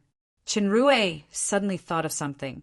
I have the Tauren and Medusa tribe of Mountain Shillong in my hands, the West Road Defense Force in Tim's hands, the Earth Elemental Alliance Army, the Cloak Gang, plus Garadam's undead army, which is now a veritable subordinate, plus the help of Peglio, Lomont, and Delia. This kind of strength is quite powerful even as the lord of a large estate. If I want to, it doesn't seem difficult to replace Jia as the Lord of the Dark Moon with absolute power advantage. However, Chinrue didn't want to do such a tiring and boring thing. He saw Jia's hard work and pressure. Sometimes the kind of bloodless battlefield is more terrifying than a real life and death battle. You don't even know when the comrade behind you will stab you. For example, in the Blue Lava estate, there was an ingrate who called him brother but held a knife in his hand. He always pretended to be a good guy and stabbed her in the back. If he was really keen on power, he would have tried to return to the human world long ago. The Jinyao territory was the richest territory of the Long Huang Empire. He, the third prince, was the legitimate lord. Maybe he could defeat his other siblings and ascend the throne. Now, hiding in the dark and helping Jia to plan was already the limit of what he could do. Moreover, there was something unclear between Princess Royal and him. After arranging a series of resettlement work, Chinrue, Athena, and Peglio returned to the Dark Moon City. Old Gauss told Chinrue that Jia had returned and was waiting for him in the palace's back garden. Chinrue disguised as a follower and followed Old Gauss into the palace smoothly. Old Gauss took him to the inner courtyard's back garden. Then he bowed and retreated. Jia was still in her usual white dress. Looking at this strange great demon, she was a little surprised at first. Then she seemed to understand. This is the genius mechanic master of the demon realm? There is actually such a wonderful transformation in the Grand Master's inheritance. This face isn't the Master's. Chinrue did not explain the Grand Master's inheritance. His original intention was this excuse. Now that Jia took the initiative to think, so it naturally saved a lot of effort. His face changed again and became the appearance of the master. This is it. However, the master's whereabouts are unknown at present. He most likely encountered an accident. Jia nodded and did not say more in this regard. She did not mention the topic of the demon realm's genius master. She said directly, "When I visited the White Feather Estate this time, Lord Sikali gave me a generous gift before I left. There are many luxuries such as special decorative crystals, colorful feathers, top-grade silk clothes, etc. There are also a group of goblins and minotaur craftsmen who are good at construction. They said that they want to help the Dark Moon repair the dilapidated palace." Chinrue shook his head and said, "This generous gift is more like a gift for Princess Royal herself rather than the Dark Moon estate. Luxury goods can't alleviate the Dark Moon's current food shortage problem. Instead, those craftsmen will increase the Dark Moon's already tight food load. Of course, if the Dark Moon is only so difficult on the surface. I suspect that Sikali's move is a test to find out the true bottom line of the Dark Moon. It is not ruled out that he is inspired by the capital or pressured by it. The so-called friendship in politics was mainly about interests and purposes. It was likely that at some point when interests changed or the purpose could not be achieved, it was not surprising to fall out and become enemies. There were very few people like General George who stubbornly supported Jia, a weak force because of some kind of kindness and righteousness. In fact, Chinrue knew that even his father-in-law had wavered before, so General George only asked him to help Jia once instead of forcing him and Athena to be tied up in this precarious place. The strongest was respected. This was the simplest and biggest rule. One could not pin their hopes on others. They could only rely on themselves. This was the case for individuals, and the same was true for the entire estate. "You're right," Jia nodded. "By the way, Sikali seems to be very interested in Kia, whom I brought." Chinrue frowned. His impression of Sikali was even worse. Jia said, "Originally, I should give Kia to Sikali as a gift in return, but I'm afraid that when a genius master returns, he will complain if he doesn't see his maid. So I gave a set of gifts produced by the Princess Retail Store to Lord Sikali instead." Last time, when Jia told Chinrue that she was sent to the Custer family because of Dior's interest in Kia, Chinrue noticed the displeasure that Dior showed. This time, she naturally would not repeat the same mistake. "I have almost figured out Kia's matter." Chinrue sighed softly. She should not pose any threat now. The demon prohibition ring can also be removed. She is your maid, so it's up to you to dispose of her. Jia's tone was quite indifferent. Chinrue did not stay on this issue and said, "This time I obtained the transformation technique inherited by the Grand Master. The crucial step of the plan has been perfected. Based on the current situation, it must be implemented as soon as possible. I plan to go in person." Jia sighed. "As the Lord and the biggest beneficiary of this plan, I don't want to say anything hypocritical, but since Mountain Shilong, you have been taking risks personally. This is obviously not what a wise person would do." "I have never said that I am a wise person. I am also afraid of death. But this matter is the most critical part of our entire plan. No one can play this role except me. And I have decided." Chinrue's tone was filled with unquestionable determination, as if he was the Lord. However, this almost excessive determination did not make Jia disgusted. Instead, the ice in her purple eyes began to melt faintly. "By the way, I remember, when I left last time, Princess Royal Highness seemed to have promised me that when I return after solving the problem of the Custer family in the Shadow Empire, you will grant me a small request." Chinrue noticed that the atmosphere seemed to be a little stiff. His tone changed, and his eyes became a little weird. This kind of eyes made Jia inexplicably nervous. "This problem, we will talk about it later. Mr. Sheriff, it's getting late. You can go back and rest now." "Talk about it later?" The corner of Chinrue's eyes twitched ambiguously. Then he shook his head. "That's too far away." Let's talk about it the other day. Let's talk about this important issue now. I'm going to do the most dangerous thing soon. If Sir Lord goes back on your words, it will hurt my enthusiasm. How dare you? Jia's tone became fierce and murderous. You dare to threaten me? This reaction seemed a little too intense, but unfortunately, Qinrui had long lost this trick. He sighed. Your Highness also knows the danger of my trip. I may not be able to come back. Can't you even satisfy my last wish? Shut up. Jia stared at this guy's fearless eyes with murderous intent. Finally, she gritted her teeth and said, in addition to the dance that I originally promised, if you dare to have any other messy requests, now is your last moment. Qinrui looked shocked. What messy request? It's just that dance. Princess Royal, do you still want to? Jia knew that she had fallen into a verbal trap again. When she was about to attack, she saw this guy come over and politely make an invitation gesture. At the same time, a melodious automatic music sounded and floated in the back garden. Asshole, even the music is arranged. He really came prepared. Jia's eyes were about to dissect this guy. However, when Qinrui made that invitation gesture, she involuntarily reached out her hand. Forget it, I'll just keep my promise. As a member of the Lucifer royal family, how can I go back on my words? Jia, who temporarily convinced herself, resisted the urge to burn this guy to ashes with the black flame and let him hold her hand. When their hands touched, it seemed that there was an electric current passing through. The wonderful feeling at the ball emerged again.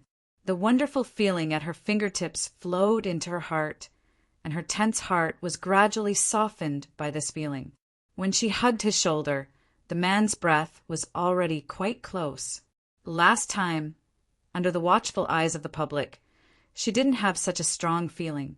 Now, in this back garden there were only two people, him and her. In the beautiful melody, two figures danced under the moonlight.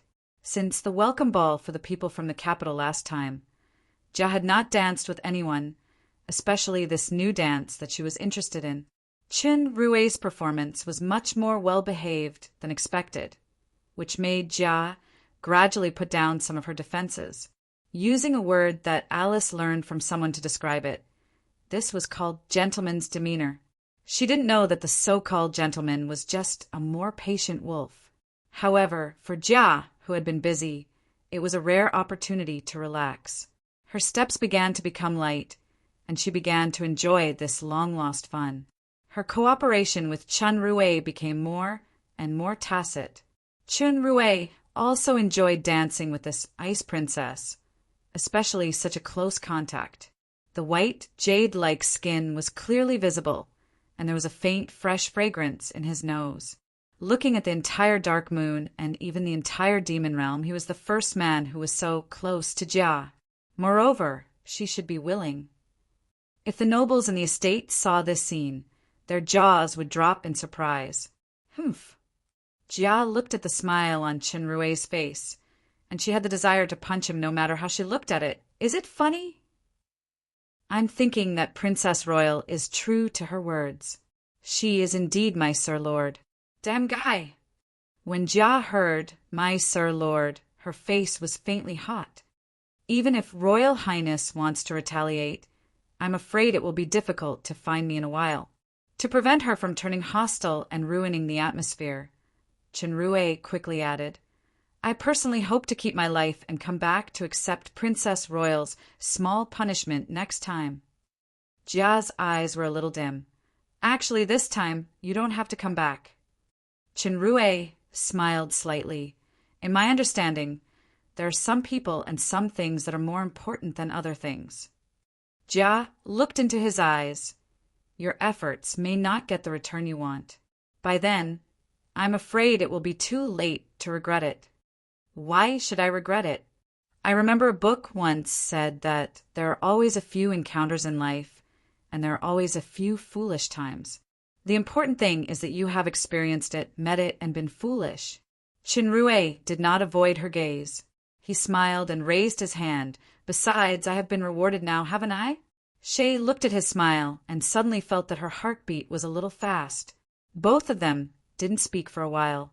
They just danced quietly in the music. Some subtle things didn't have to be expressed in words. Both sides could feel it. Why has this music been repeated several times, this magic prop of yours? What is it? Well, it's just a longer music. It should be over soon. No. How many dances did this damn guy dance? Well, I think it's soon. It's been almost 3 hours. Bastard, your little trick should be over. Chapter 3:14. Alice went to the White Feather Estate with her sister this time. The little lowly was very business-minded. She bought a lot of specialties in the White Feather Estate, together with the gifts from the White Feather Estate Lord. She brought them back to the Dark Moon and sold them under the name of the Princess Retail Store. The price was not low, but it attracted many people to buy. In addition, the top business family of the Shadow Empire, the Custer family, had sent someone to discuss the opening of a Princess Retail Store branch in the Shadow Empire's capital. With the influence of the Custer family, the Princess Retail Store's products, which symbolized taste and high-end, would soon become popular in the Shadow Empire. This was only the first step of business cooperation between the two parties. As soon as Alice came back, she was very busy. As the most popular and capable shop assistant of the Princess Retail Store, Kia naturally became the busiest person. Kia, aren't you tired? Finally, the customers on the second floor of the Princess Retail Store were empty. There was a rare short period of free time. Alice looked at the energetic succubus. Strangely, you seem to be in very good spirits recently. You are full of energy in everything you do. You seem to be different than before? No way. Of course, Kia wouldn't say that it was because the soul shackles that controlled her for many years had disappeared. She smiled and said, I'm holding on. I'm almost exhausted. I'm afraid I don't have the strength to accompany little princess to the night market tonight. I'm also exhausted. I just came back from the White Feather Estate, and I have to work without resting for a day. Alice stretched exaggeratedly. I really missed the beautiful and delicious cake last time. If only I can eat it now. Speaking of cake, Kia smiled slightly. It's a pity that Sir Chinrue hasn't woken up yet. Otherwise, little princess wish should not be a problem. I hope our Sir Sheriff can recover as soon as possible. I remember that last time. The human even remembered my birthday. Although he is a bit silly, he is indeed a rare good person. Ms. Athena still has good taste. I hope the human can recover soon. By the way, this human's previous name was also Arthur, but he couldn't be compared to that Master Arthur at all. Alice knew that Chinrue had woken up, but she would not reveal it. It was just that the aftertaste of the delicious food really made people salivate. But now Chinrue should be in another city to do something important that her sister had instructed him to do, so she could only swallow her saliva. All right, everyone, work hard for the shiny black crystal coins. If you can achieve the turnover this month, your salary will be doubled. Speaking of the shiny black crystal coins, the little lowly clenched her fists. Her eyes glowed with a dragon's light, and a powerful aura was exuded. Together with this killer move that could increase wages, it was indeed amazing. It quickly infected all the employees of the Princess Retail Store, and the morale was high for a while. At this time, a dark elf boy walked up the stairs. He looked at the people upstairs and walked up to Kia. Are you Miss Kia? Someone asked me to deliver a letter to you. No need to read it. It's another letter from an admirer. There was some envy in the little lowly's flashing eyes. In fact, putting aside Alice's appearance, just her identity as a little princess was enough to attract countless suitors. However, she had a very protective sister. Many bad intentions were strangled in the cradle long ago. Even Joseph did not dare to really show interest in Alice. Kia smiled slightly. She did receive a lot of such letters. However, when she opened the letter and glanced at it, her gaze suddenly changed. Little Princess Royal Highness, I have something urgent. I want to go out for a while, can I? The little lowly looked at the strange look in Kia's eyes and said in surprise, Kia, are you really deceived by a man? Kia's face quickly smeared a rare blush. She shook her head and said, No, it's just an ordinary friend. Please, little princess, it won't take too long. Friend. The little loli looked doubtful. She thought for a while and agreed, Forget it. It's not long before the closing time. You should go directly to the palace. When you come back, remember to bring me 2 pieces of South Street's barbecued meat pancakes. By the way, the tong papaya from last time has been used up. Help me buy another. The one you mentioned. Kia understood that it was the breast enhancement formula she was talking about. She smiled and nodded. When she was about to leave, the little loli suddenly blinked her big eyes and threw a book. This is for your reference. Kia, be careful. Kia caught it and looked at it. Even though the succubus was usually generous, she couldn't help but feel a little embarrassed. The title of the book was Be Careful of the Wolf Around You, the friendship between a man and a woman that can't stand a night. Kia hurriedly walked out of the princess retail store and went all the way to the West Street. At this time, the sky had gradually darkened. At the intersection of 14th Street, a few blind guys discovered the succubus' stunning beauty and followed her. Before they reached the abandoned house area, a terrifying breath suddenly shrouded them. The few intermediate demon gangsters were scared witless. They didn't dare to take a step closer. Chinrue released some breath to scare away those gangsters. His eyes fell on Kia in front of him. She was still the extremely attractive stunner. The relatively tight made attire wrapped around her beautiful curves, exuding a breathtaking beauty. Compared with the Shadow Empire, she was a little less seductive and more elegant and charming. Her spirit seemed to have improved by a level. Her charming eyes were glowing with a moving splendor. Master. Although Chanrue's face was shrouded in a cloak, Kia still recognized the man who had some kind of intimate contact with her at a glance. He was also the first in her life. She couldn't help but take a few steps forward as her mind was stirred up.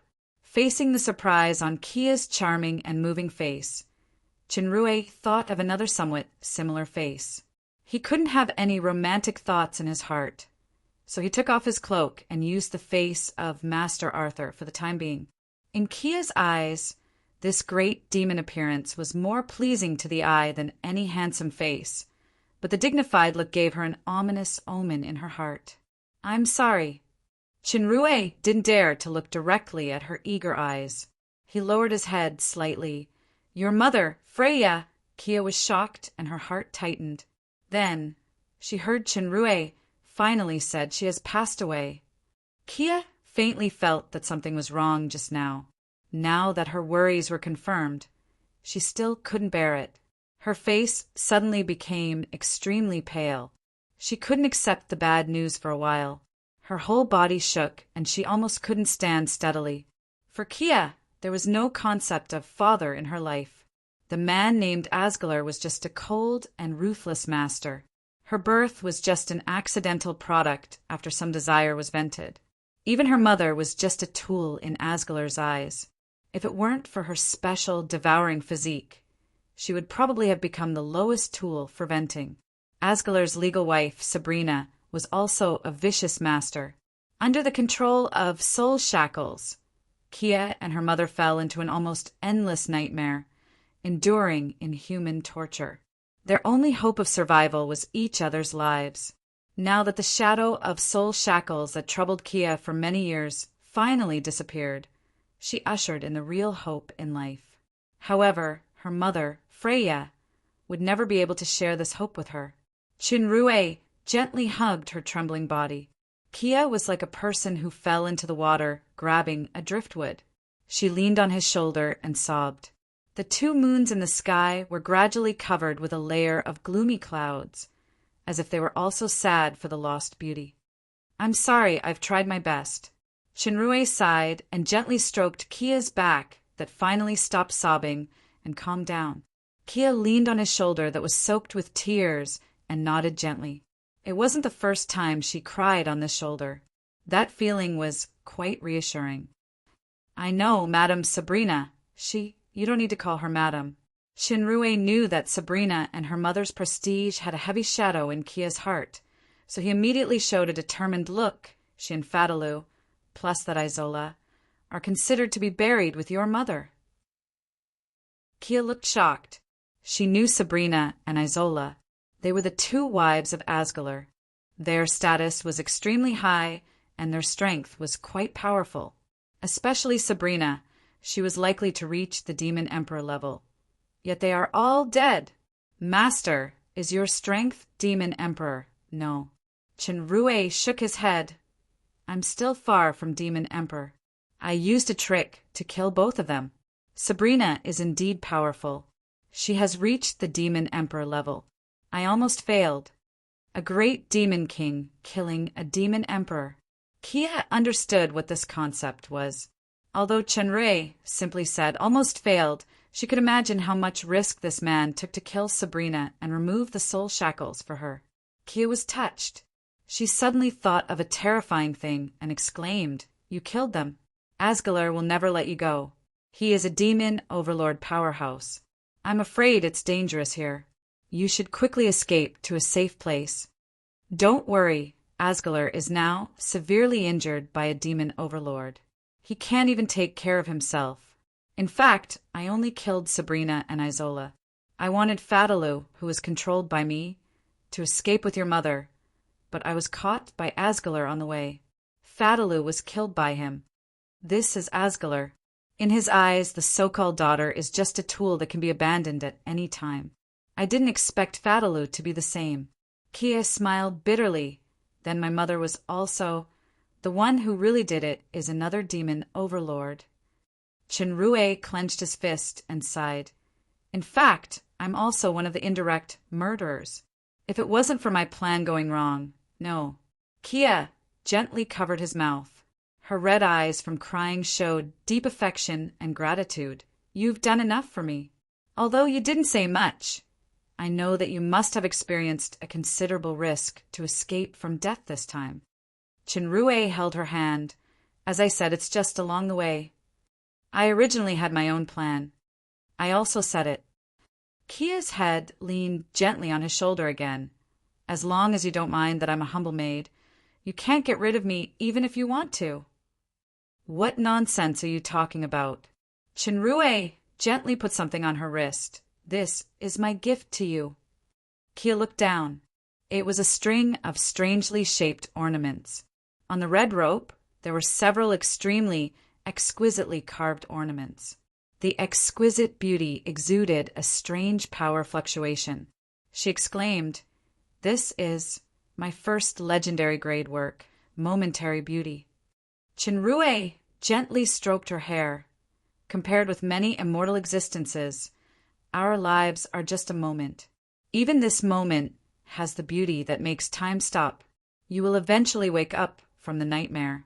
I only hope that in the future, there will be no pain and sorrow in your smile, but true happiness.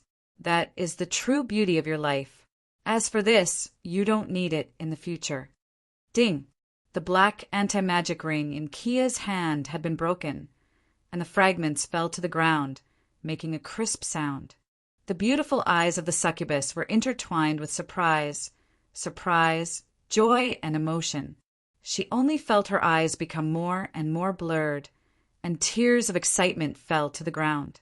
In front of this man, all the shackles turned into smoke and dissipated, but there was an unbreakable connection in her heart. It was a very happy feeling. If her mother knew, she would definitely be happy for her daughter. Living happily was the best way to comfort his mother. "Master, can I have it forever?" "Of course, if you are willing. You can have its creator forever." Shinrue kissed her forehead.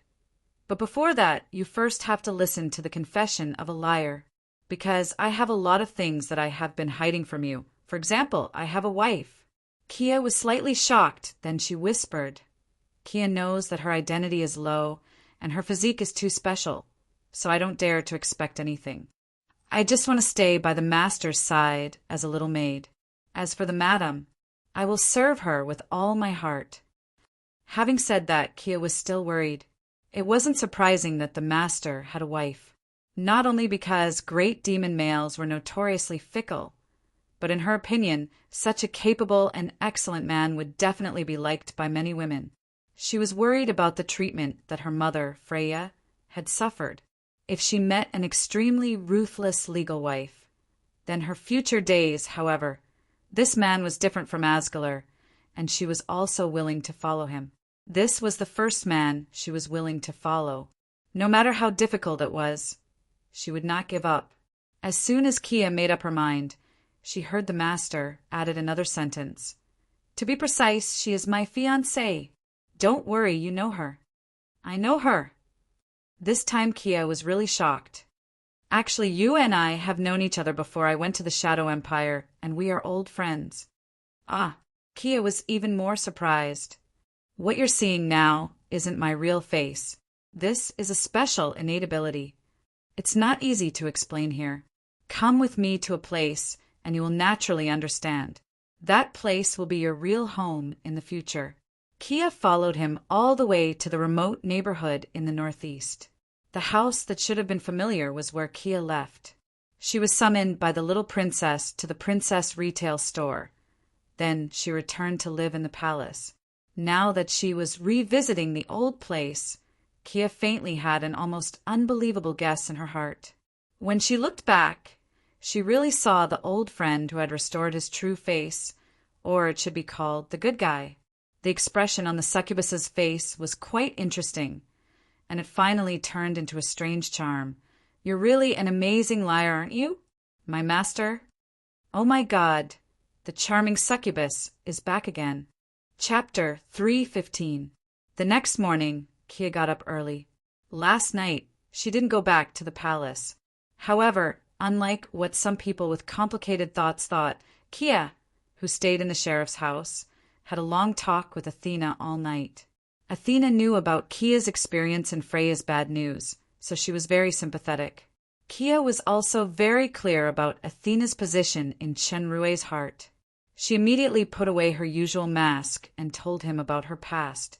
When it came to emotional parts, Athena also cried a lot. The two weren't strangers to begin with. Now that they were honest with each other, they had endless things to talk about.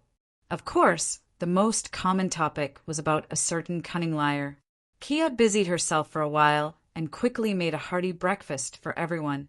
Lomont wasn't jealous of Chenrue now, but he admired him. Sir Leader is too powerful. He's such a beast. He actually managed to trick a beautiful woman who was good at the dining hall and the kitchen so quickly. What's more, Athena wasn't jealous at all. She got along very well with the new beauty. As for his Delia, not to mention her culinary skills, just her jealousy of the royal family alone was enough to kill all of his thoughts of being a playboy. In fact, Lomont had seen Kia, who came with Alice during the last outing. However, those who could be brought into this house by Chenrue were his people in the true sense. Kia was a succubus with a mutated bloodline. After removing the imprisonment of the anti-magic ring, her comprehensive strength was C, which was Demon King level. She was proficient in both fire and wind magic, and she had a talent of spirit power. The legendary great accessory, Momentary Beauty, really found the right owner. No wonder Jia wanted to use the anti-magic ring to imprison her power. For Kia, who was already his woman, Chenrue naturally wouldn't be stingy. He gave her all the devil fruits and black potions that could improve her strength. It was probably impossible to reach Great Demon King in a short time, but it shouldn't be a problem to reach the peak of Demon King. Since Chenrue had an intimate encounter with Kia when he was using the identity of Master Arthur, plus Chenrue's intention to take Freya away, Asgulr was likely to suspect Kia. If Kia disappeared, it would be equivalent to confessing. At present, Chenrue didn't have a candidate who could match Demon Overlord, so Kia had to keep her original job for the time being. In case she had contact with that force, she had to pretend to know nothing about Freya. If necessary, she could ask Sabrina appropriately if she took the initiative to remove the soul shackles. Of course, Chenrue wouldn't let Kia take risks again, so he gave her many life-saving items. In case of danger, she could escape directly. At present, the Shadow Empire must be cracking down on that force.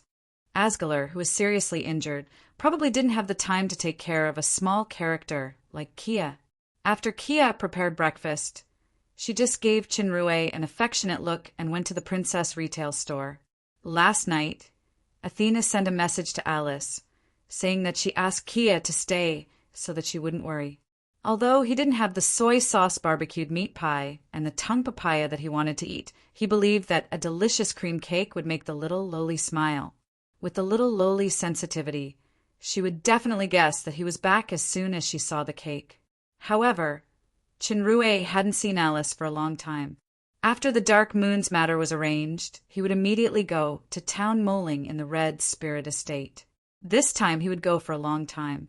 If everything went well, it would take several months. Before leaving, they should have a good gathering. Sometimes women were compassionate creatures.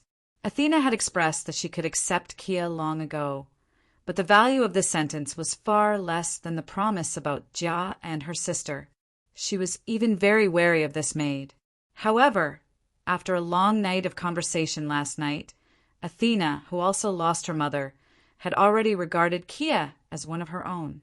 Delia's parents died in an accident in her early years. The three women who shared the same fate became close friends who could not hide anything from each other. However, when a guy who worshipped the demon gods left, I obscurely proposed to accept some women who were worthy of sympathy and help with love and justice. The demon gods left, I was punched into a panda and was forced to convert to the great and dedicated Right Eye. If it was normal times, Chinrue would definitely retaliate by letting his unscrupulous nephew hug his uncle's leg and call him young master. However, he was not free now because the defense team sent by Tim from Mountain Shillong had already escorted several people to the Dark Moon City. The Tonker brothers and Tommy were fine, but the focus was on the dark elf woman Lisa because she was likely to be Aldas's long-lost sister. Chinrue changed into a Gwile's outfit and placed these people in the old house of the original Melon family, which was the current branch of the Cloak Gang. Soon after, Aldas, who received the news, rushed over. The Dark Elf Master had been staying in the secret basement of the laboratory to study black potions. Slee sent him 3 meals a day, and he almost never came out to play. If it weren't for the famous deed of killing the capital's potioneer genius with a fart, many people in the Dark Moon would almost forget the top potion master of the estate. If any potion master in the demon realm knew what was in the Dark Elf Master's laboratory, he would definitely be mad with jealousy. Others tried their best to brew grand, master-level black potions, but Aldas tried his best to gain insight from the ready-made black potions. With a full set of true potions as a reference, coupled with the concentrated research during this time, Aldas's research finally made substantial progress. Although he still couldn't brew black potions, he had already entered the ranks of the real top potion masters. He was only one step away from the highest level. Although he didn't know when he could break through, he was sure that this step was closer than all the potion masters in the demon realm.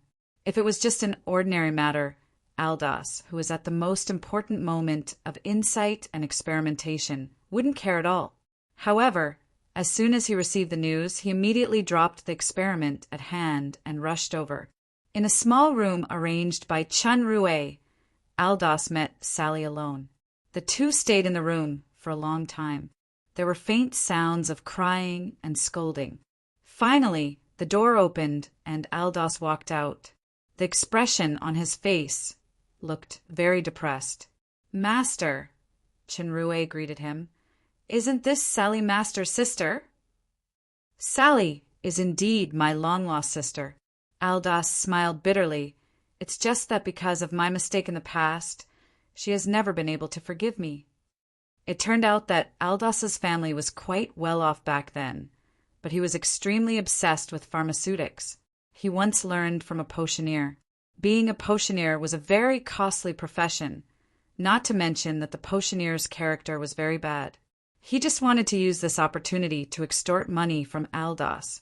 The dark elf, who was immersed in it, didn't listen to his father and sister's persuasion. As a result, he went bankrupt and was heavily in debt. He was still stubborn. In the end, he didn't even see his father before his death. It wasn't until the potioneer squeezed out his last drop of value and ran away that Aldous finally realized his mistake. He had no face to face his deceased father and his sister, who hated him. He left without saying goodbye and was determined to become a real potion master. Then, after a lot of hardships, he became a potioneer, but he was still poor and homeless. Finally, with the help of Princess Royal Jia, he passed the master's assessment. When he turned around to look for his sister, she was already gone. This was also cited by Aldous as the biggest regret in his life. After hearing the news of Sally, Aldous rushed over without hesitation. However, what made him regret was that Sally still hadn't forgiven him until now. In fact, Sally had suffered even more in these years. In order to pay off his debts, she suffered a lot. After several twists and turns, she was found by Joseph, who had ulterior motives. Finally, she fell into Kanita's secret prison. Sally is right. If it weren't for my stupidity and obsession back then, she wouldn't have suffered so much, and my father... Aldous clenched his fist and lowered his head in self-blame. The cost and success are proportional at some point. Without the stupidity and obsession back then, perhaps there wouldn't be today's master. Qin Rui saw the dark elf master's painful expression for the first time. He comforted. In my opinion, Miss Sally still has you as her brother in her heart. There is a saying that the deeper the love, the more painful it is. If she is indifferent and treats you like a passerby, then you should be worried. Give her some time and give yourself some time. She will accept you. Aldous nodded and said to Qin Rui, a human friend of mine said that you can trust Sir Aguile as much as you trust him. This time, Sally could come to the Dark Moon because of Sir Aguile's help.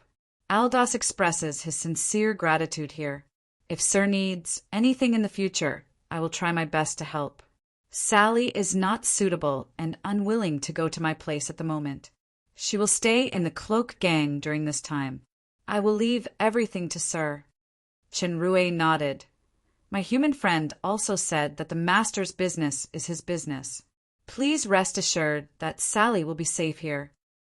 Aldous looked at the house. He looked a little sad and left. Qin Rui walked into the house. Sally quickly wiped her tears and looked at the mysterious masked man with vigilance. Qin Rui said faintly, Do you really hate him that much? This is my business. Sally said coldly, Don't think that you can criticize me just because you managed to bring me here. You are the same as those people. It's just that you value Aldous' current value. In fact, it's useless to threaten such a cruel person like him. Don't be too smart. Woman. Sally's words made Qin Rui a little surprised. Let me introduce myself. My name is Aguile. I'm the leader of the biggest force in this Dark Moon City.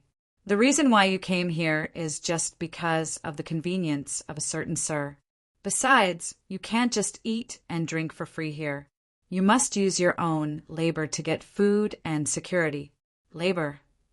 Sally's eyes flashed with cynicism. Is it to directly serve you, sir? Or become a prostitute controlled by Sir Leader?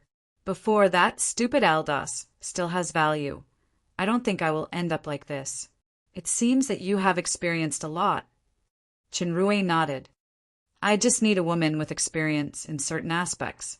While Sally was vigilant, she heard Sir Aguile continue to say, I want to remind you that the Cloak Gang is different from some forces that you know. I have a cloak magic item store. If you don't want to rely on your relationship with Aldous to be a freeloader here, then prove it to me. This time it was Sally's turn to be surprised. This leader didn't seem to be joking. She naturally refused to admit defeat. I will prove it to you, Sir Leader. Chapter 3:16. It could be seen that Sally was a woman with a strong personality. She still had a lass as her brother in her heart. It was indeed a good idea to use the magic store to make her stay justifiably. The Cloak Magic Store was the most popular magic store in Dark Moon City. Master Xingxing's reputation and craftsmanship were quite impressive. Although the Dark Goblin Master only went once a week at most, it didn't affect the business at all. It was crowded every day. With Chun Rui's current mechanics level, although there was still a little distance between him and the two top masters, Xingxing and Sky, in terms of a single mastery, no master in the demon realm could compare with him. The problem was that his master, Arthur, couldn't be seen now. It was more than enough to have Master Xingxing here. Besides, Qinrui's real goal wasn't the peak of mechanics, but the peak of power. This strong determination was not only for himself, but also for the things he had to protect. As for Tonk, Teak, and Tommy, Qinrui just told Tonk some ideas to improve the crossbow, including the scope, continuous magazine, etc., and Tonk asked to join the cloak gang with shining eyes. Qinrui's intention was to use Tonk's specialty to build an institution like an arsenal. Of course, unlike the Mystic Valley, the main goal was to produce some special individual armaments. Qinrui came to the ancient house, the lair of the cloak gang. Due to the arrangement of Sally and the others, the news of the return of the leader had reached the ancient house. Seeing the familiar cloak man appear, the old goblin, Didi, who came to greet him, learned his lesson this time. He didn't make any slogans and ostentation like Constellation, Immortal, Boundless Power, but he saluted respectfully, "Master, you're back!" Previously, when the old goblin, Didi, created the cloak gang by exploiting others' might, he never dreamed that it could develop to the current level. He went from a bottom-level person who could only rely on swindling and reselling to barely make a living. Now he became the most powerful person in the entire estate. He had both money and power. It was all thanks to this master. The old goblin was arrogant in front of others, and he would bully others from time to time, but he was absolutely in awe of Chun Rui. Master could give it to him, but he could also take it back. The old goblin was very clear about this, so even though his daughter had successfully become a mechanic master, he still took care of the cloak gang conscientiously and didn't dare to slack off. "I know about the situation at the night market and the hot pot restaurant." Qinrui nodded. "You did a good job." The old geezer was secretly delighted and replied respectfully, "I was only following Master's instructions. Everything is due to Master's efforts." Qinrui encouraged him and asked, "Are Master Sky and Master Xingxing in the backyard?" "Yes, but Jessie just took Sasa and Master Sky's two daughters out to play." Qinrui remembered the scene of life and death duel with Quick Wolf, Jessie, in the arena when he just reached Alcade State. He felt a little emotional and walked straight to the backyard. In the backyard, Sky and Xingxing were discussing a drawing on the table. Due to the dark goblin's figure, they chose to stand on a stool, which looked a little funny. Qinrui's arrival made the two glanced at him. That kind of gaze made him feel a little uncomfortable, so he bit the bullet and walked in front of the two masters. Aguile, Xingxing jumped down from the stool and stared straight at his mask. "Show me that momentary beauty." "Master." Qinrui didn't expect Xingxing to make such a request. His identity, as Arthur, seemed to have been seen through by the two. "There's no need to hide," Sky said. "When we heard the news that shook the demon realm, we had a hunch." Later, after the trio's specialized genius master disappeared, many related stories were spread around, including the matter of asking the Dark Shadow Queen for the Flower of Mist at the mechanic contest that made him famous. After learning about this incident, I have basically confirmed your identity. In any case, I should say thank you to you. Master is too polite. When Qinrui heard Sky talk about this, he knew he couldn't hide it. Trio specialized master, magic circle genius. Master Xingxing shook his head and said, "I now wonder if you are a different person." "Actually, this is because my teacher passed everything to me." Qinrui thought about it, and this was the only reason that could explain it. "Everything? Then your teacher?" Sky was shocked. "His life has come to an end." Qinrui said this and remained silent. No matter what method you use to reach this level, The current you is definitely worthy of the title of master. Xingxing nodded and said, but you can rest assured that Master Sky and I are both sensible people. We know that you have your own secrets, so even Sasa and Sky's 2 daughters don't know about this. Thank you, Master. Chenrue was relieved and bowed to the 2. In front of the 2 of you, I dare not call myself a master. Okay, don't be polite. Xingxing was a little impatient. A master should have the confidence and bearing of a master. Being too humble is pretentious. You came at the right time. Take a look at this magic facility we designed. Chenrue nodded, walked to the table, and looked at it carefully. His expression became more and more surprised. Although he couldn't see the face behind the mask, Master Xingxing still noticed the strange look in Chenrue's eyes and showed a proud expression. The reason why Chenrue was surprised was not that the thing made by Xingxing and Sky had reached the legendary or epic grade. On the contrary, the quality of this set of facilities had not even reached the excellent grade. This was a set of water supply equipment. To be precise, it was the Demon Realm's tap water system. For a long time, the Demon Realm's water had been obtained by digging wells.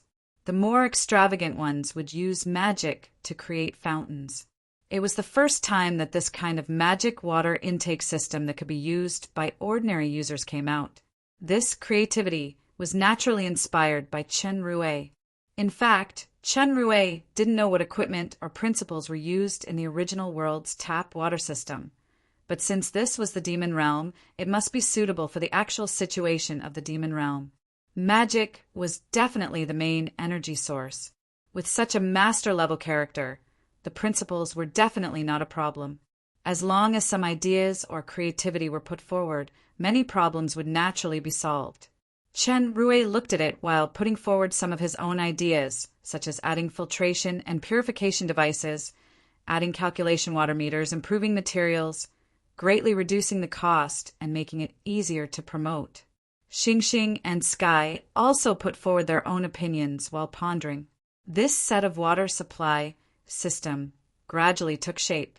Chenrue praised, after the complete improvement and successful trial of the system, I will report it to the Dark Moon Lord Princess Royal Highness and promote it throughout the estate.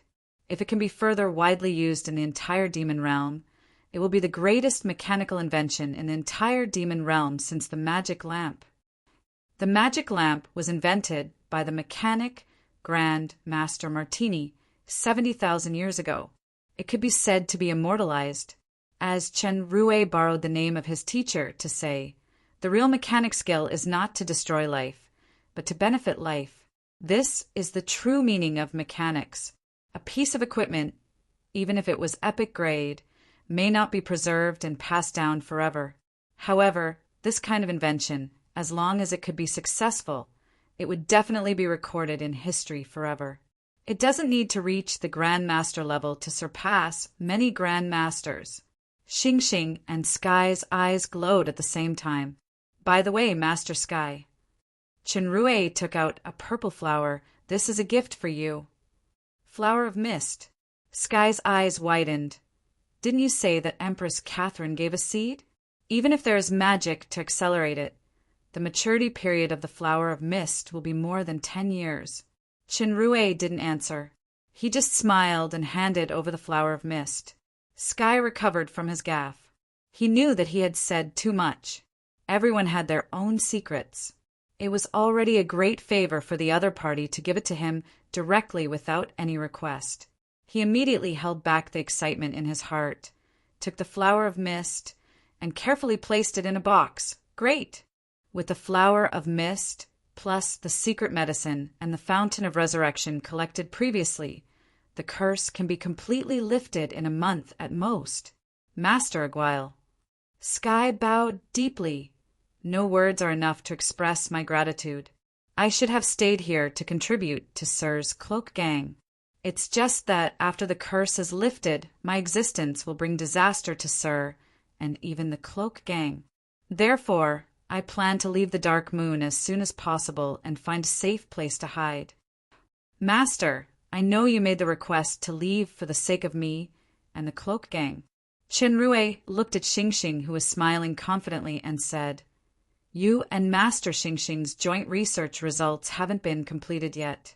Don't you feel regretful if you leave like this?" Sky sighed and looked a little sad.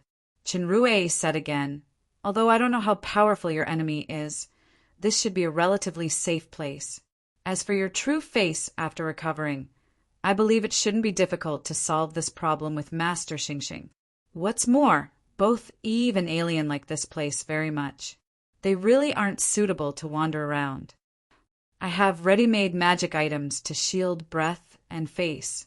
Even a demon overlord may not be able to see through it." Master Xingxing smiled confidently. "Aguile is very cunning. As long as you stay, coupled with Ms. Sasa's relationship, I will definitely stay here for a long time. However, it is undeniable that his plan is very successful." Sky looked at Xingxing, then looked at Qinrui, and finally nodded. "Okay, then, as a trusted friend, I should confess something. Sky is not my real name. My name is Fonsak." Qinrui didn't feel anything about the name, but Master Xingxing was taken aback. "It turns out that you are Master Fonsak, who is known as the top leather expert in the demon realm. Aren't you dead?" In addition to the newly rising Master Arthur, the original top mechanic master of the demon realm was the president of the Bloody Empire's Mechanic Association, Nate. However, the reason why Nate got this title was not because he was the top in a single mastery, but because Nate was a dual mastery master. He could use the rules to win in every master contest. When it came to mastering a single element, those who had truly reached the pinnacle were the three most powerful, top-notch masters. Metal Mastery, Master Anderson. The current president of the Shadow Empire's Mechanic Association. Leather Mastery, Master Fonsak. The former senior master of the Bloody Empire's Mechanic Association, deceased. Accessories Mastery, Master Tetanus. Stateless and free top master. His whereabouts are uncertain. Fonsak was originally the top mechanic master in the Bloody Empire's Mechanic Association besides Nate. He was deeply respected, but he unfortunately died more than a decade ago. Unexpectedly, he changed his name to Sky and came to the Dark Moon. Moreover, he was cursed. There must be unknown secrets in it. Aguile, your teacher sacrificed himself and passed everything to you without reservation. He wanted to help you become a Grand Master first. However, Nate, in order to improve his level, unscrupulously wanted to seize other people's skills through the so-called shortcut. Sky's words surprised Xingxing and Qinrui at the same time. "What is the concept of seizing skills?" Xingxing asked in surprise. "Master Nate, that despicable villain doesn't deserve to be called a master at all." Sky gritted his teeth and said, "My hatred with him is deeper than the Dead Sea." Qinrui thought of Nate's disciple, Horford, in the mechanic contest, and Isola, who was behind Horford, the force in the Crystal Valley. His mind began to turn quickly. Nate is the Mammon royal family with a mutated bloodline. He has a strange talent that can combine dark magic to cast a secret technique to devour other people's consciousness and absorb their memories. Devour consciousness. Xingxing was moved. Is it turning other people's knowledge into your own use? Almost. But this kind of secret technique requires a considerable price to cast. The stronger the opponent's will, the more difficult it is to succeed. There will even be a backlash unless the target is willing. Sky gnashed his teeth. He secretly poisoned and imprisoned me. He wanted to cast a secret technique, but he was backfired by my will and was severely injured. In order to force me to submit, he also kidnapped my wife and daughter and cast a curse on them. My wife committed suicide to prevent me from being threatened. If it weren't for several of my disciples who risked their lives to save me, my 2 daughters and I would still be imprisoned or dead now. Damn it. Master Xingxing slammed the table. I didn't expect Nate to be such a vicious and shameless guy. I must expose this matter and let all the mechanics in the demon realm know what this so-called top mechanic master is. It's useless, Master Xingxing. Nate's power is very great. Since he dares to do this, he must be fully prepared. Besides, it has been so long. Don't act rashly to avoid being implicated. Sky shook his head. Nate sent people to hunt me all the way. As a result, I fell into the poison cloud abyss with my daughter. He declared that I was dead. Firstly, he couldn't determine whether I was dead or alive. Secondly, I was cursed so much that my spirit and reaction were greatly reduced. I couldn't recover to my previous state. Even if I exposed his true colors, no one would believe it. It's just that Nate never thought that I could escape from the poison cloud abyss and even get the antidote to lift the curse. As Sky said that, he showed gratitude to Qinrui.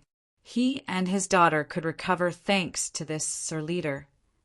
Master Fonsac, Qinrui comforted, you stay here with peace of mind. Use the flower of mist to completely lift the curse first. Don't worry about the rest. We all need to be patient now. When the time is right, we will find the so-called top master of the demon realm to settle the score. Just call me Sky. Fonsac has passed away for many years. Sky nodded and calmed down. He smiled and bowed to Qinrui. From now on, I am an official member of the Cloak Gang. I will leave the rest to Sir Leader. Qinrui returned a salute. After the dark goblin master muttered a few words of the plan succeeded, he looked at Sky with a happy smile.